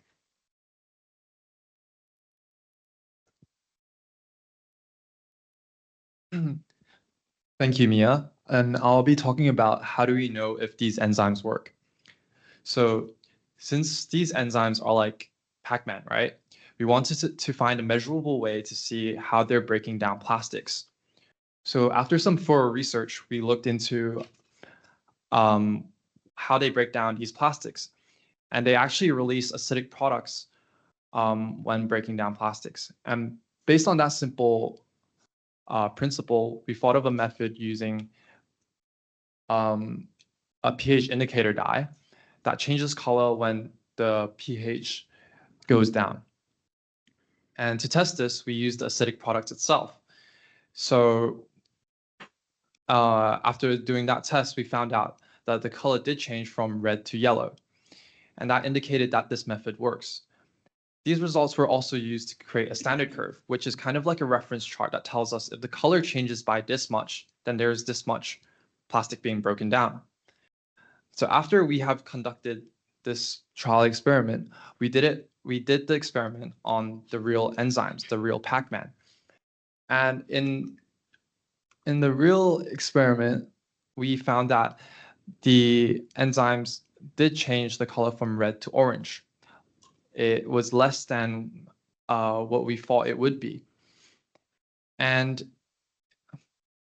after we found the color change was from red to orange, we measured its absorbance, which is kind of like how much light gets emitted from it. And by doing so, we can find the amount of plastic that it has broken down using the reference chart we mentioned previously. And it does show that these enzymes do work and they have real potential for real-world applications. And these applications could be supporting existing recycling systems, helping tackle microplastic pollution, and offer a cleaner, more sustainable method for recycling. This is an early but important step in allowing us to see how our Pac-Man can have a real impact on a sustainable future. Thank you, Alex. Hello, I'm Michael, and I'll be talking about the experience and skills we gained from Sync. Okay. So, besides the results, what are the true values we students of Sync? Besides the results, what's the true value we students of Sync have gained from this project? First and foremost, it showed us the ins and outs of real scientific discovery. When was the last time a course actually showed you how to project manage research, schedule important meetings, or just work well in a team setting? Sync indirectly teaches you all this, and more importantly, teaches you how to grow independently and not be afraid to step up to opportunities. In this simplified timeline, it shows off the progression of Sync. We are not just working through one task at a time, but juggling multiple. Near the end of the project, we were juggling around 4 different tasks with tight deadlines while still being full-time uni students with assignments and exams, during which were due the same week as well. We spent the first 2 months brainstorming ideas, testing feasibility before we came up with a lab plan that was workable enough to be to go through the few months. Afterwards, we went through a month of training, getting all the lab inductions to work with higher equipment. And finally, we started our 4-month journey of lab work. Throughout all this, we spent we had weekly meetings where we held check-up meetings with to check on progress and also discuss ideas for upcoming opportunities such as the first year festival, the first year event, and education festival. In our seven or so months of Sync, besides just lab experience, we got to think and work as real scientists and real researchers, allowing us to improve our interpersonal skills such as communications, leadership, and project management, while we also develop desirable traits for employment in a future lab setting, such as extensive lab experience and scientific discovery. More importantly, us Sync students have gained academic benefits through applicable lab knowledge to line practical exam studies. Going through more specifics about our improved interpersonal skills, we now understand the importance of communication in a team setting. Without proper communication, we won't be able to coordinate a lab roster, and making progress on our project will not be possible if team members did not complete their work. Learning how to time manage was also a crucial factor in completing and moving forward in the project. Some of us had to come in 3 days a week to finish off and rerun experiments that failed. In our 4 months of lab work, we not only gained a greater understanding of the theory behind our lab, but also experience with equipment unavailable to normal undergrads and students who are training, such as large volume centrifuges and thermocyclers. More importantly, we enhanced our opportunities we enhanced our scientific communication through public opportunities such as Education Festival and First Year Festival. When was the last time a course allowed you to present publicly at public events or hold a stall to showcase our goal, or even get invited to talk in front of academics? Sync students have also gained a better understanding of lab work and techniques. Thanks to our insight into the prep work required for academic labs, Sync students also gained the opportunity to get a feel for research. If you ever feel you are usually surrounded by PhD students and also professors with a bright mind and a lot of knowledge on their field. If you ever want to get into research, this is also a great opportunity to get a feel for it and how the whole organization works. Yeah, I will also hand it over back to Dominic now. Well, join me in thanking the team for sharing their experiences with the Sync Challenge. I'd just like to point out that we do intend to run the Sync Challenge again next year, certainly in BABS, but we're also keen to roll this out to other schools and maybe even other faculties. So if you are interested, please visit the Sync site. There is an expression of interest that you can fill out and we'll capture your details. So again, join me in thanking the team for sharing their insights.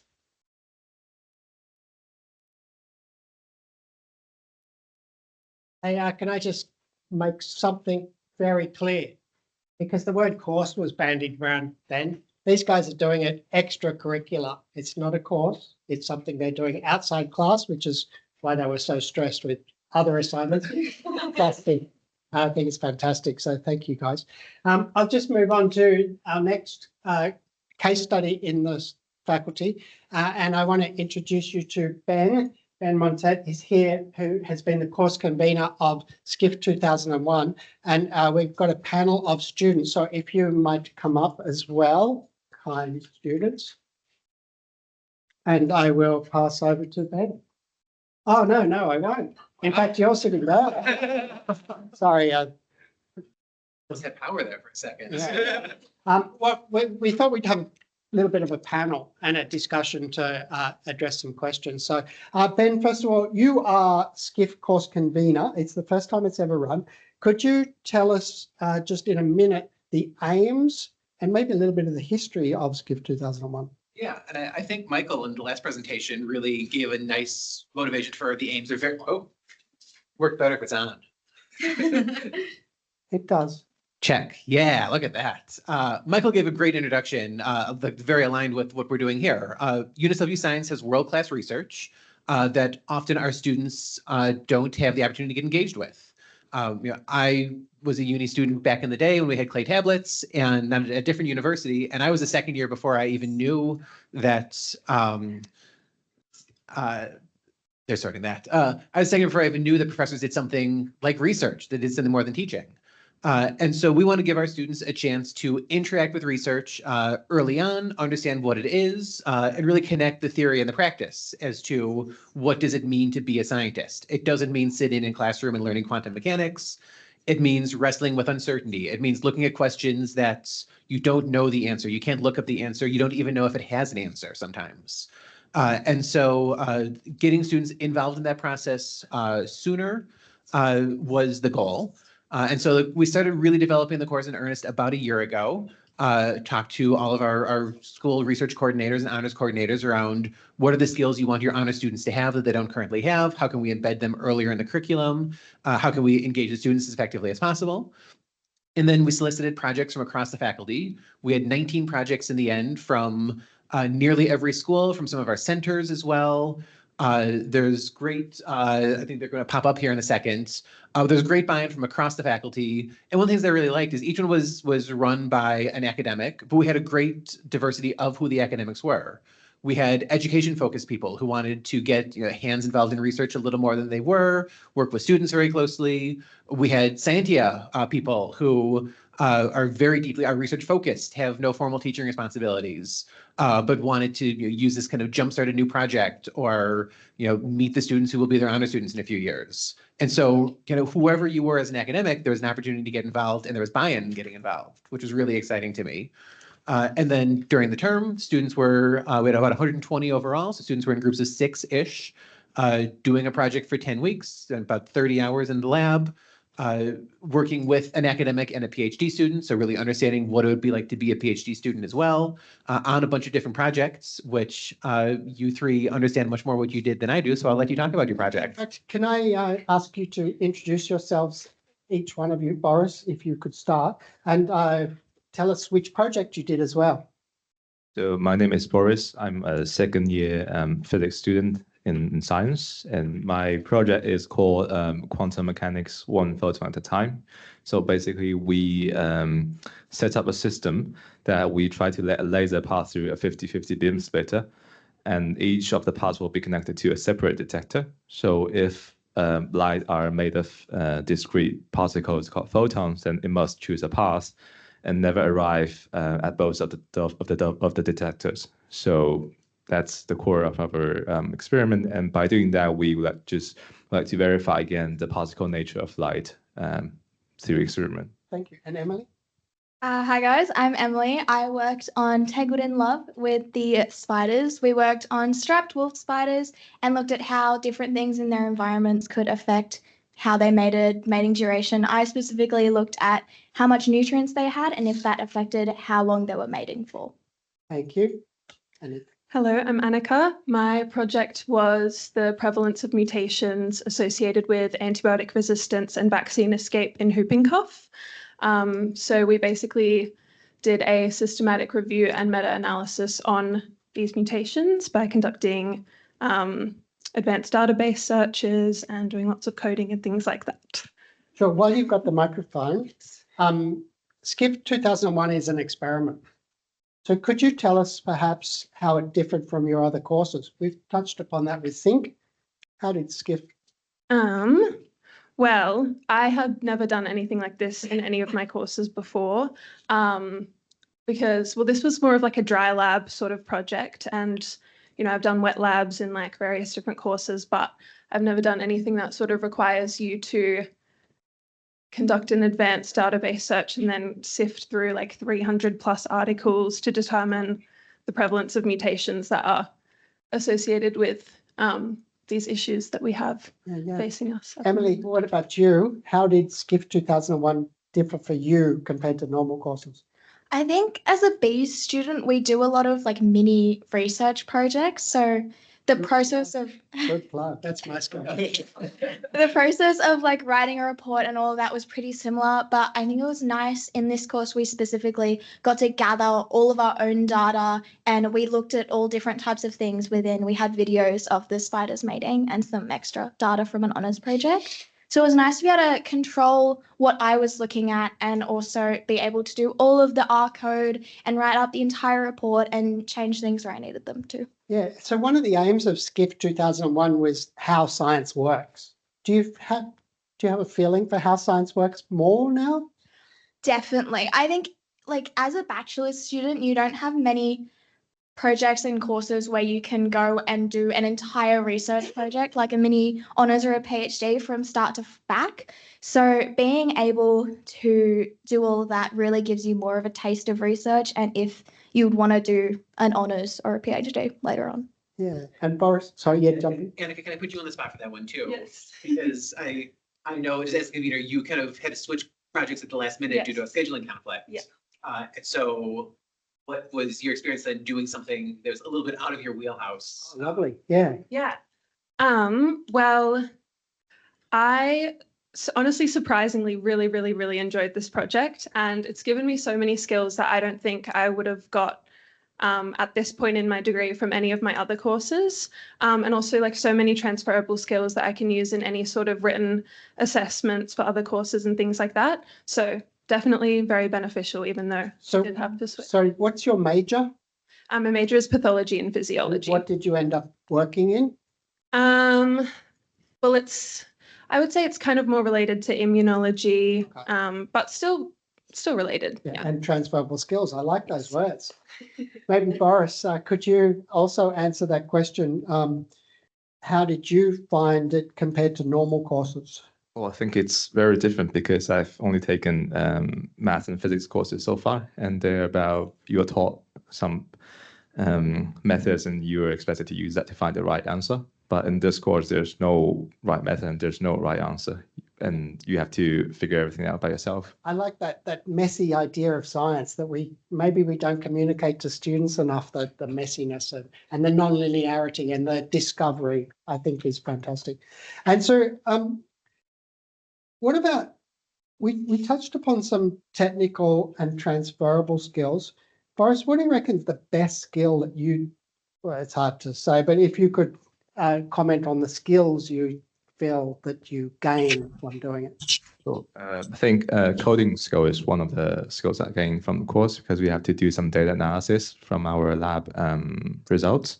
But also I think what's more important is like the teamwork because we work in a group and in every lab we have to work in 3 separate groups on experiment, data analysis and theoretical planning and calculation. So every time you have to rotate among these groups and to work with different people based on other people's results from previous sessions. And how did you feel? Did you enjoy teamwork? Yes, absolutely. So one of the things I also ran one of these things, and one of the things I instilled with my students was that employers really like team skills, but we don't do a lot. Well, we do a lot of teamwork, but we don't really focus on those skills per se. So it's lovely to hear.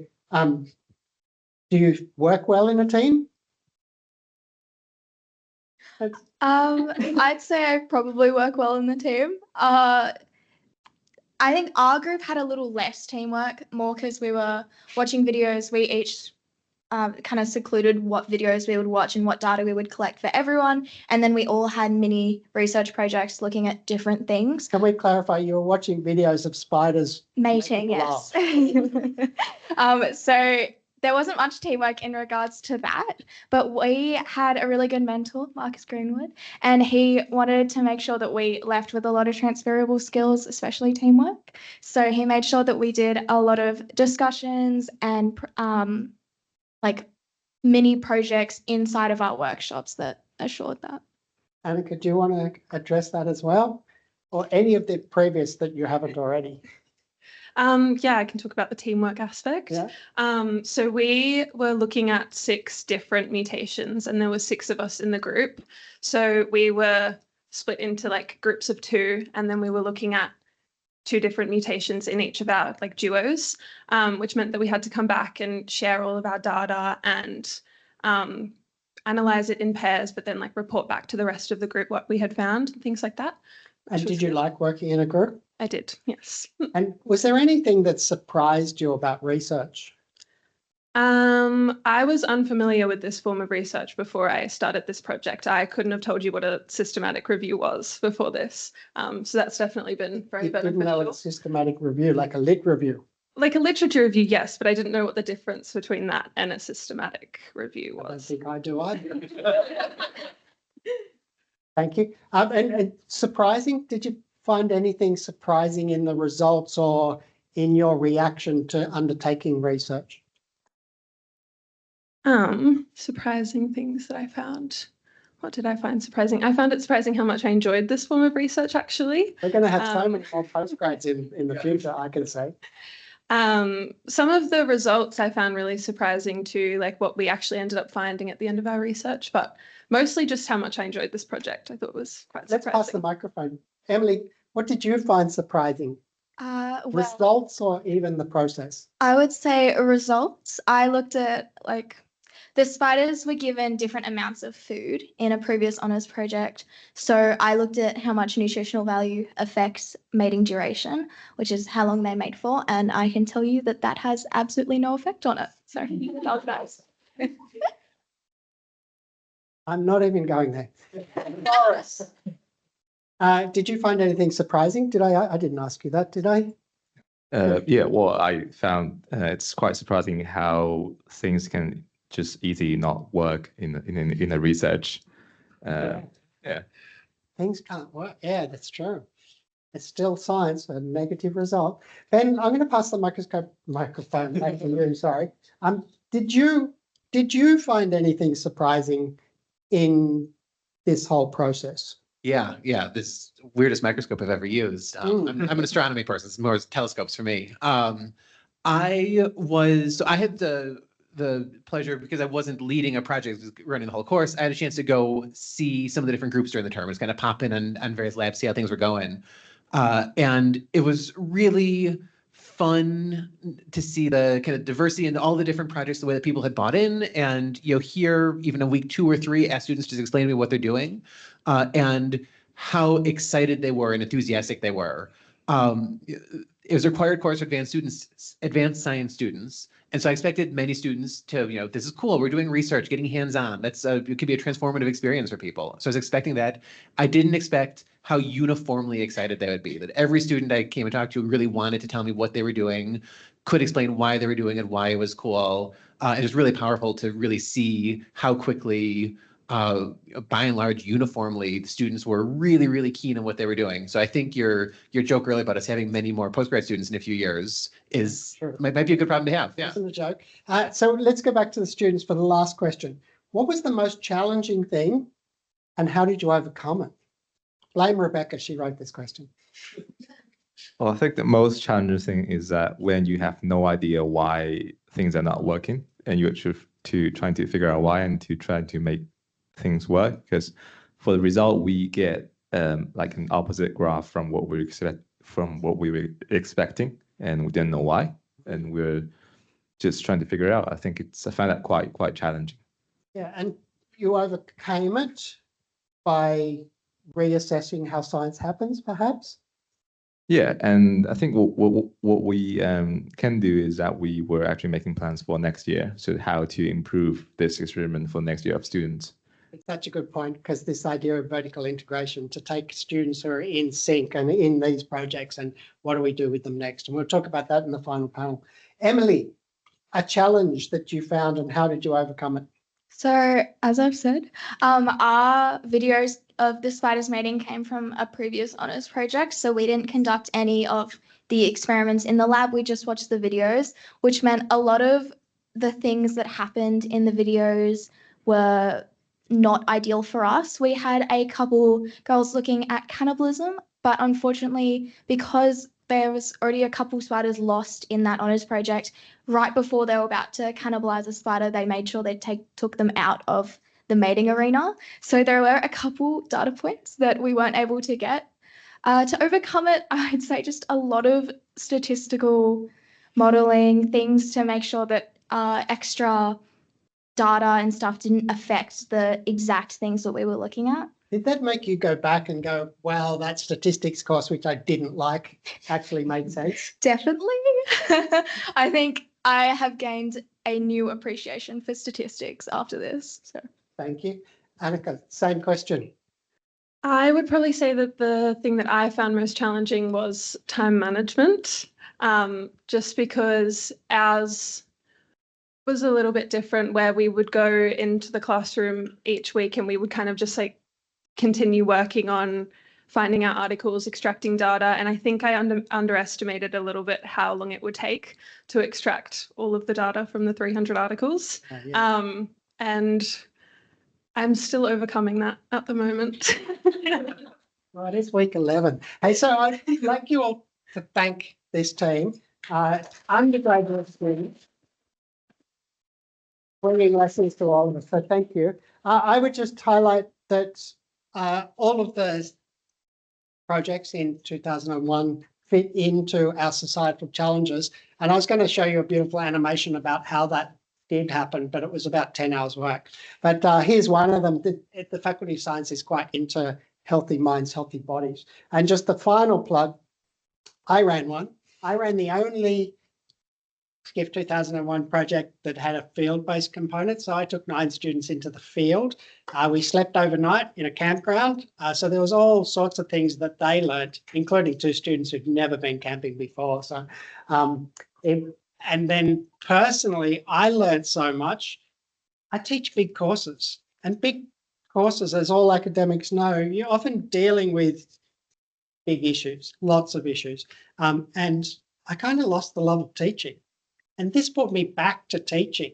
I'm teaching small group, 9 of them, project led, and it was really refreshing. It reminded me why I teach. So thank you, Ben, because for the opportunity, and I found it personally fantastic. So once again, if you could thank the team, and we'll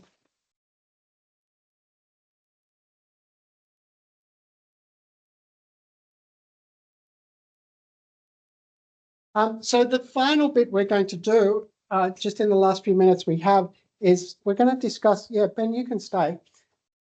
We're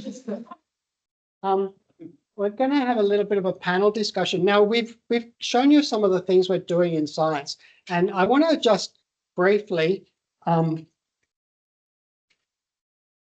look forward a little bit. And it's kind of like, and I'm on this panel as well, but I can't sit down. So I've got some sort of questions I'd like to present to these people. And first of all, Rebecca, we talked about this redesign. There's been a big redesign in faculty in science and advanced science, and those SCIF courses that you I mentioned in passing are a part of those. Could you just remind us of that history and where we're going with that? Yeah, so about a couple of years ago, and our first students entered in 2024, we redesigned the Bachelor of Science, Bachelor of Advanced Science.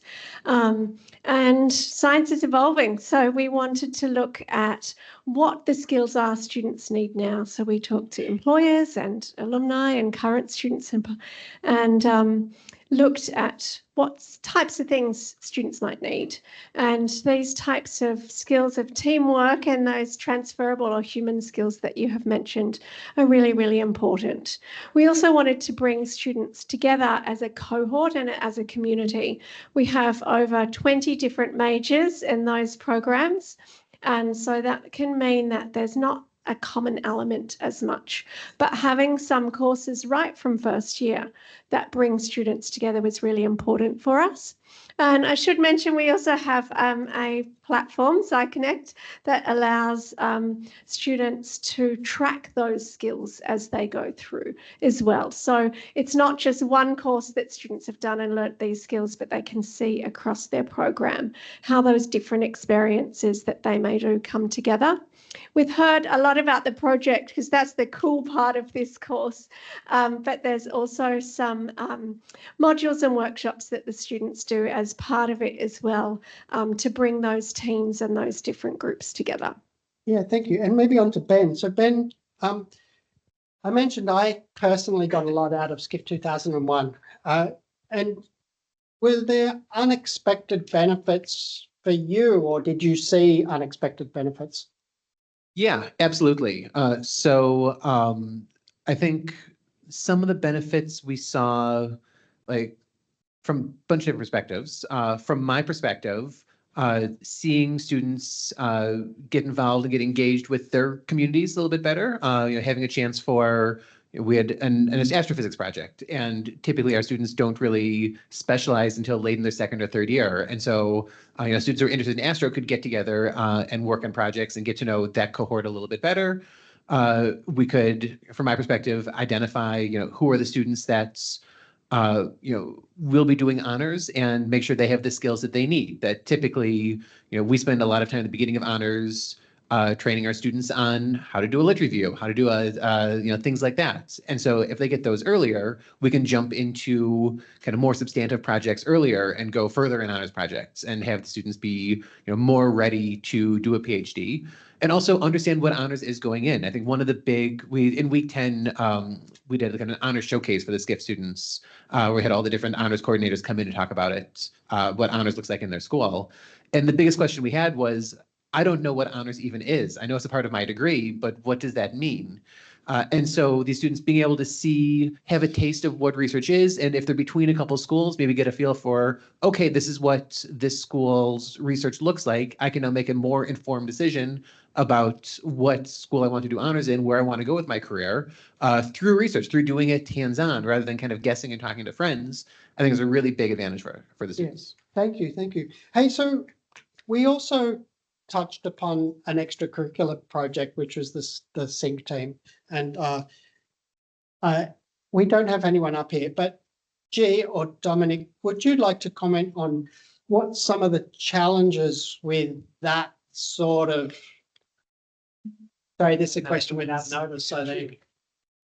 Oh, I guess I'll quickly speak to that one. I guess the challenges for Sync team is there's multi aspect of it, because I'm also involved in SCIF 2001, so I've been comparing the two. So obviously one is a course, one is a project, extracurricular. We're talking about students putting their hearts in it. We're talking about students really engaged in the process. I guess the other kind of challenges is that the motivation part. So in terms of motivation, what are they really in it for? Now, in a course setting, we have assessment, right? In an extracurricular work, we can't really tie them down using assessment. So I find that could be the biggest thing. So we can't necessarily tie them down using assessment. So we have to find a new motivations for the group. So Yeah. I think So motivation for students would be difficult, I would imagine, when you're both all busy as well, and you kind of touched upon that. I see jackets and enough of a motivation. And so I think a way forward, because we want to roll extracurricular further into the Faculty of Science, and we would really love cross-school projects. They're really hard to come up with. It's hard to imagine, aviation working with my school, biological, earth, environmental science, or, to involve everyone is always difficult. And then I guess one of the things we've got to consider is incentives for students. There are clear benefits for you guys. I hope you can see those clear benefits, but we've got to communicate those. And I know other faculties are using things like badges or micro credentials that we should look at as well. Thank you, Jake. I think you're forgetting we had a great work integrated learning project where we had drones from aviation being used for different surveys in these areas. So yeah, thank you. Always a way to find collaboration. There are ways, then there has to be. So it actually leads to another area. So I mentioned that vertical integration is something we are aspiring to. And so would any of you like to comment on that? There is clear, Tracy. Oh yeah, Tracy, would you like to comment on vertical integration and maybe a way forward? Yeah, it's an interesting point. So I think I'm just joining UNSW. I've been at another institution for 20 odd years, and I joined in the last month. And it is sensational to see the amount of societal impact projects and opportunities that the students at this university have in the science faculty. And so it is a challenge to think now about how we vertically integrate so that we have students coming from the very first day that they enter our programs and looking at opportunities and how they can build upon those skills and I guess build upon those experiences to understand their own identity. And we talked a be it around honours and PhD and those sorts of alignments. And that's because naturally the advanced science students have the aspirations potentially for research. But we know what our students are like, and they change their mind, and we're here to help them navigate who it is that they want to be and where they want to go. And so all of these opportunities and the integration of those opportunities really are about students' scientific identity development. And so scaffolding those opportunities is really important, and probably the next step for us within the science faculty is looking at all of these pieces of amazing work and how do we bring them all together into something coherent that we can talk to the students about as opportunities. So it is definitely, you know, a major priority for us to look at those. The extracurricular versus in curricula is also really interesting as well. And I love that piece around the motivation, what motivates people to do it, and what motivates us as staff to get involved as well, because it's a big impulse, right? Yeah, hoodies, right? Like I'm definitely asking for my hoodie after this, and that might just be enough, maybe a free lunch, those sorts of things as well. But I've really appreciated all of the insights from the students, but also from our colleagues who have been involved about the things that the passion, I guess, that it brings back. It brings in passion for the students, but passion from us as well, and reasons of why we probably started doing what we were doing as educators. So that vertical integration piece is really important and a priority for us. Yeah, thank you, Tracy. One of the things that really struck me from the Sync team was that they said we got to play with cool machines that we don't normally get to do. You know, people come to UNSW because we're an amazing place, and our students don't always get access to those amazing things. And I think this is one way of doing that and preparing them. I think it's fantastic. Rebecca, is there anything that we haven't covered? What should we be doing in the future? Sorry, that's a very broad. Do you think there are things we should be doing to further our aims for societal challenges? I think partly what Tracy said is we've started getting these great projects and courses involved, but how do we start to map that together into a bigger picture? So it's not just the skills that you have learned in those projects, but how can you see how that project makes a bigger impact as well? Because especially looking at across a whole faculty, that really will make a big impact. And also being able to be sure that our students that participate are able to articulate the skills that you get out of it. You have to know for yourself, but being able to communicate that in a couple of years' time to a potential employer, I think we'd love to see that we can help you do that. Have you seen any models elsewhere? Imagine we had a giant donor, a donor who gave a giant amount of money, and money wasn't an issue. Have you seen anything where models around the world that we could apply? This goes to anyone. Do any jump to your mind for society? I have heard of a great one from Sarah Madison. I couldn't say the place where it's located, but I think look, having programs that have a big project roll across a program would be really great. We have bits and pieces like that, but that careful mapping to show an impact across across time as well, I think would be an amazing aspiration. I see that in one of the checklists for what's happening over the next couple of years for 2028 plans. And do you have any final thing you'd like to contribute? Yeah, I think that in terms of scaffolding and integrating, I think there's like small wins we can make pretty easily, that there are pieces that are underutilized right now. We've got, a great second year course where students get hands-on research. We've got a great first year course where they learn kind of research methods overall. We have opportunities for students to do research in the third year, and I'd love to see that tied together a little more, that the students who are really keen on these projects, perhaps we can build better avenues for them to continue working on it in an individual basis rather than a group basis, and kind of keep progressing towards being self-sufficient, more self-sufficient honor student and things like that. Other thing I'd like to highlight is we've talked about benefits for staff and for students, but we had PhD students involved also. Most of the projects had a PhD student involved, and they also got a lot out of it. And I know you're aware of one because I sent it to you and it's on a slide that we're about to see. But over the weekend, I just happened to be on LinkedIn and saw one of our students, Jahanvi, who led our astronomy project as a PhD student. And you should never put a lot of slide on a text and then just read the whole thing. That's bad practice, but I'm going to do it. If you told me 6 months ago I'd be supervising a group of undergraduate students to construct a radio telescope, I would have said that you don't know me at all. Come September, my secondary supervisor, who's in astronomy, presented me with an opportunity to mentor 7 keen-eyed students to design, construct their own radio telescope. I've been trying to score opportunities to work more in the lab. She does theoretical physics. And get my hands on the instruments whose data I use often in my research. I had no prior experience. Going into the project, I had very little confidence in my ability to supervise students that are not that much younger than myself. To be honest, I also had my doubts in delivering a working telescope in the span of 10 weeks. Below my hold, my students did it in 8 weeks.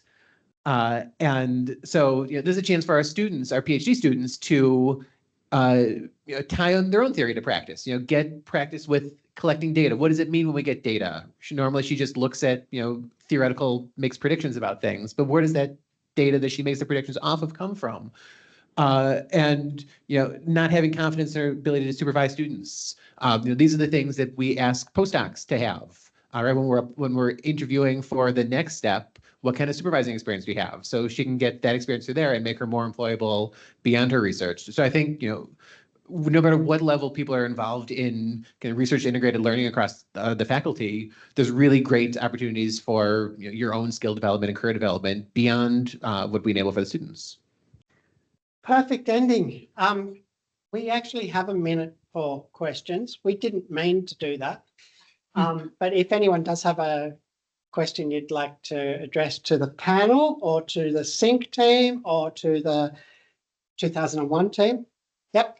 How do you get over the issue of equity in the SYNC when people who maybe need jobs and can't do these extracurricular activities, and so you're maybe just advantaging those who are already advantaged?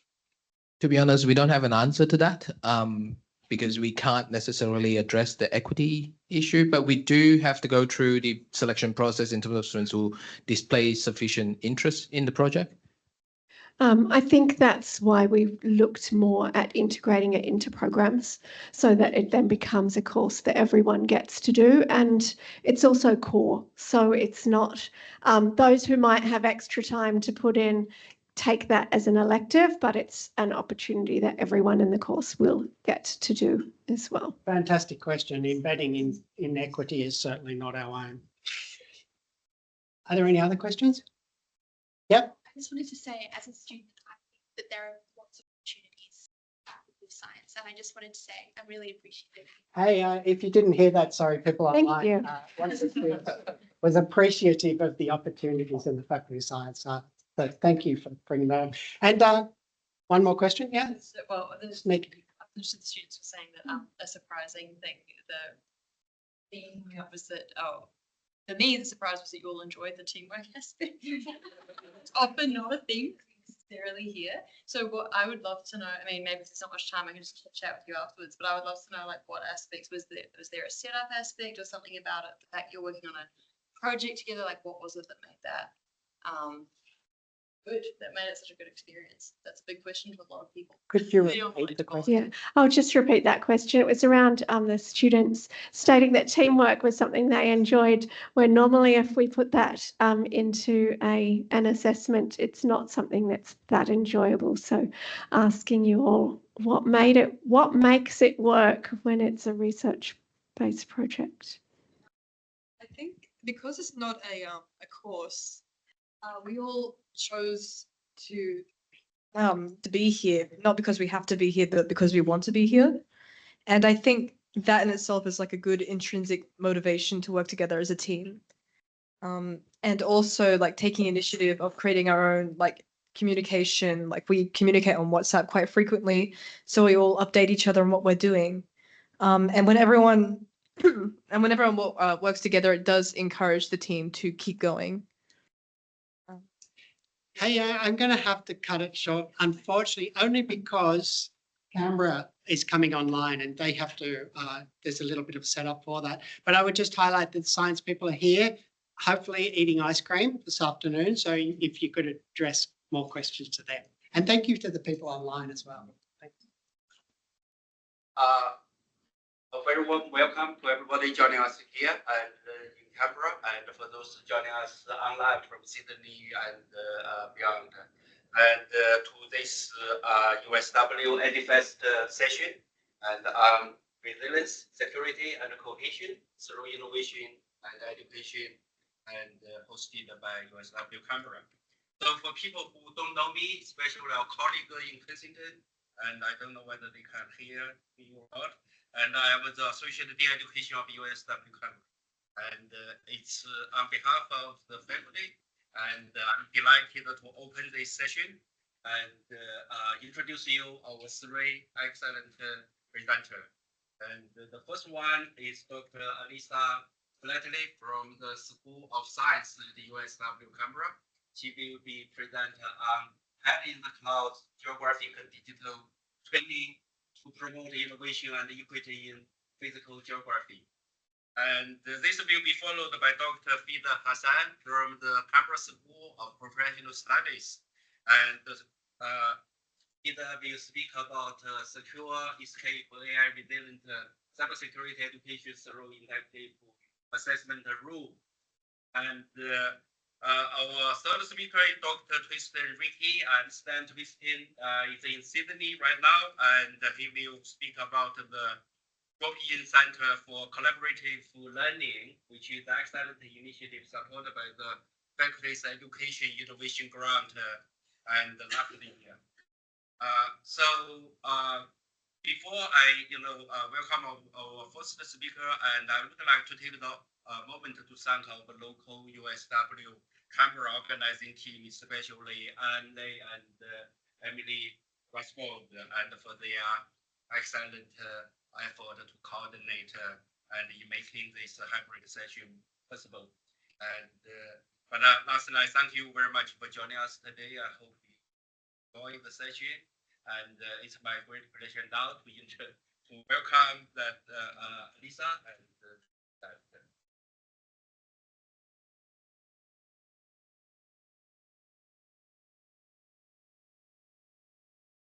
Lovely, great. Can I just check in Sydney that everyone can hear me? Great, and everyone can hopefully. It's much better, sir. It's much better when you have the mic. So yes, thank you. Please continue using the mic. Great. Over to you. Okay, so I'm going to go ahead and start. I'm Dr. Alyssa Flatley. I'm a physical geographer. So I study landscapes, and I also have the privilege of teaching about landscapes, which I would argue teaches itself. Today, I'm presenting on Head in the Cloud, geographic digital twinning to promote innovation and equity in physical geography. This is a project that won an education innovation grant with my colleague, Dr. Tom Oliver. And I've been told I have the privilege of saying next slide when I want a slide transition. Great.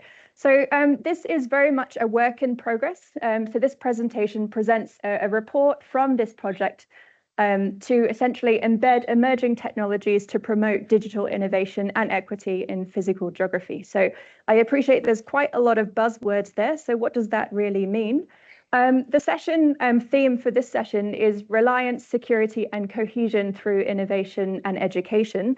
I am running with the theme of cohesion. So cohesion in multiple perspectives. So cohesion and connectedness in both a classroom to landscape setting, but also having the students understand a bit more about the landscapes that they're learning about in the classroom. So I'm excited to present the work in progress. But essentially, this project aims to improve a sense of connection. Okay.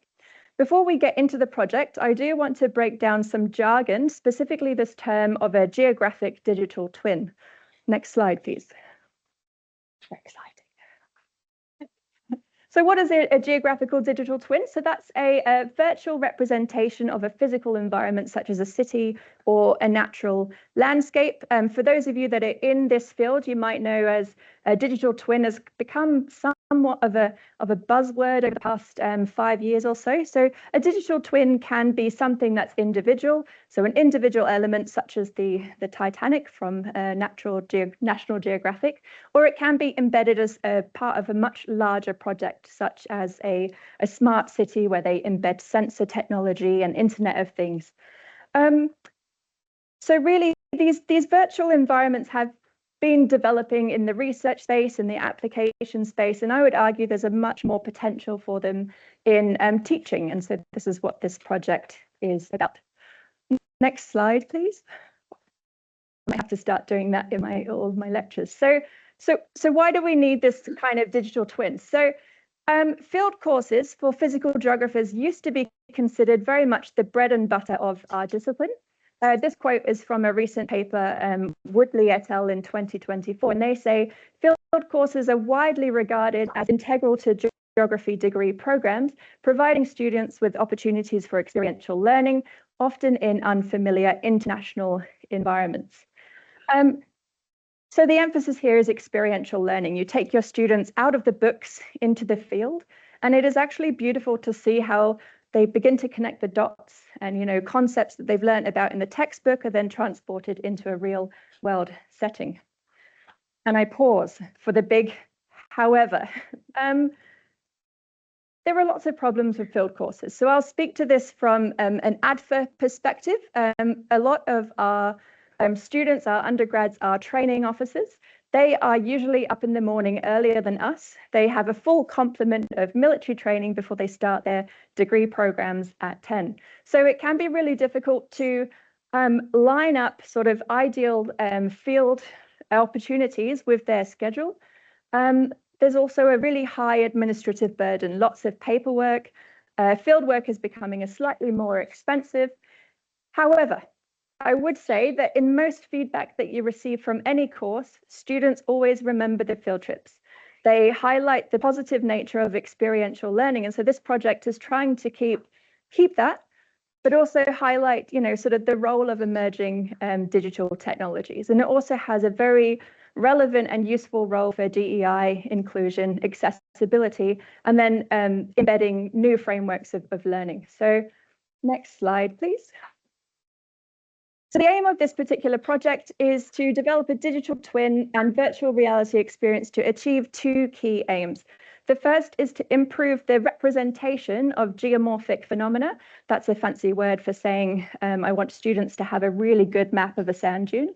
And to provide realistic and high-tech access to field experiences. So this is a picture of students collecting sediment samples on a field trip. And a lot of field trips can be somewhat inaccessible and difficult to organize, but there's a lot of fun in experiencing those realities. Next slide, please. The second purpose is actually to embed these emerging spatial technologies within modules. So don't just get the grown-ups to scan things, get the students to play with the equipment, get them to undertake experiential learning by conducting the scans, to undertake high precision terrestrial-based mapping.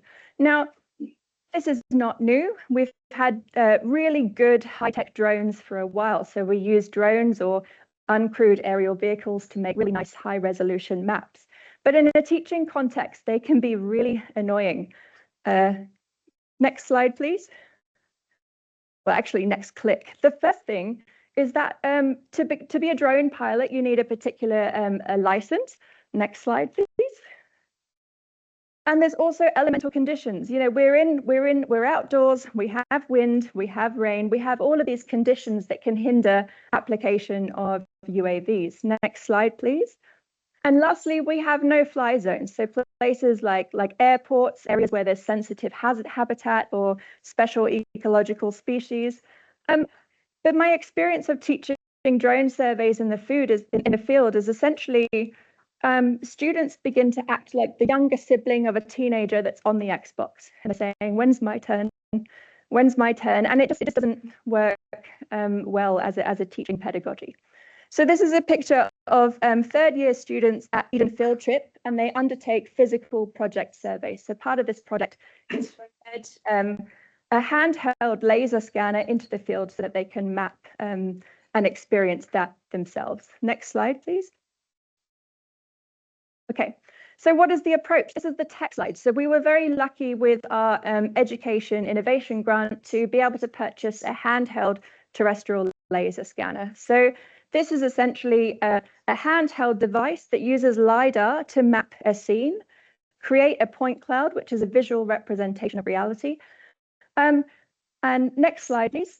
It's got Star Trek vibes. So it's really easy to use. You just walk around. It's like a tricorder, and you scan the environment and you walk in a loop. And by the time you're done, the student has hopefully created a really nice point cloud of that particular phenomena. And if you're interested in the technology, we can talk later, but I'll try to keep rolling. So next slide, please. So I'm going to show quickly how this has been implemented in coastal geography. This is a third-year course for geographers. The location is also part of a long-term coastal survey. So we wanted to embed survey knowledge into a virtual reality experience. This particular environment has a great range of fluvial and coastal environments and landscapes, so it's quite easy to create and embed a virtual field trip. Next slide, please. So what we've been doing, we've been documenting a range of coastal environments. And as we've been doing that, we've been integrating high resolution mapping of landforms. One thing I didn't mention on the last slide was that the technology has a LiDAR sensor on the bottom, but on top there's a 360 camera. So the 360 camera works to essentially color in your point cloud and get the real color from the landscape and color in your dots, essentially. So we've been creating high resolution imagery. We've been creating videos of us undertaking the surveys in the hope that students have new involvement from sort of data collection, processing, and analysis. So I'll just ask you to click next slide again, please, Sydney. Thank you. So the first stage is to capture sort of 360 footage. Next slide, please. We won't bother with that. We make a point cloud. We then turn it into a map. Next slide, please. And then we integrate some sort of teaching. So a video that you can click on with a brief explanation of a particular site. Okay, this example is called Real Coast. So this is a sort of a 2-minute video from our coastal geographer who talks about the site, shows what he's doing there, what technical data he is collecting, and it acts as a really nice way to engage the students and make it feel like they're also there. Next slide, please. Next slide, please. Next slide, please.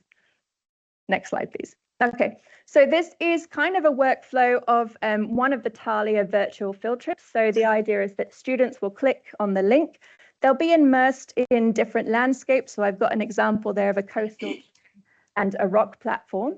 Students can then visualize this statically, and they can zoom around and have a look at the location, or they can follow along a video. The video is as authentic as it could possibly be. So there is wind. There are lecturers tripping over sand. And we decided as a sort of an effort to keep all of that in, because with the rise of AI, I feel like everything is so finely curated, you can kind of miss some of the experience of these field trips. Next slide, please.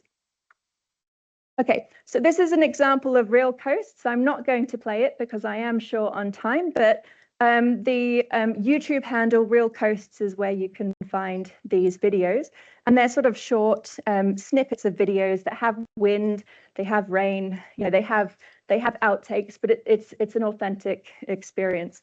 And really, this is a callback to kind of traditional geography field trips. If you Google geography field trip, you'll find someone in an anorak collecting river measurements, or you'll find someone shouting into the wind on a log trying to communicate to everyone. So we do have closed captions, but the wind and the elements are still very much there. Next slide, please. Next slide, please. Next slide, please. Great. So the next steps are essentially to integrate 3D point clouds. So at the moment, we've got a 360, so we're going to integrate 3D point clouds and further our VR development of this process. We're going to hopefully roll this out to different locations. I teach a hazards course, and there's lots of places that I would love to take students, but I just wouldn't be able to deal with the paperwork. So places like fault lines, bushfire environments, and associated recovery from that. And starting in 2026, students will be using the handheld TLS to collect their own data. So hopefully I'll be invited back in a few years and I can give an update. Okay, thank you.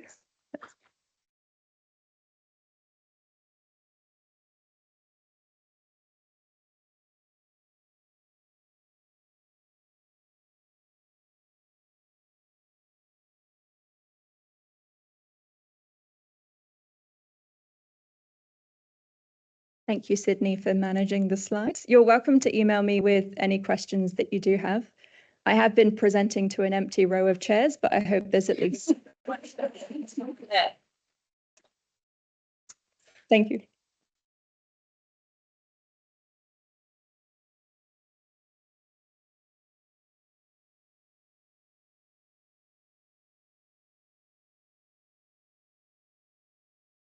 Can we go to our next session, please, Kensington? Thank you.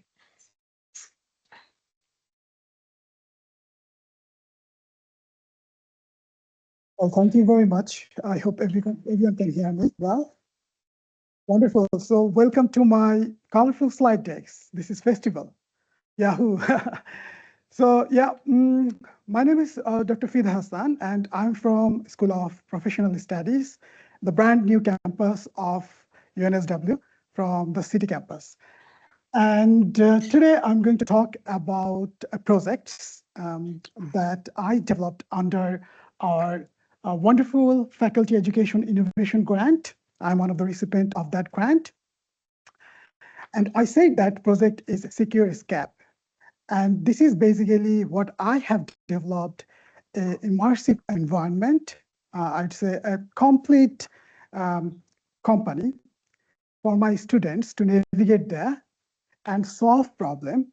And I crafted that in a way that I can assess them so that, well, that can be inherently generative AI proof, because we are having a lot of problem with generative AI nowadays. So yeah, next slide, please. So I teach cybersecurity, and probably some of you well known about cybersecurity, that this is a very cutting edge and very new disciplines that actually amalgamates a lot of other disciplines here. And particularly in undergraduate area, this is very much technical, heavy courses, heavy subjects, but there is also some non-technical things. So for example, some process-related stuff or some policy-related stuff and so on. And that's why we sometimes say that cybersecurity is all about people, process, and technology. Now, apart from my technical course, I teach one of the course which is semi-technical. It is about cybersecurity governance and policy. And think about that. My students is doing some kind of courses where they're doing ethical hacking, penetration testing, breaking something, and building something new. At the same time, they're actually doing some kind of text-heavy policy, this kind of stuff. That's super boring and super dry. So I was thinking that how I can make my course attractive, at the same time engaging, so that my students would love that. So that's basically inspired to do in first place about my about these projects. And the next one, thank you for going to the next slides very quickly. The next slide, basically I'm talking about generative AI. We are facing this kind of problem. Again, I'm coming back to my course. In my course, the assessments are most of the times traditional assessments. Say, for example, essay and report. And what happened that, well, we appreciate that essay is a very good one because it helps to demonstrate critical thinking. It's been widely used in every places. But you'd agree that essay is very much vulnerable to ChatGPT or this kind of generative AI, right? So students literally go to ChatGPT, they just ask some questions. They don't ask questions, they give actually the questions and get the very well organized essay. And what happened that students really get tempted to submit the whole essay without changing anything. Okay, and sometimes I find that, well, they have written there something that I did not teach in my class. Okay, but this is right, I can't penalize them. So that's the problem. I can identify there is a problem, but I can't do anything. So that's basically inspired me again to develop something where students will get engaged, and then they learn, they demonstrate, and then they will basically come up with some essay or maybe some kind of report. And if you see this paper, this is a very good paper. This study has been conducted around 6 universities in Australia, and UNSW is one of them. They basically talk about that problems. And next slide, please. Next click, in fact. And I'd really recommend to read this paper if you find that what is happening around there, you know, thereafter. But in their table 10, they summarize that what kind of assessments are pretty much vulnerable. Okay, so say for example, the class participation, the risk is very low. Next slide, please. Okay, but the essay is very high. That's exactly actually resonating my struggle in my class. Okay, next slide, please. So then it comes about report. It says that this is a report is basically medium risk, but this is basically from 2023 research. Over the time, ChatGPT has become more smart. It can produce like more than 2,000 words that is sufficient to produce a very good report. Okay, so that's basically a super challenge for particularly that course, which is text oriented, and also, you know, essay and traditional assessments are very much suited there. Next slide, please. So that actually led me to develop some kind of gamified environment. What I did, that I designed a game, a real animated, I'd say, simulated game, where students will play, students will solve problem, and then they will basically develop some kind of artifacts after that. So in these projects, I have used Unity 3D software or Softpack to develop this, which is inherently transferable to VR systems, which I didn't do that here because of a scalability issue, but in future we can do that. But in these projects, there are two parts of the development. One is formative assessment, and the other one is summative assessment. So what I did, I developed a set of game, and I actually threw them in different ways in tutorial. I trained my students how to play, what to play, and how to solve. And then at the end, I asked them to, you know, come to solve the problem as a summative assessment as the final one. And this is basically the landing page of my game. Next slide, please. Okay, so I'm not going to go through all the teeny tiny details to bore you, in fact, but there is a challenge that how this development can be pedagogically sound. And I can confirm that we did extensive research to develop these things, and we incorporated all the learning outcomes in a very thoughtful manner into that game so that it becomes highly aligned to the course content. We also take a lot of feedbacks from students voluntarily did that, and also some of my industry collaborations. Next slide, please. Next slide, please. Yeah, so this is about the game. In on game, I have 3 zones. Students usually solve on problems and get passed to the next zone and next problem. And this is how the game progresses. Next slide, please. Okay, so this is basically the game. If you kindly run the game, run the video, it would be appreciated. Yeah.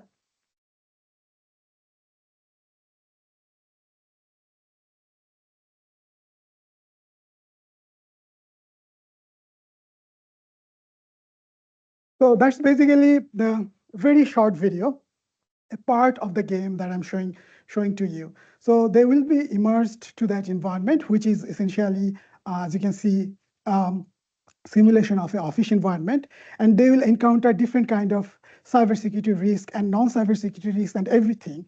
And they will understand from that point that what they need to take into account and what not. And at the end, they will bring all those risks and they'll do some kind of analysis there. And this is how they will solve problem from one zone to another zone and move forward. So yeah, so this is actually, yeah, so this is how they will let them pass to the next stage, because yeah, so this is why this is called a little bit escape room game or something like that. For the interest of time, probably you can go to the next slide. Yeah. Now I'm going straight to the impact so far we have captured. So I ran that game. I ran that assessment in last term in my undergraduate students class. And if you see, this is basically the in classroom impact. This is my experience feedback, which is blind feedback. If you see, the course performance is way better to different level of universities.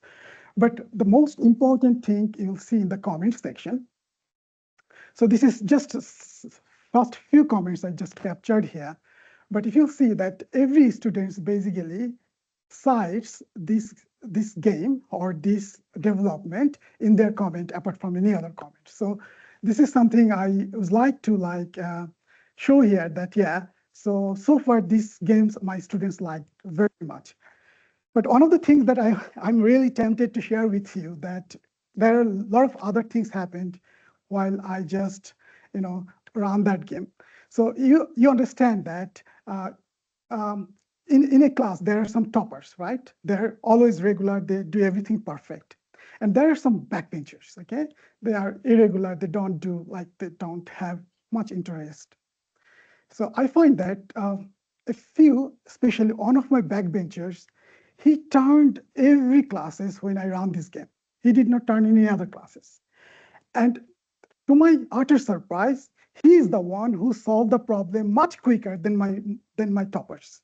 Okay, so that's actually somewhat resonate our industry. I find that a lot of my students who were not very good in academia, they are very successful in industry. Okay, think about that. In IT field, the Bill Gates, Mark Zuckerberg, or Steve Jobs, they all are dropout from the university. I don't want my students to be dropped out, but I bring this environment to my class so that who is not very much interested in formal education in that traditional way, they get interest and get engaged in my class. Next slide, please. The other thing is very interesting that I have to share. This is beyond my classroom. So my developer, he is from Queensland University of Technology. He is actually fourth year undergraduate students. And one day he came to me with a very big smile. And I said, what happened? He said that I did something incredible. I landed to my dream job. And then I said, tell me, what has happened? He explained that he just on a whim tried on an interview on the topmost game developer in Australia. And he gave peace. He think that he gave peace on that work that he is doing with me. And that was his hook. He immediately get that job and he's working there. The best part is that that guy working there full time, but he's still working with me in after hours and weekends, very happily, although I'm giving very small amount of money compared to his regular job. Okay, next slide, please. Okay, apart from that, in general, like in research area, this idea has already been accepted and I've been already presented on one of the top SUTTLE conferences, iSUTTLE, that happened in New Zealand. In fact, this month I went there and present that work. And another work are submitted in a Q1 journal. My colleague who is probably joining online, Chris, he was very much helpful drafting this paper, working around that paper. Next slide, please. Okay, I'll be very quick here. I thought yes, this is Group 8 University and their studies are very good, how my work is aligned there. And I find that, yes, one of the social impact, like societal impact focus is, of course, security.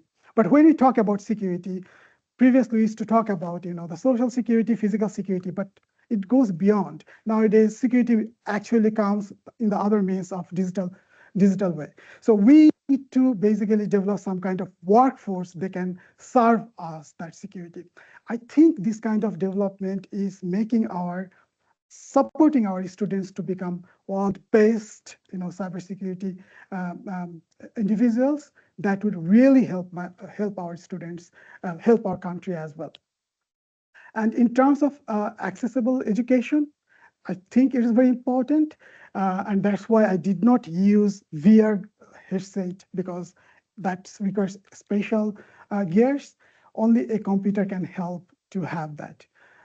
In terms of collaboration, you understand that I'm highly collaborating with these projects, and I'm really looking forward to some more collaboration and more fun in future. Next slide, please.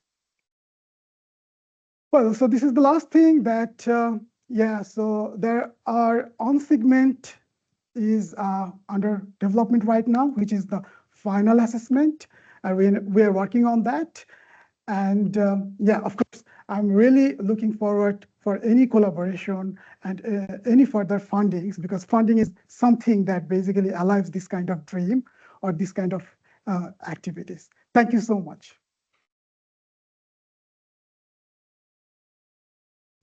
Please.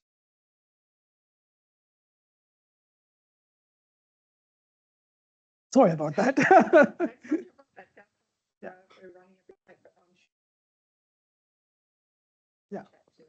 Yeah, please feel free to reach out to me. Thank you. Thank you for the presentation. We have a question from the room in Sydney here. And it's coming very shortly.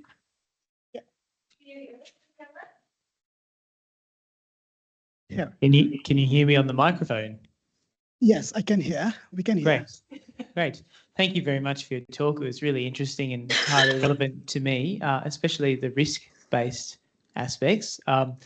In my course, I've actually just recently been involved in developing an AI active assignment app for risk assessment. So this is of great interest to me. I'm just interested, I guess, in the total lead time for this development. VR is very complex, and you mentioned that you commissioned someone to do this who went on to good success for themselves as well. What sort of lead time would we be talking here, and how scalable do you think this is and applicable this is to other fields? I'm in STEM myself, in material science, and there are certainly aspects that we could use VR for at the microscopic level as well, to conduct certain assessments too. So I'm interested to get your sense of how scalable and transferable this is. Yeah, thank you for this question. So that is one of my, I would say, argument that why I did not, everyone is going for VR sets. They're like talking about VR, AR and everything. And in fact, in our school, we have a couple of gears of VR, but I find that VR set is actually limiting us in many ways, especially I can't offer everyone when students are maybe struggling, they're not sometimes maybe attending in the class, wanted to do online or something like that. So this is actually a 3D game, and it is hosted in a way that it is scalable, and only you need a laptop to work on that. So you don't need any goggles. It is 3D game. It is inside the computer. You feel that this is 3D, but just not in the way the virtual reality will give you that sense. So in terms of scalability, that is absolutely scalable like any other software. You can run it and play it. Thanks very much. Yeah, you're very welcome.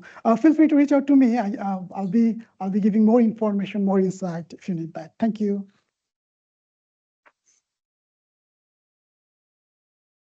Kensington, are you able to take over now at your end and start sharing?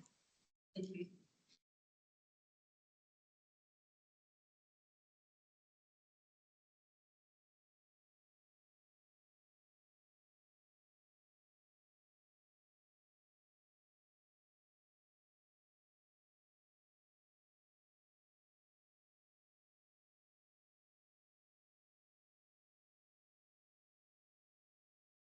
Awesome. Okay, so I think in my talk, I'm almost going the complete other direction from where others have gone, where I'm not talking about technology. I'm going back to how we can help our students learn through collaborative learning and what we've done at UNSW Canberra to try and help that. I started my day this morning in New Zealand and flew in here, and I thought, oh, it'd make it much easier if I just come in person. I may have complicated things a little bit, but hopefully we can get through that. I've had a chat about what is UNSW Canberra. So I just want to run through that just so people are aware of what we're doing. We are more than just another faculty in a drop-down box that you probably ignore when you're filling out forms. I am going to focus on UNSW Canberra in the form of the Australian Defence Force Academy, but as we just saw, there is a new campus being built and already open in the city of Canberra. That is also available. But for us, this is the Defence Force Academy. You can see the parade ground here. This gives us both many challenges as well as lots of opportunities that I don't think Kensington has so much, but hopefully some of the ideas that we're going to talk about are applicable to both campuses as well as moving forward. So just to illustrate what our open day looks like, compared to what you might experience in Kensington, where you have student stalls and all this activity. Military brings out the big toys. That is why a lot of people end up coming to our campus. Just to sort of give you an idea of what the sort of students are like. When I first started, a little bit nervous about what that would be. They are lovely people. They're not all rah-rah sort of mentality, but just to sort of give you that prelude to what we do experience in our cohort. So if I go through just to show we are well equipped, we've got the nice labs, all the equipment. We heard about that in the previous session about how undergrads getting to experience research equipment and how exciting that is. We definitely are able to embed a bit of that into our teaching, in part because of our class sizes being a little bit smaller, which I'll go through in the next bit. But just this is my little spiel of, yes, we are well equipped, so don't forget about us. But let's get on to the teaching side. So if I think about the benefits that I have by teaching at the Defence Force Academy, the number one best thing is my students have to come to class. I will never lecture to an empty lecture theatre or the one or two people who show up. They are required to be there. If they are not, I can say some words to their military overlords and make sure they're there in future ones. And that's a really great, fantastic thing to have. They are also paid to be there. They're all paid the same amount. There's a lot of equity in that. They don't have a HEX debt being built up. So there's this really nice sort of equalization of that for amongst our students. And it means they don't have the excuse of, oh, I have to go to work, because being there is their work. And small class sizes, this is probably not across the board. Chemistry, which is where I teach in, we have about 40 first years, where if you look at the first year numbers here, that's quite a big difference. There are some more general classes, maths-based ones and sort of stuff that do have 200 odd students in them. But generally, I think comparably, we are quite a bit smaller. And there is a bit of peer support in the sense that they have 3 years to finish their degree in science. If they don't make that 3 years, that is really a problem from the military side. So they really do sort of help each other to get through each of their courses if any of their peers are in danger of failing. But because of this, there's also some challenges that come with it. Basically, all of our students live on campus, which means that if they have downtime, their room is there to go back to very quickly and easily. They're not allowed to sleep during the day, but they are allowed to go back to their rooms. There is a little bit of year level hierarchy in the sense that the third years, like in a military command structure, have some controls, not the right word, but power. They oversee the first years to some degree. So there is a bit of a power imbalance that can arise between year levels. We don't really have a community per se. There's no science societies or anything like that. They do play sports. There's a lot of that, but you won't see people sitting on the grass having a chat like you might at most universities. And from the School of Science, we are multidisciplinary. We have chemistry, physics, maths, aviation, geography, oceanography, physics. I can't remember what I said. I think I got them all, but a lot. Okay. And so you do have people doing all different things, even within a school, let alone that there are 6 schools on the campus. Okay. So those are just what I saw when I first started there. I've taught at a few different unis in Australia, and these are the things that really jumped out to me. And in recent years, the umbrella of generative AI that seems to be over everything. Okay? But particularly what I have noticed is that people don't ask each other questions quite so much anymore. If you want to understand something from a lecture, it's easier just to chuck it in your chat and get the answer from a robot rather than from your peers. And I think that has really affected students' ability to talk about the concept, both from the teaching and asking the question in a way that a person understands. So I wanted to come up with a way to try and combat these issues. I'm not saying that I can do this in one foul swoop, but this is the idea that I took to the thing, and that was to basically develop a drop-in centre for study and cohesiveness. It's a lot to ask from one room, but this was the sort of idea. As we stand in the teaching commons, I think that was the sort of idea of this space, to give people interested in teaching and education a place to meet and talk about ideas, somewhat of a similar concept. Okay? So basically, this is the idea. You have a drop-in centre in the school where students can study, even if it's just solo, but also speak to their peers, ask questions, and have the conversations about the things that they are struggling with. Okay? Have tools in there, whether that's textbooks, they might not know what they are so much, but other study guides and aids to help them learn available, and the hope to bring students from different year levels together outside of a military environment. So it's much more on the academic side, so they can build together those relationships. Okay? And to try and do that, the overarching thing was to enhance learning, provide support, and build a community. And then on a sort of sub-level, have that place to study. We do have a single library, which is basically a go in, do not talk sort of place.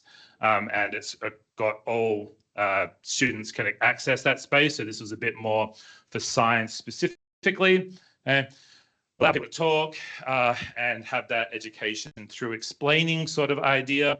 And really for me, it was a bit about this community. They have a very good military side of community, but to focus on one from the academic point of view, and have a quiet place to study, because one of the other places is right next to the cafe, and yeah, not the most easy place for them to study. Okay. So there have been some challenges with doing this, let alone the big goals associated with it, but finding the appropriate space. I'm not going to pretend that I didn't get this idea from the time I worked at ANU, and they were building a new building at the time, and they were able to purposely build a space that was really appropriate for this sort of idea. Whereas for us, we're trying to retrofit into rooms that already exist, and so that became a bit of a challenge to find the right sort of area. Challenge associated by being at ADFA is that UNSW doesn't own the buildings. We are tenants of the military, which means if you want to do anything, including painting or anything like that, sticking something into a wall has more bureaucracy than most universities would even imagine. So think about what we have at UNSW and then add the military on top of that. Yeah. So that's been an interesting one. Okay. IT, we've seen how that can be, even best intentions have issues, that's fine. But if you're talking about IT and security and defense, and we won't even go into how much effort it takes to get a new program installed on campus, on the base. So yeah, just IT issues do abound a little bit. Okay. Also, when we're trying to establish this, the military changed their schedule. So normally they were they are quite regimented. They were up at 7 doing personal training and fitness in the morning. Academic day in Canberra starts at 10 a.m. and finishes at 6 p.m. That's the academic time. Outside of that, the military can do what they want. This year, they decided to start that at 6 a.m. So students, from my perspective, have been noticeably quite tired this year, which has sort of impacted the academics a little bit. But that's a fight we can have with the military at a later stage. But just pointing out, it's not all roses and sunshine. There are issues to face with these sorts of things. And this year, they also decided to work on the heating and the cooling of the building, which meant where a nicely new established room was over 30 degrees at the start of the semester when we kicked off, which I do think impacted the utility of it to start with, obviously. So one thing I didn't mention is we are happily on semesters, so that is a very big positive of working in Canberra. Okay. So this is just an illustration of sort of what the room is like. As a chemist, I decided the biggest study aid would be a periodic table. And since I couldn't actually put anything into the wall, I was printing out and blue tack to get it up there and useful for students. Geography colleagues wanted to make sure they're engaged, so threw up some maps just to if that's of use for them. It is currently sort of more used by chemistry more than anything because of our science, even though we've got lots of disciplines, we're sort of divided across two buildings, and where this is located is chemistry and geography. So that's been the initial focus. Okay. Just to show it is used, I'm not going to lie, again, this was a couple of days before the exam, so you can imagine why it might have been a little bit more popular. Okay. So what I've learned from putting this together, some things that students definitely want or what you need to do to have it work effectively is make sure it is used as a space from day one. So from 2026, my first week, there's going to be catch-up revision. Oh, crap, I've forgotten all my chemistry from year 12 sort of study sessions in week 1. In that room to be like, this space is for you to use, to study. And I think that's going to be a really big benefit, which we couldn't do this year because it was too hot. Okay? And then use it in revision sessions and that sort of stuff rather than in sort of the lecture theatres, just to, again, you don't have people coming to kick you out if you're having a good conversation about the topics. Okay? Students have requested like just some screens so they can plug in their devices so they can sort of start typing up some reports or whatever and have a bit more space to do that. Honestly, I'm not sure we have the space within the room to do that, but it's just want to make it clear that's something they have sort of mentioned. But a whiteboard, low tech, easy, good color of markers available, and they do actually quite like that. Talk it through, draw it up, and talk to each other about the ideas. Quite a useful concept. Okay. I don't have formal feedback data from my experience or anything, but I have talked to the students about this and made my own observations. And this is what it's come out to. They do want sort of formal table, desk sort of space. Did try opening up a second room with like bean bags and stuff, and they're like, that's not what we're after. I think that was used once in the entire semester for someone to have a nap in, but there. So they want something more formal, not just a get-together space. Did notice that it's the students who are in the high distinction range who are more likely to use the space. So while that's a good start, and if we want that peer-to-peer learning sort of thing to develop, I think that'll be great, but trying to make the less strong students, not make them, but encourage them to come in some capacity is something to look into. Not managed to get that collaboration outside of their groups, whether it's year levels or different disciplines, or because we do have Army, Navy, and Air Force, there is a bit of, not cliquey in a negative way, but people sit with their people, and that hasn't changed so much. And I think this is something to hopefully work on and improve and make it a space that people can enjoy. So that is all I have. This is something that might be useful, particularly in a large campus like this, probably more at a specific discipline. If you have tried something like this and I'm not aware of it, feel free to reach out and let me know your thoughts. Details are there. And if you ever want to come out and check out a military base and a university at the same time, feel free to come down. Thank you.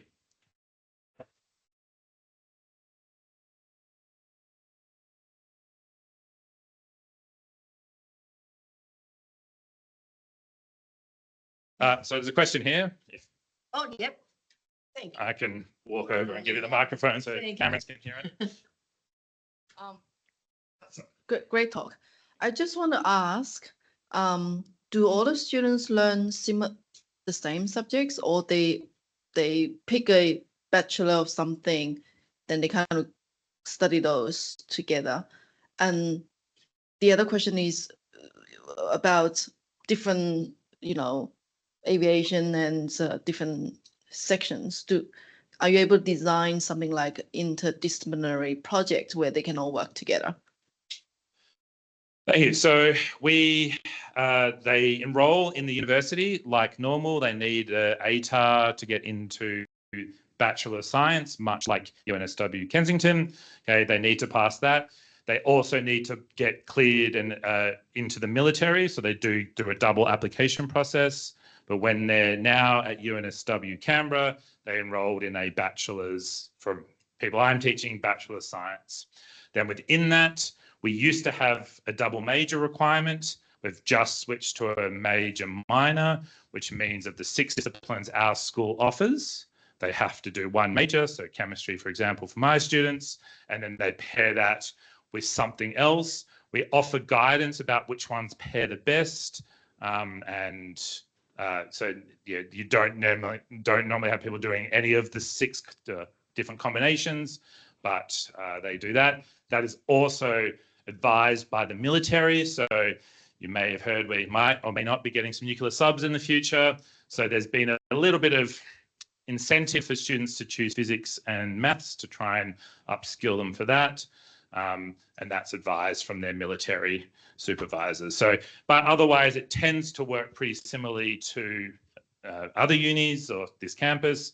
There are some general education courses they do as well, which would be sort of like elective equivalents here. When it comes down to cross-disciplinary stuff, we have research opportunities for exceptional students. We call it the Chief of Defence Force program, where students who are getting average of HDs, have had a higher ATAR, can do research projects in first, second and third year instead of other courses. So that's been quite nice. And if you're doing the major minor, you would normally do one in each year to learn across those aspects. Because we do have courses that, the standard 6 units, it's hard for, say, chemistry to go, well, I'm going to now do half this course on aviation because not all the students could do it. But we do also, sort of like the talk we had just before, have general science courses that if we have something we can mix and match with, that does work.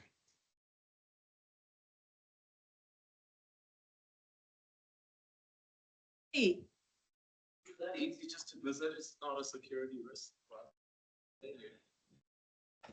So can you just come onto campus? There are signs when you walk on saying armed people patrol this base, do not trespass. Strictly speaking, if you're escort, you can walk on, there's no fences, people ride their bikes through it, it's the major bike path, so you're probably fine. If you are there walking around taking photos, you might get some questions asked. If you're walking inside buildings, strongly encourage you to have an academic there with their ID and everything who's showing you around. But yeah, when it was first created, it was gifted by a family who owned the land, and their one stipulation was, yes, you can use this for defence, but you cannot put up fences. So you can sort of walk in, but as the world's got a little bit crazier, they're discussing changing those sorts of things. That it on our end? Let's check with Emily and Anne if there are any questions. Are there any questions in Canberra, from the Canberra room? I'll be back there on Friday if you do. Obviously, yeah, your colleagues know more about this than we do up here, probably.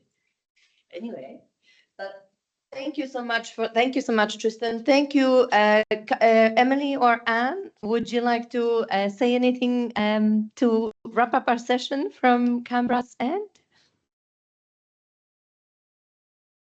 With a mic, possible, if possible. Because otherwise we shall be breaking in here to create some workshop space, which in 15 minutes we will be starting a workshop. Are they talking online? Because then we're not hearing. Can you hear us? How are you doing? Something in the chat to say no. Oh, great. Okay, I couldn't see the chat. Thank you very much. Thank you so much, everyone, for this. And yeah, and let's break now for 15 minutes. We're coming back for here in Sydney. We will be running a participatory session and then have some celebrations from 4 p.m. of and some celebrations of award winners and short videos and lots of other fun with drinks and nibbles involved. So we'll move on to the break now.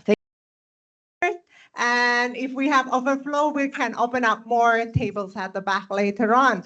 So thank you so much once again to come to our workshop today. And yes, so this workshop of embedding First Nation knowledge system, redesigning assessment from program and programmatic perspective. Right. So my name is Diana Turnip from Nexus program in medicine and health. And I'm here to facilitate the workshop with my colleagues. So I have Melody Muscat online from Black Academy, and I have David Meherk from also here, and Karen from Black Academy. And from Nexus, we have Priya online. Yes, we can see them, yes. And in the room, I have Patsy and Daniela, which hopefully you know all of them.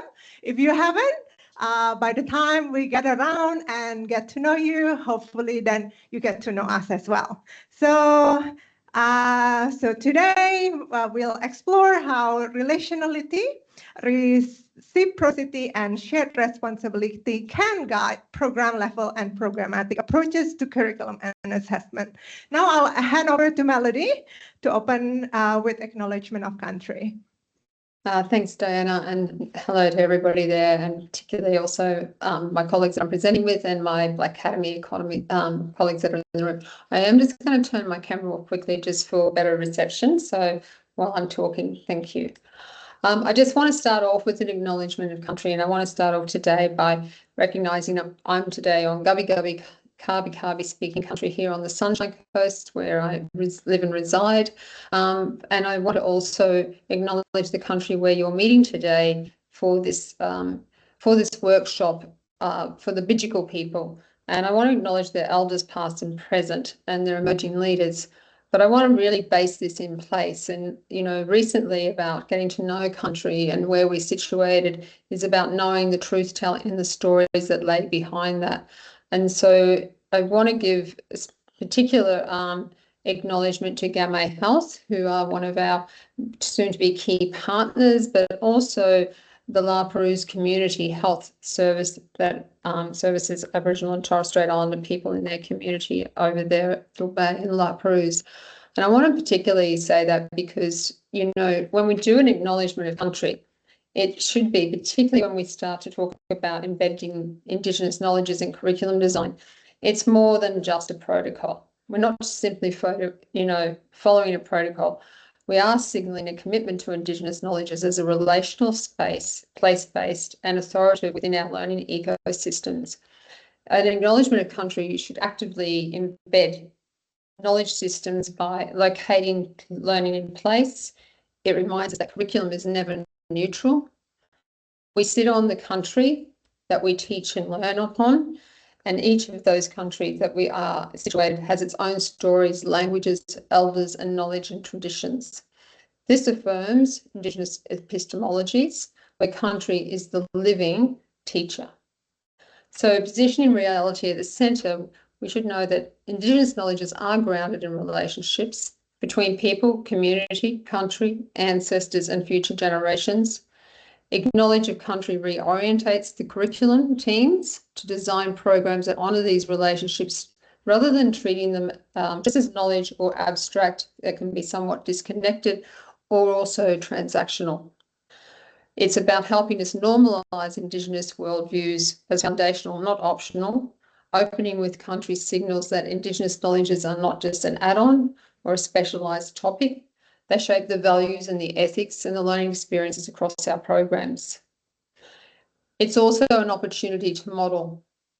And it's really important that all academics, if they choose to do an acknowledgement of country, learn something about the country and the stories and the truths behind where they are teaching from, but also that it's not just an Indigenous responsibility to do acknowledgement of country, that it's a way of actually doing your own acknowledgement and putting story into that and knowing place and having permissions to possibly either share that story is really, really important as a modelling to our students as they come through our programs.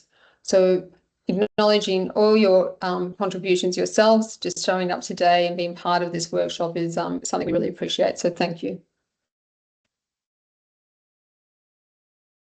Yep. So building on the connection with Progress for All. So today we're going to focus on how Indigenous knowledge and relational principles can shape curriculum and assessment. So by the end of this session, we'll understand the relationality of a foundation for program and program level and programmatic approaches, and share, like we'll explore shared responsibility and reciprocity in co-design, and hopefully by the end of this as well, you will be able to identify practical ways that you can embed this Indigenous epistemology in your program. So without any further ado, I'll pass over to Priya, who will set us in unpacking what means by program level and programmatic approaches.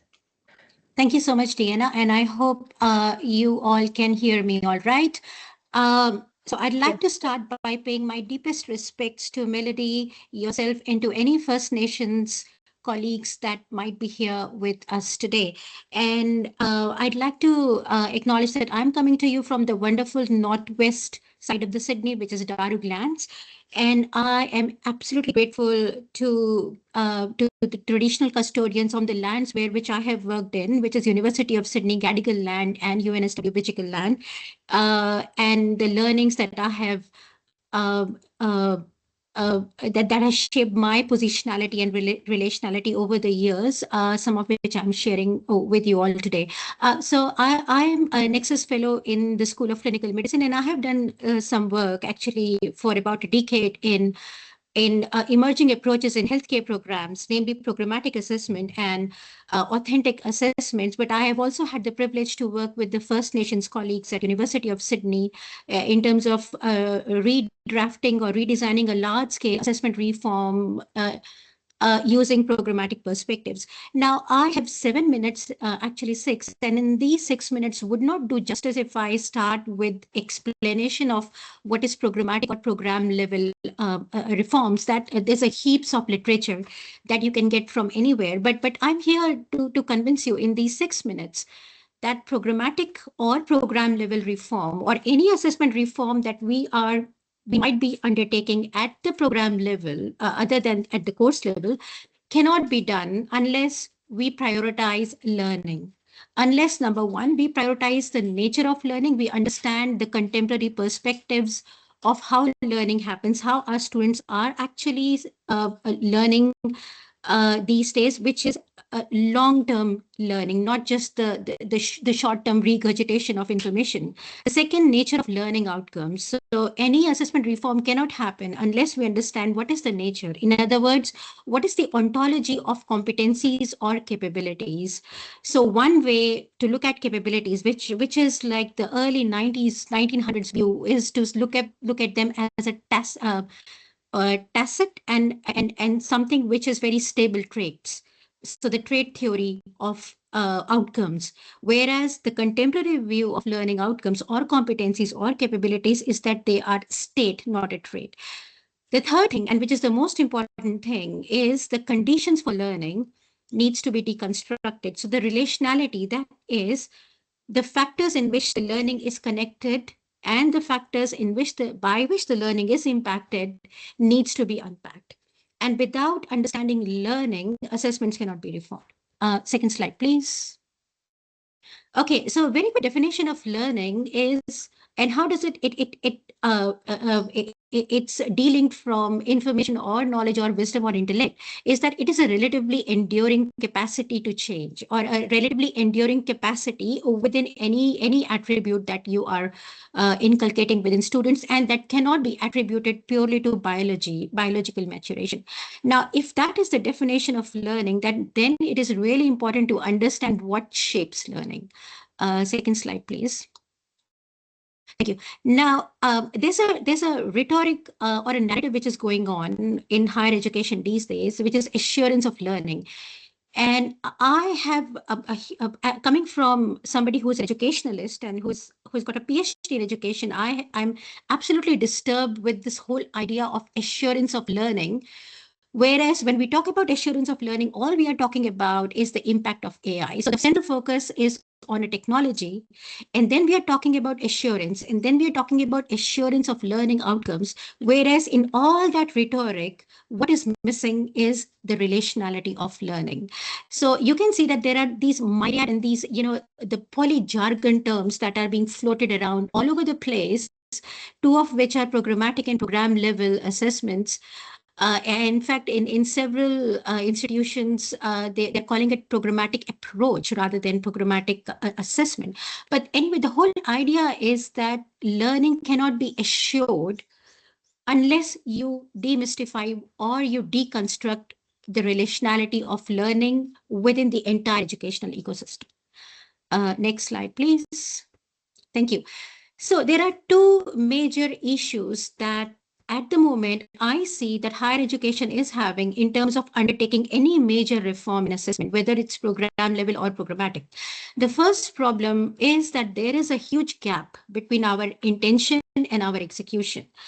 We intend and we want our students, whether we are producing doctors, engineers, teachers, or artists, we want them to acquire these skills by and large. These are university graduate capabilities, but we can contextualize that in our own programs. However, the way we design a curriculum is still rooted in extremely 1960 model of constructive alignment. And that model was given when the measurement paradigm was at its peak. So the problem in that constructive alignment framework is that it is not just linear, but it is emphasizing linkages rather than connections. And it is the connections where relationality would be positioning in. Next slide, please. The other problem is that we privilege structure over purpose. Now, this is a hypothetical diagram of a medical program. And if you look at it, this is a well-designed program. I'll call it as a really good, well-designed program. So you're producing doctors and say you've got 6 years of medical trainings, such as in UNSW. You've got a very well spirally linked curriculum that goes from structured learning to scaffolded learning to immersive learning. You've got a really nice suite of assessments ranging from written examination to an applied work-based authentic assessment to a portfolio.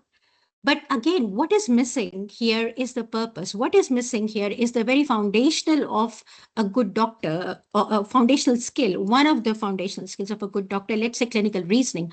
How is that skill being scaffolded from year 1 to year 6? Now, I must say that something really interesting that I have been observing when we talk about the structure, especially in programmatic and program level assessments, is the role of portfolio.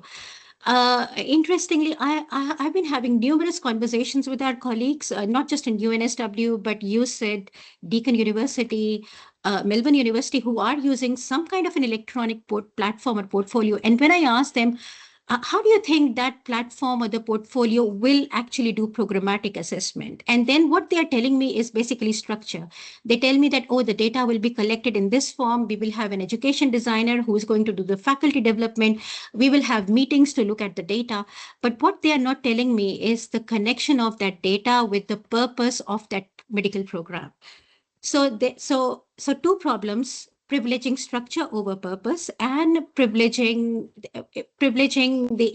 the need to control the factors that are within our control. For example, technology over things which are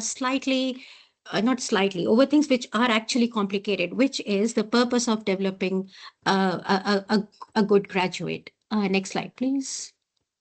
Okay, so learning, and I looked at some of the literature around contemporary theories of learning. So learning actually is not just an acquisition of knowledge. Learning is not just the meaning making, as the constructivist view would say. Learning is not just creation of communities of practice, but it is actually impacted by various internal, external drivers. It has a biological basis, but it has to manifest itself in a relatively enduring change. And this ecosystem of learning is what needs to be understood. The relationship between different factors needs to be understood if we want any meaningful change in the assessment to be sustainable. Next slide, please. Thank you. Now, we did some of the work in University of Sydney around systems thinking, and that's another way of thinking, way of looking at it from a much more organic perspective rather than looking at it from a very structured lens. So soft systems thinking, looking at that perspective, what we realize is that learning or influences that shape learning, and assessment will be one major influence, is laminated. So it's not a flat ontology. So there are layers and layers to different agents and actors within an educational ecosystem. They can be personal, they can be persons, there are program level influences, and then there are practice level influences. So you have a mix and the interplay of various cultural, various structural, and various relational conditions that shape the learning. Next slide, please. And with this background in mind, I'll quickly talk about one of the major evaluation work that we did in University of Sydney, who implemented, the medical school implemented a large scale programmatic implementation, programmatic level implementation, and elements of program level actually. What we found after we had a huge amount of data from students and educators are three major issues. At the personal level, what we found was that if we do not look at learning from its entire from an entirety perspective, then there can be a state of anomie, a concept in sociology, which means that a state of alienation or dysfunctionality. Then at the program level, there can be agnosis, which means structural stiffness, cultural, contextual apathy, a lack of trust between students and the faculty, because in programmatic assessment, data points, how they are captured and collated would play a major major role. And the third is at the practice level. Now, remember what we are dealing here is complexity and complex systems. And one of very, very interesting features of any complex system is emergence. So what happens at one level can emerge into another outcome at another level, which cannot be reduced to its original cause. So interestingly, the data that comes out of programmatic assessment from one institution then gets mutated into different narratives across different other universities. So the latest narrative that I'm hearing is programmatic assessment is extremely resource intensive. And one of the conversations that I had with another colleague saying, what do you mean by it's resource intensive? You cannot complain about resources because now you have Riser, which is, one of the very expensive portfolio. And the colleague of mine said, no, we are talking about the resources within our educators. They are not resourced enough to think programmatically. So either way, you cannot win. So what I'm trying to say is that if we do not take into consideration this interplay of structural systems that we have, interplay of culture and interplay of agency, then we are going to run into the problem of anomie, agnosis, and agenesis. And some of the research that we did using a philosophical framework of critical realism, what we found was that change in any major assessment reform, which is morphogenesis, or continuity of that change or sustenance of that change, which is morphostasis, of any social program or any education program is dependent on the interplay or the relationality of three major entities: the structure, the culture, and the agency. And the last slide is, and I would conclude and hand over to Melody, and I'll conclude with this assertion that education is ultimately a relational practice. And from my work and understanding of the ecosystem of education in terms of the structure, culture, and relational interplay is prerequisite to any major change, whether you're doing a traditional assessment, program level, or programmatic. So with these thoughts, and I'll hand over to Melody, and huge thanks for this opportunity. Thanks, Priya. So yes, we were invited to be part of this presentation today, just to talk a little bit, give you a little bit of insight into the work that we've been doing over in the Black Academy. And I'm not sure who's in the audience today, but some of you will have heard that the Black Academy has come into the Faculty of Medicine and Health over the last 12 months. And we come from an Indigenous sovereignty group. So it's nothing that we have just come up with ourselves. It's work that's ongoing. Like everything we talk about, it's those that come before us that pave the way. And the purpose of having the Black Academy was that we operate typically as Aboriginal and Torres Strait Islander people in Western systems in a very isolated way.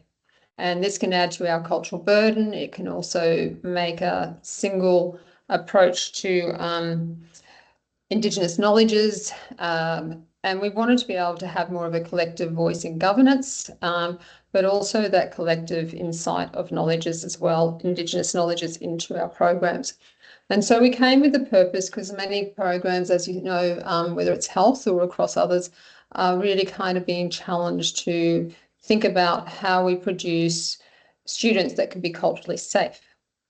And I'm sure for many of you, those particularly in health, know that cultural safety is not defined by ourselves or in an assessment. We can't assess cultural safety. And we were also reluctant to, I guess, sort of include that as a statement, but we really do want to be able to produce students that are culturally capable. And with that said, we've been able to build a team that successfully has come together with about at least 5 to 6 academic leads now, David being one of them in the room. We've had collaboration as part of our team with Karen, that's also in the room with you today, to bring together a curriculum. So we're really having a two-way knowing opportunity here. And we're also got student support, and we're led by Professor Marie Toombs, who some of you or many of you probably know, who is the Deputy Dean Indigenous in the Faculty of Medicine and Health. My role is the Associate Dean of Indigenous Health Education and Student Success. So when we come together, and a lot of this was driven by standards, and it was an opportunity to really leverage standards around accreditation to be able to move agendas forward that are often stagnated or really piecemeal. And I would argue that Indigenous health and education is one of those that often becomes very siloed. And we'll talk about that in a little bit for a reason, a little bit as well. Can I just go to the next slide, please? Or do I have control? No? Okay, so we operate from a model of social accountability, and this model of social accountability really situates First Peoples at the heart of everything we do. It situates people and their knowledges around that they are, in the context of health, the experts of receiving patient care. They have the ability to critique the health system and provide feedback for change. And one of those critical parts is for us to also engage in meaning relational partnerships to be sustainable. Often we've moved in the realm of, many of us, and not by choice, is to be more transactional given the limited resources and investment that universities have been providing to us to be able to build partnerships or build them on personal relationships that often don't always translate to sustainable partnerships. So with the Progress for All and Indigenous knowledges at the heart, it's really critical that we think about resourcing in this context as well. And of course, coming from that social accountability of communities directing intervention. What we know is that when communities are actively involved consistently in programs around curriculum design, it makes academics and our students more accountable, which means that their engagement in their learning becomes a much more tangible outcome because they feel a commitment back. So it really is about that relationality. Next slide, please. So just as a starting point, when we came into the programs and some work that had previously been done, particularly in medicine, but I can sort of mention now that it's done across all of our programs within the Faculty of Medicine and Health in Health Sciences, which is being led by Anthony Nichols, who is our Health Sciences First People's academic, Lauren Carr, who is our First People's optometrist and vision, both with disciplinary backgrounds in those areas. And also David, who is with you today in population health, with Dr. John Towney, and Miriam Kavanagh, who are our academic leads for the medicine program. That it was clear that it's very hard to have a programmatic assessment or a programmatic approach when you don't have a graduate learning outcome for that constructive alignment. And all of our programs, in fact, didn't have one.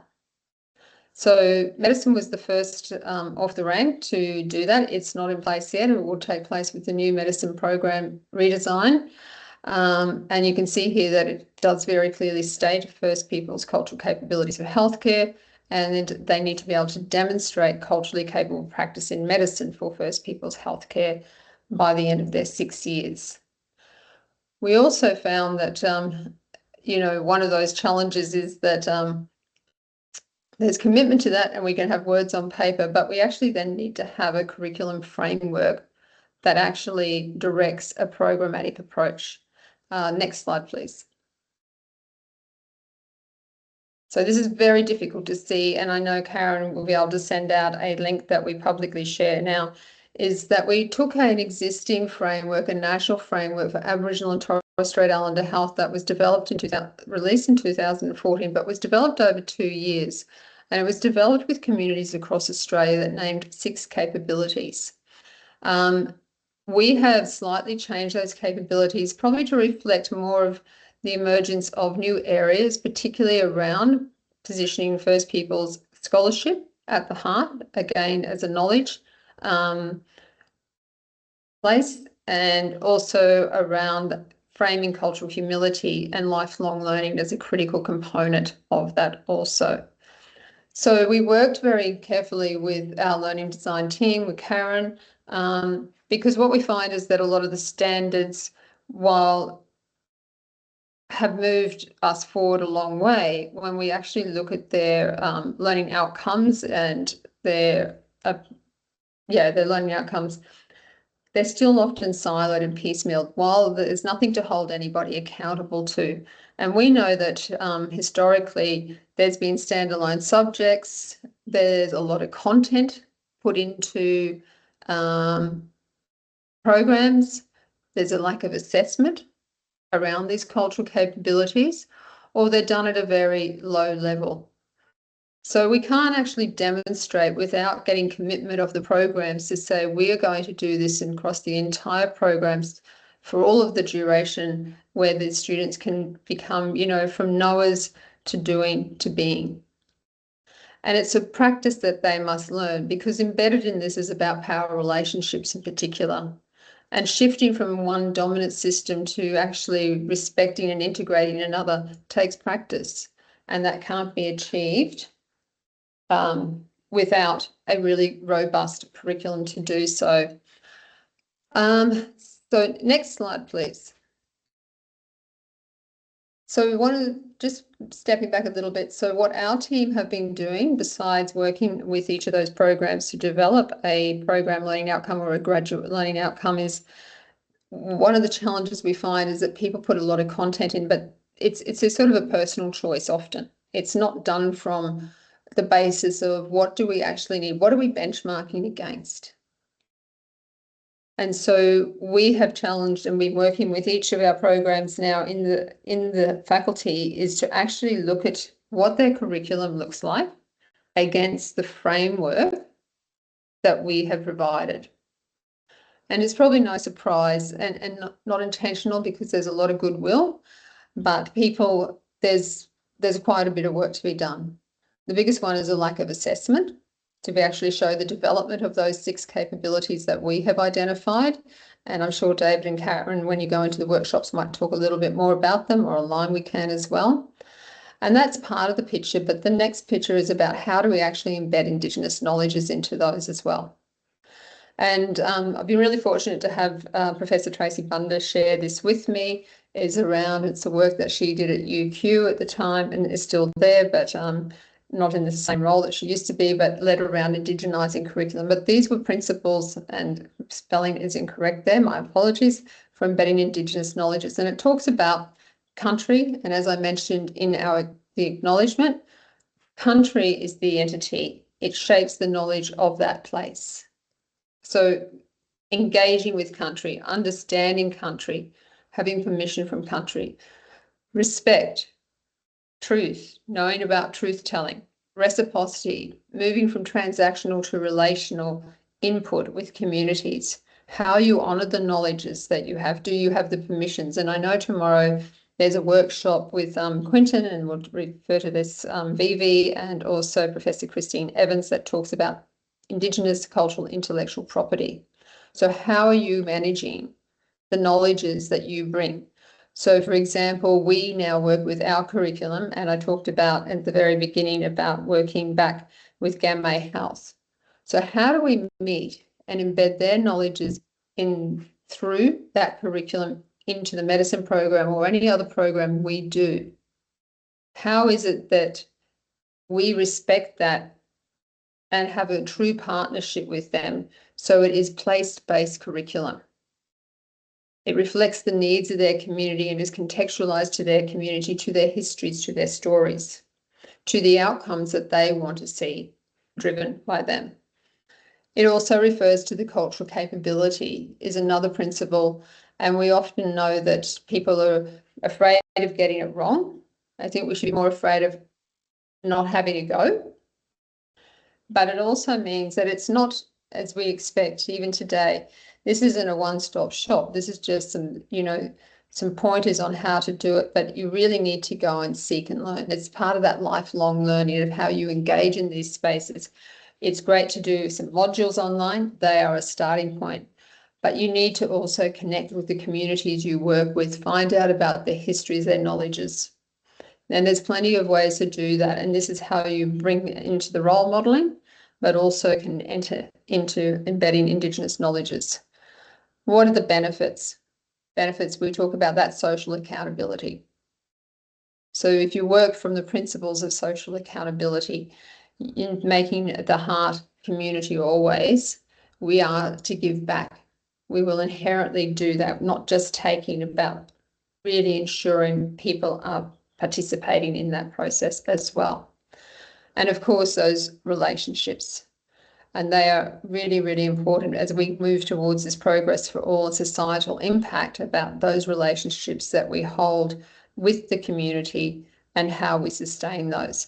So thinking about those principles, so it's not just about a framework, it's about understanding and working from those principles, working from a model of social accountability, a model of agility, to be able to be flexible, to think about that, working from an evidence-based curriculum that you will map across your programs, and then look at how you will assess the development of each of those capabilities as competencies, to know that you are graduating from a program perspective, that you are graduating students that have cultural capabilities to work effectively, to honour country, to honour relationships, to demonstrate respect, have reciprocity with those they work, and the benefits for those communities they serve. So following those principles are really important. And just quickly, next slide, please.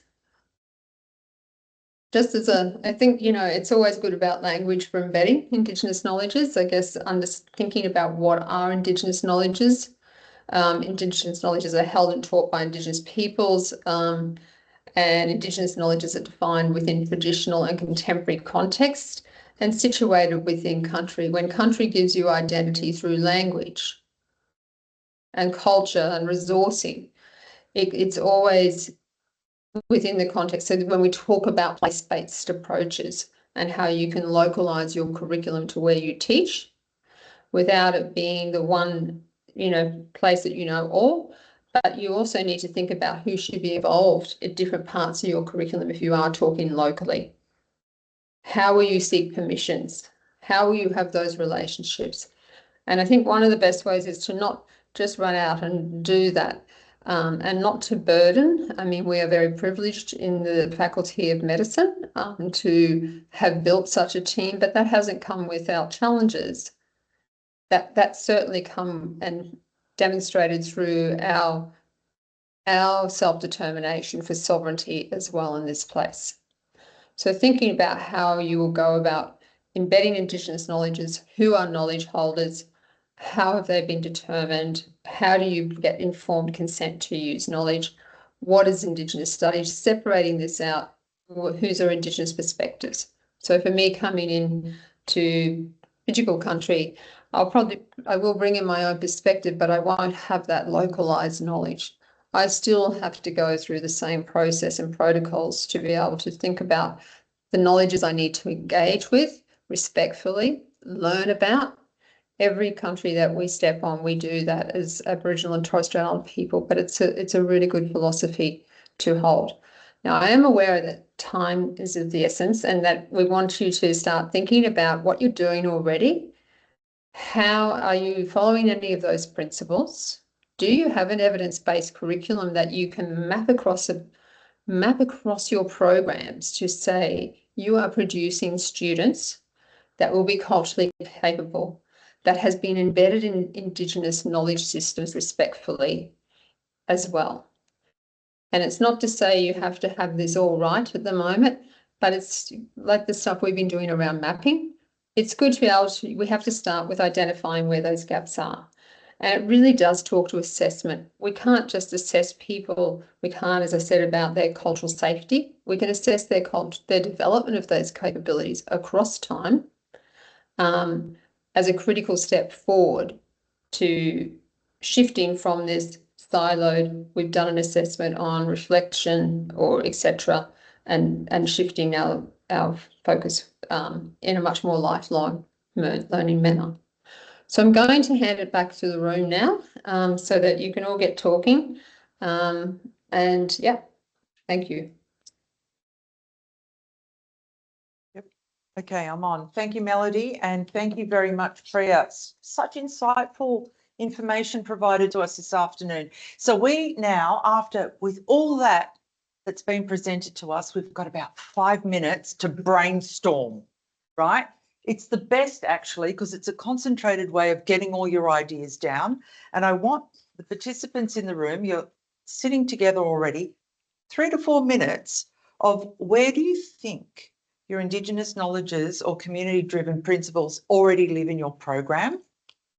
And 2, how does your team currently practice relationality and reciprocity? So 3, 2, 1, go. 3 to 5 minutes. Interesting.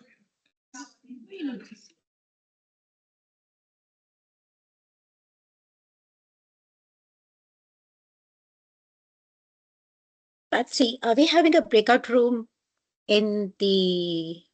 amongst online participants?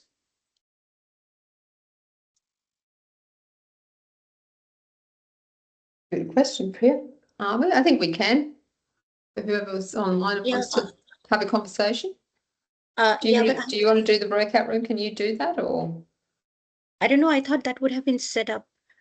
Can they hear us, or? Priya, I can help you set up some rooms. Oh, okay. Thank you so much. Thank you. We haven't got many people on, so maybe just one.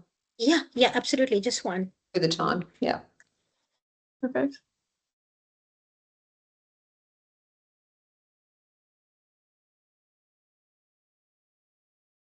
Do we know how many people are there in the room physically? I put 11 people, all the 11 people in the room. Oh, 11 are there. Okay. Do you want me to add you as well? No. Sorry. I meant physically. Do you know how many people are there?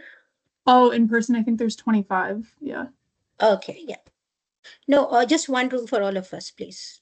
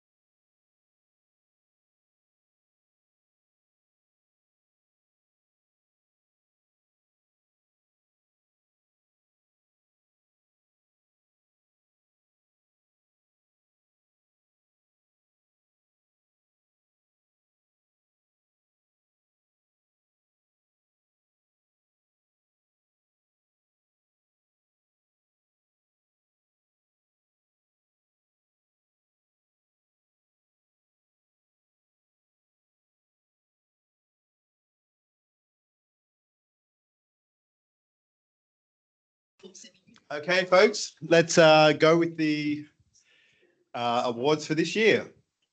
So what's this all about? I talked about an opportunity for reflection. Well, what are we going to reflect on? Some of the topics could be, how could we do an even better job at building student communities, at inspiring our students, linking their learning to the context in which they're going to be practicing what they've learned, using AI in their teaching, our teaching and assessment of our students, supporting their well-being, challenging and supportive active learning, assessment and feedback, and also leveraging student diversity. So we started off with 6 categories 5 years ago, and that's now expanded out to 8. And together, the videos over the last 4 years have gone to create the Teaching News You Could Use repository. That's going to be further populated by the finalists, the winners, and the honourable mentions from the submissions received this year to the Exemplary Teaching Practice Award. The purpose of these is to give everyone who teaches at UNSW an opportunity to share and be recognised for some of their cool teaching practices that could be of value to the rest of us, to expand the basis of what works and in fact build the teaching community. Imagine if you're in a line for a coffee and someone says, hey, I saw your video, cool idea. That has actually happened, I'm glad to say. And it could populate the repository that I just talked about, and I'll speak a little bit more about at the end. It's wonderful that submissions this year were drawn from every faculty of UNSW, which I think is really terrific. And beyond that, the 7 winners that we have today were drawn from 6 of these faculties without any aim for that to be the case. So I think that's really terrific. A quick thanks to Amanda, James, Naveen, and Iris for help with the digital submission system, Elise, Dorota, the ADA's, Nexus and SEA fellows for trying to help get the word out to collect submissions from many people, including many of you in this room. It was great to see. Your submissions were evaluated by a 3-person committee made up of a chair and 2 either Central Education Fellows or prior winners. So here the fellows, Alberto, Carol, Chintaka, Gary, Helen, and Jackie, many of whom have done this every year, so great thanks for your long service. Jayashri, Karen, Kevin, Lisa, Melanie, and Nat, Patsy, Peter, Rebecca, and Silas. And prior winners who came back to help judge this year's nominations were Anika, Belinda, Chris, Ji Chong, Jamie, Carly, Terry, and Veronica. The chairs of the committees in the first round joined Sarah and Merlin in judging the 3 or 4 finalists judged out of the first round to say which of those would be a winner. Now, just because you're a finalist, that doesn't necessarily mean there'll be a winner. It had to be good enough to become a finalist. So in some cases, there were submissions, but no finalists. So first you had to make it to be a finalist. And then just because you're a finalist, it doesn't mean you get to be a winner. So we really wanted to pick the ones that truly met the criteria. So thank you for those in the second round committee who did double duty, judging the first round in one category and then voting across the submissions to all 8 categories. So out of that, what were they judging the videos on? The answer would be their usefulness, their likely effectiveness at addressing a targeted challenge. They did not have to give evidence of impact like we do in most teaching awards. In 2 minutes, who could do that? Instead, present your idea in a way that others might be able to understand and emulate it. That's what that was all about. Breadth of applicability. It's not just about what do you do well, it's what could others do differently? What could others do well? That was to be the focus. And the ones that did best were the ones who really addressed that criteria rather than just merely the usual, here's how awesome I am in what I do. And then finally, it's obviously great if you can communicate well. So the special challenge here, as always, we think it's obvious to listen, but if you hear just one thing, please try and hear this. Let's leave our applause until after I've played the video, so we don't do double duty on the clapping, okay? So I'm going to tell you who the finalists are. I'm going to tell you who the winner is. And then we're going to go straight into watching their video. And then you can applaud the winner and their video as they come and receive their certificate and get a photo with Sarah and myself. So that's the plan. And by the way, usually the first one to break this rule will be me. It's something about, you say someone's a winner and you can't help but go clapping. So the wheels may fall off that plan, but that's the idea.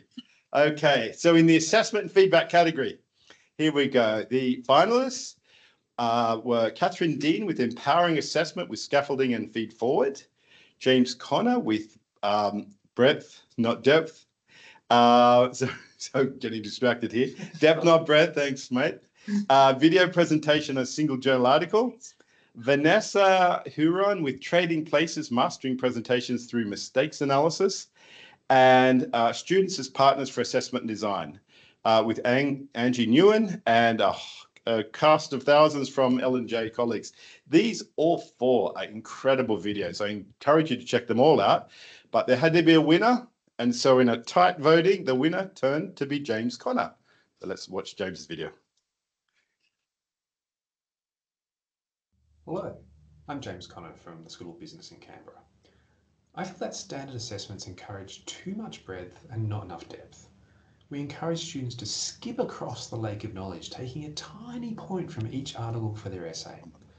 And I'm always left wondering, do students really understand the works they use, or are they just citation hunting to support a point? Which got me thinking, when do we get students to delve deeply into an article, its argument and evidence, so that they know what good academic practice looks like holistically? Well, I get my students to sink like a stone in our lake of knowledge now, getting them to delve deeply into a single journal article. The task is simple. I provide a limited choice of top-ranked and cited journal articles for them to choose a single article from. Then, in a 10-minute video presentation, they must show what is the key argument, how do they support it, how does the article and argument fit the overall literature, who do they cite and who has cited them and why. In week 2, I demonstrate this task myself with a 10-minute video on one of my favourite change management articles. Why a video? It requires students to synthesize the written words of the article into a different format, demonstrating their understanding of it. Now, 1 and 2 are relatively easy and allow students to show their ability to read and understand a journal article.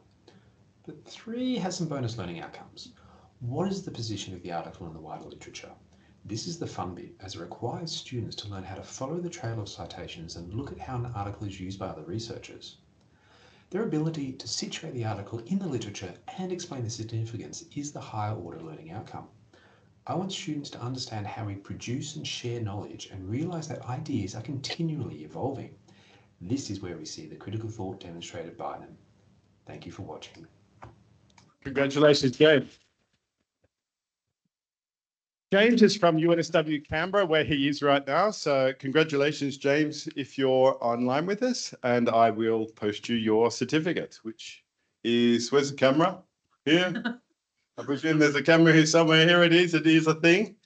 And with that, let's go with our next category, which is building student communities, in which we have 2 finalists, I believe. That is build student communities with speed dating and soldering from Wendy Lee in engineering, and build student communities through group-based activities by Alice Sun from business. And our winner of building student communities is Wendy Lee.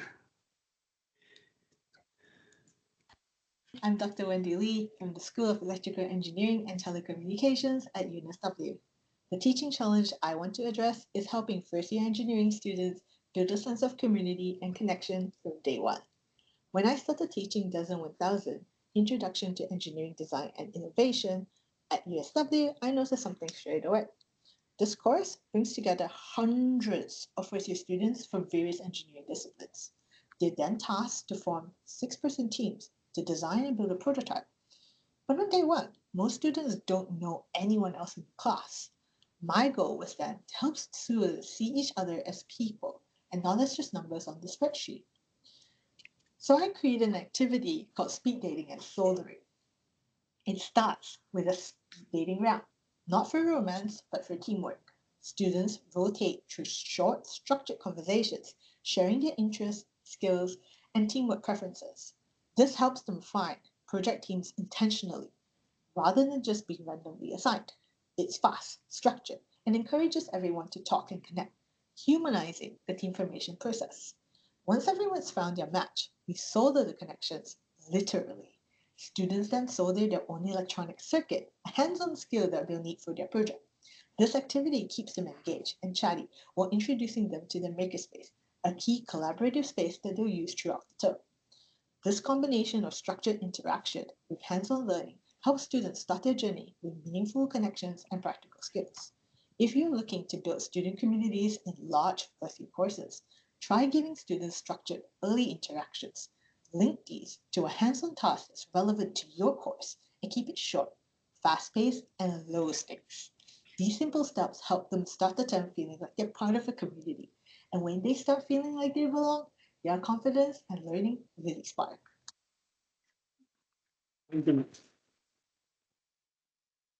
Thank you, Wendy, for that wonderful example about how if we bring our whole selves to work, this can encourage our students to do the same.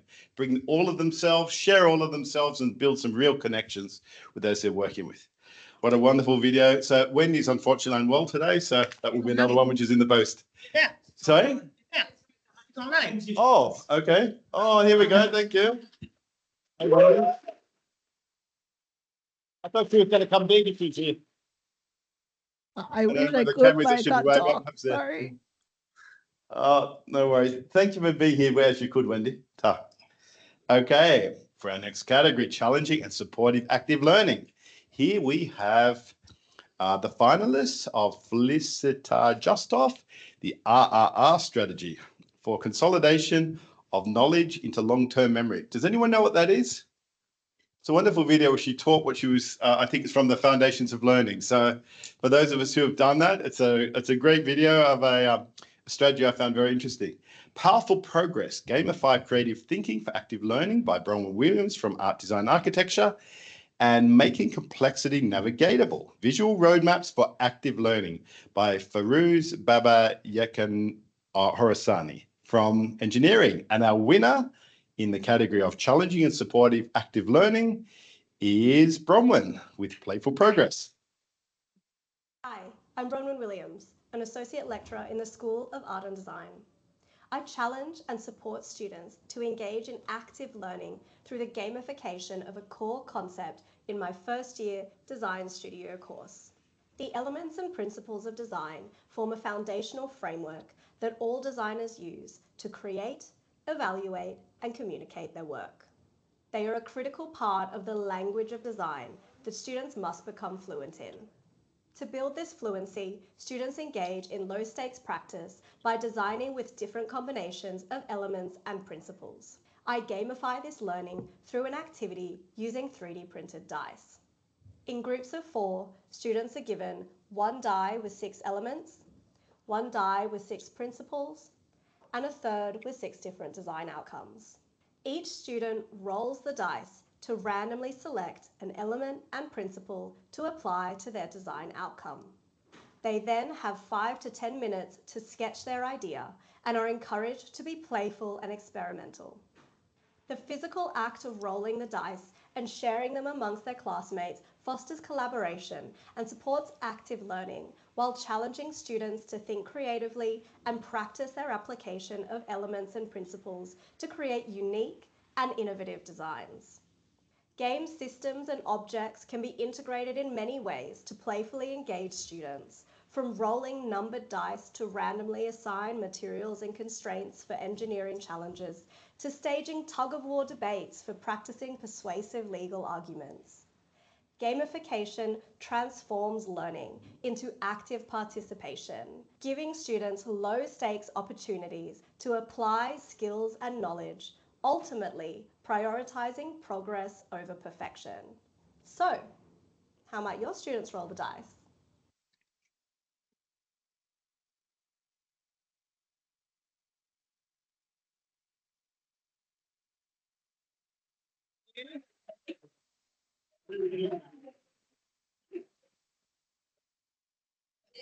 Okay, staring straight ahead. Yeah, it should be fun, right? All right, ready? 1, 2, 3.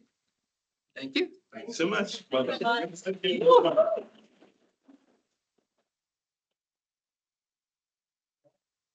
Next category, inspiring students. We have learning through laughter with Hassan Shukair. We have Soften Your Language, Strengthen Connection by Gabby Noodleman. And Virtual Gallery, Immersive Exhibition to celebrate student creativity and connection by Christina Bayer and Joe Tay. And the winner of Inspiring Students is Hassan Choucair from Science. Hi, I'm Hassan, and I'm a lecturer from the School of Biotechnology and Biomedical Sciences. The challenge I'm tackling is one every educator knows, and that's keeping students engaged in the classroom. So I've called in a little help with Cartoon Hassan and his animated students who will be joining me for this video. I teach large classes, and sometimes it really does feel like stand-up.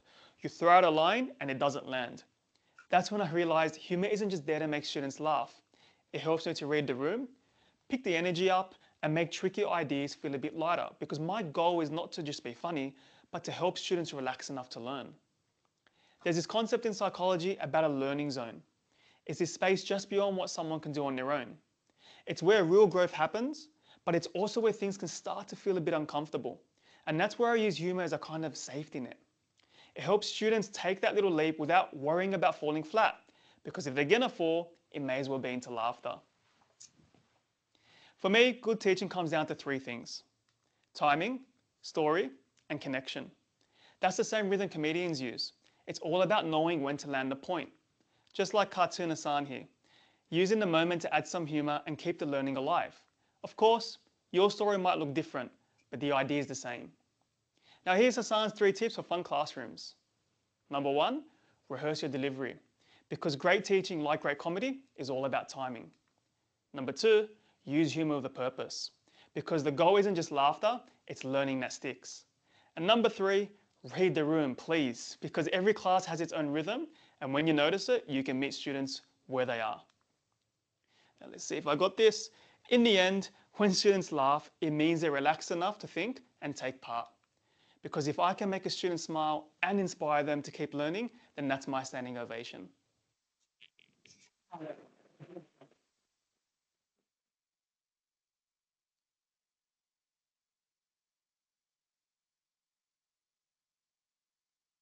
Standing ovation.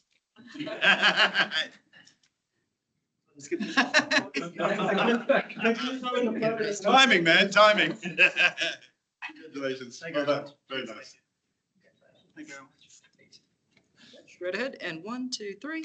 1, 2, 3. Thank you. Thank you very much. Cheers. Now we're on to leveraging student diversity, for which there was a number of submissions, and there was one finalist, which also happened to be our winner. So now let's listen to John Kai and Alwyn Sim's video.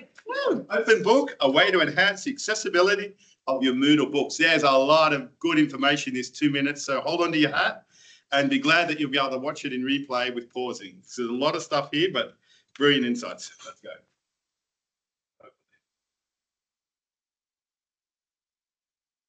This is the presentation on Open Book. Please scan the QR code to access our Moodle page or visit the link below. So this is a typical Moodle book. You can see there's chapters on the side, but there's a few issues we can see here. The text can be hard to read. The H5P activities or the tables are a bit too wide, make the students' learning experience not so consistent, not so smooth. That's where we come in with Open Book script that enhances universal design for learning principles. The Moodle book looks like this now. Interactive one-pager. Now all the chapters has been joined into one page with the navigation bar on the top. It's got you covered with audio and visuals built in. Adds text-to-speech features for those who prefer listening. In this module, we will explore tuberculosis, TB, along with hemorrhage with tools like highlighting and notes. So now let me show you how you can do this as well. So first off, if you have a Moodle book on your course, and you can follow in the step 2. If you don't have one, please enroll in this course and then go to this page on the step 2. And then let's find this button to copy raw file. Pick the Moodle book you want to enhance. So I go to this user playground and duplicate. So let's click this Moodle book. Just go to the setting button here. Within the settings, let's find this button where you can see the source code. Paste in this script you just copied. Just click save, save and display. To click through more and then print book. So you can see this as we showed earlier, it's all in one page now. Finally, OpenBook is open source and scalable. It brings educators and education developers together to create accessible, engaging learning experience for all students.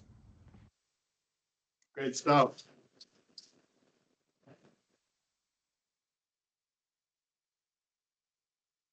You got all those details? Oh. Thank you. That seems an extremely helpful way to build accessibility. Congratulations, Owen. Congratulations, John. Thank you. Good on you. Thank you. Thank you. Okay, and straight ahead. 1, 2, 3. 1, 2, 3. Thank you. Thank you. Okay, now we're moving on to linking learning to context, where our finalists are Linking Learning to Context, Theory in the Wild by Belinda Dunstan, Recommended Watching, Linking Learning to Context, Alyssa Flatley, and How Fun Facts and Mythbusters Changed Our Classroom by Lynn Gribble. And our winner in this category is Linking Learning to Context, Theory in the Wild by Belinda Dunstan, who unfortunately is not with us, but I should acknowledge has just won for the second year in a row, which is very impressive. In fact, we have one person who'd won 3 years in a row. He's no longer at UNSW. So Belinda's now the champion in this. He went consulting. Hey everyone, I'm Belinda Dunstan. I'm a senior lecturer in the School of Built Sorry, it's not Environment. louder. This video presents a simple but effective method for linking learning to context that I've titled Theory in the Wild. Theory in the Wild is a method that I've used to help students recognize the presence or application of theoretical ideas in the real world, engaging them with the course content and cementing their learning. It also allows for a multimodal engagement within theory courses, which accounts for a diversity of student learning approaches and gives students an alternative way to demonstrate their learning. This method could be used across a wide range of subjects, but particularly for those teaching theory-based courses. In my case, I teach critical theory in interior architecture, and to apply this method, I complete 4 steps. Step 1 is to begin by presenting the theory or concept to the students. Step 2 is to show the students examples that you have identified of the theory being applied in the real world. In my case, in interior architecture, I show the students examples of defensive architecture in the city, but others might show a maths or physics equation applied to a structure or a social or weather phenomenon. Step 3, send the students out with their phones to capture photographs or videos of the theory in action in the wild. Step 4, get the students to upload the videos and photographs and discuss what they saw in relation to the initial theory that you presented in class. To implement this method, I used weekly discussion forums on Moodle where students could upload their photographs and their reflections and see a lot of other examples captured by their peers. However you choose to implement it, encouraging students to document theory in the wild is guaranteed to link their learning to a lived context. Congratulations, Belinda. Unfortunately, Belinda's also not with us. And so we move on to our final video category, using AI in assessment and teaching, for which the finalists are Using AI in Teaching Assessment by Song Ting Dong, Building Critical Thinking by Having Students Critique AI Output by Joy Clammer, and Empower Student Learning Through Course-Specific AI Support by Fazia Mahid. And the winner of this category is Fazia. So here's Fazia's video. Hi, I'm Faiza from School of Banking and Finance, and today I will tell you how I use course-specific AI assistant to improve student learning. Students are constantly juggling deadlines, lectures, assessments. Even with the resources we provide, many still feel overwhelmed. Generic tools like ChatGPT can help, but they don't know our course, so students often receive answers that are incorrect or irrelevant. Enter Learning Booster, a course-specific AI assistant giving students 24/7 support based solely on the course material. I create nothing new for it. The material used is something that I have curated for my course anyway. Slides, instructions, even video script is recorded by Echo 360 anyway. I simply need to upload it into the system, which takes seconds. That's it. Now, students receive guided responses that point them back to the exact section of the relevant resource. The setup is simple, scalable, and sustainable. It takes under an hour at the start of the term to upload all material. All I need is a license to use the platform, and you have a choice within that as well.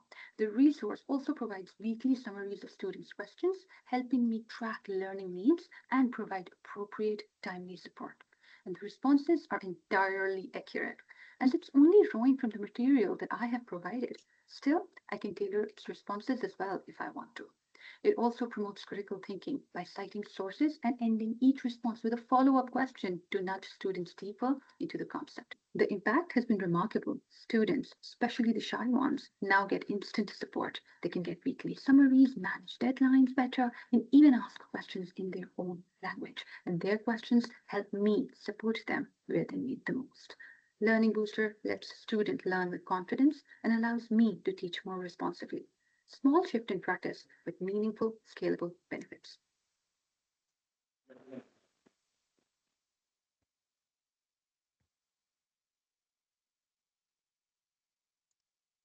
Congratulations. Yeah, the right one. Okay, straight ahead. 1, 2, 3. 1, 2, 3. Thank you.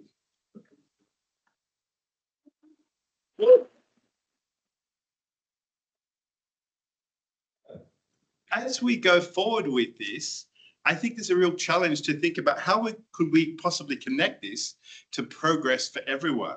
And I think two opportunities here are, number one, when the Eligible Teaching Practice Awards kicked off, prime purpose was to build the teaching community across UNSW. And it was suggested, oh, why don't we put it on YouTube? Why don't we put it for everyone? Well, anything for everyone is for no one. And so we really wanted to keep it focused on our community. On the other hand, if we're really going to think about impacting others beyond UNSW, around the country and ultimately around the world, maybe we rethink that. So we have decided to do that. And I'd now like to share and launch, with great thanks to particularly Dorada and Alberto, this QR code will link you to the new Teaching Use You Can Use website, where you can find, and I'll show you, it looks like this, but we're about to, leaders, please stay behind. This picture's in part to remind me. We'll get a new photo of the winners this week with Sarah, and that will go in this place on the updated website. Don't tell Merlin. And on this, I'll just go back and click on it and just show you one or two things. And the idea is that we're going to explore going forward. I'm interested if you have feedback on this, but basically making it open to applications beyond UNSW. So educators around the country could have the same benefit that you've experienced of trying to reflect on how could I distill my best ideas in just 2 minutes? How might I have a chance to share them, not just beyond my school and my faculty, my university, but indeed to educators around the country? And of course, how could we learn from what others are doing around the place? So we're yet to explore details like whether we're able to offer awards beyond UNSW and details like that, but I'm hopeful that we can. And with your help, if we go forward with this, I'd really appreciate you drawing upon your networks to help attract submitters so we can share the good thing that we've got going on here beyond UNSW.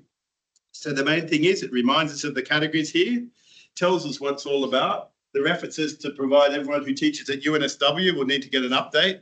I think we'll start with Australia and then see how we take it from there. And then down, if you click on each of these icons, you can see all the videos from the finalists today and the finalists and the winners from all the previous years in this YouTube site, which we aim to update going forward with the finalists and the winners and the honourable mentions from this year and in future years. And so that's what's there. I encourage you to check it out. There's many wonderful videos beyond the ones that we saw today, and you can actually hear them reasonably from a regular PC setup. So I'm sorry it wasn't louder in the room. But with that, I'd like to conclude. Thank you all of you for submitting, all the people I mentioned before for helping make this award happen. And I hope you enjoy the rest of your evening. If there's more drinks left and EduFest tomorrow. Thanks very much.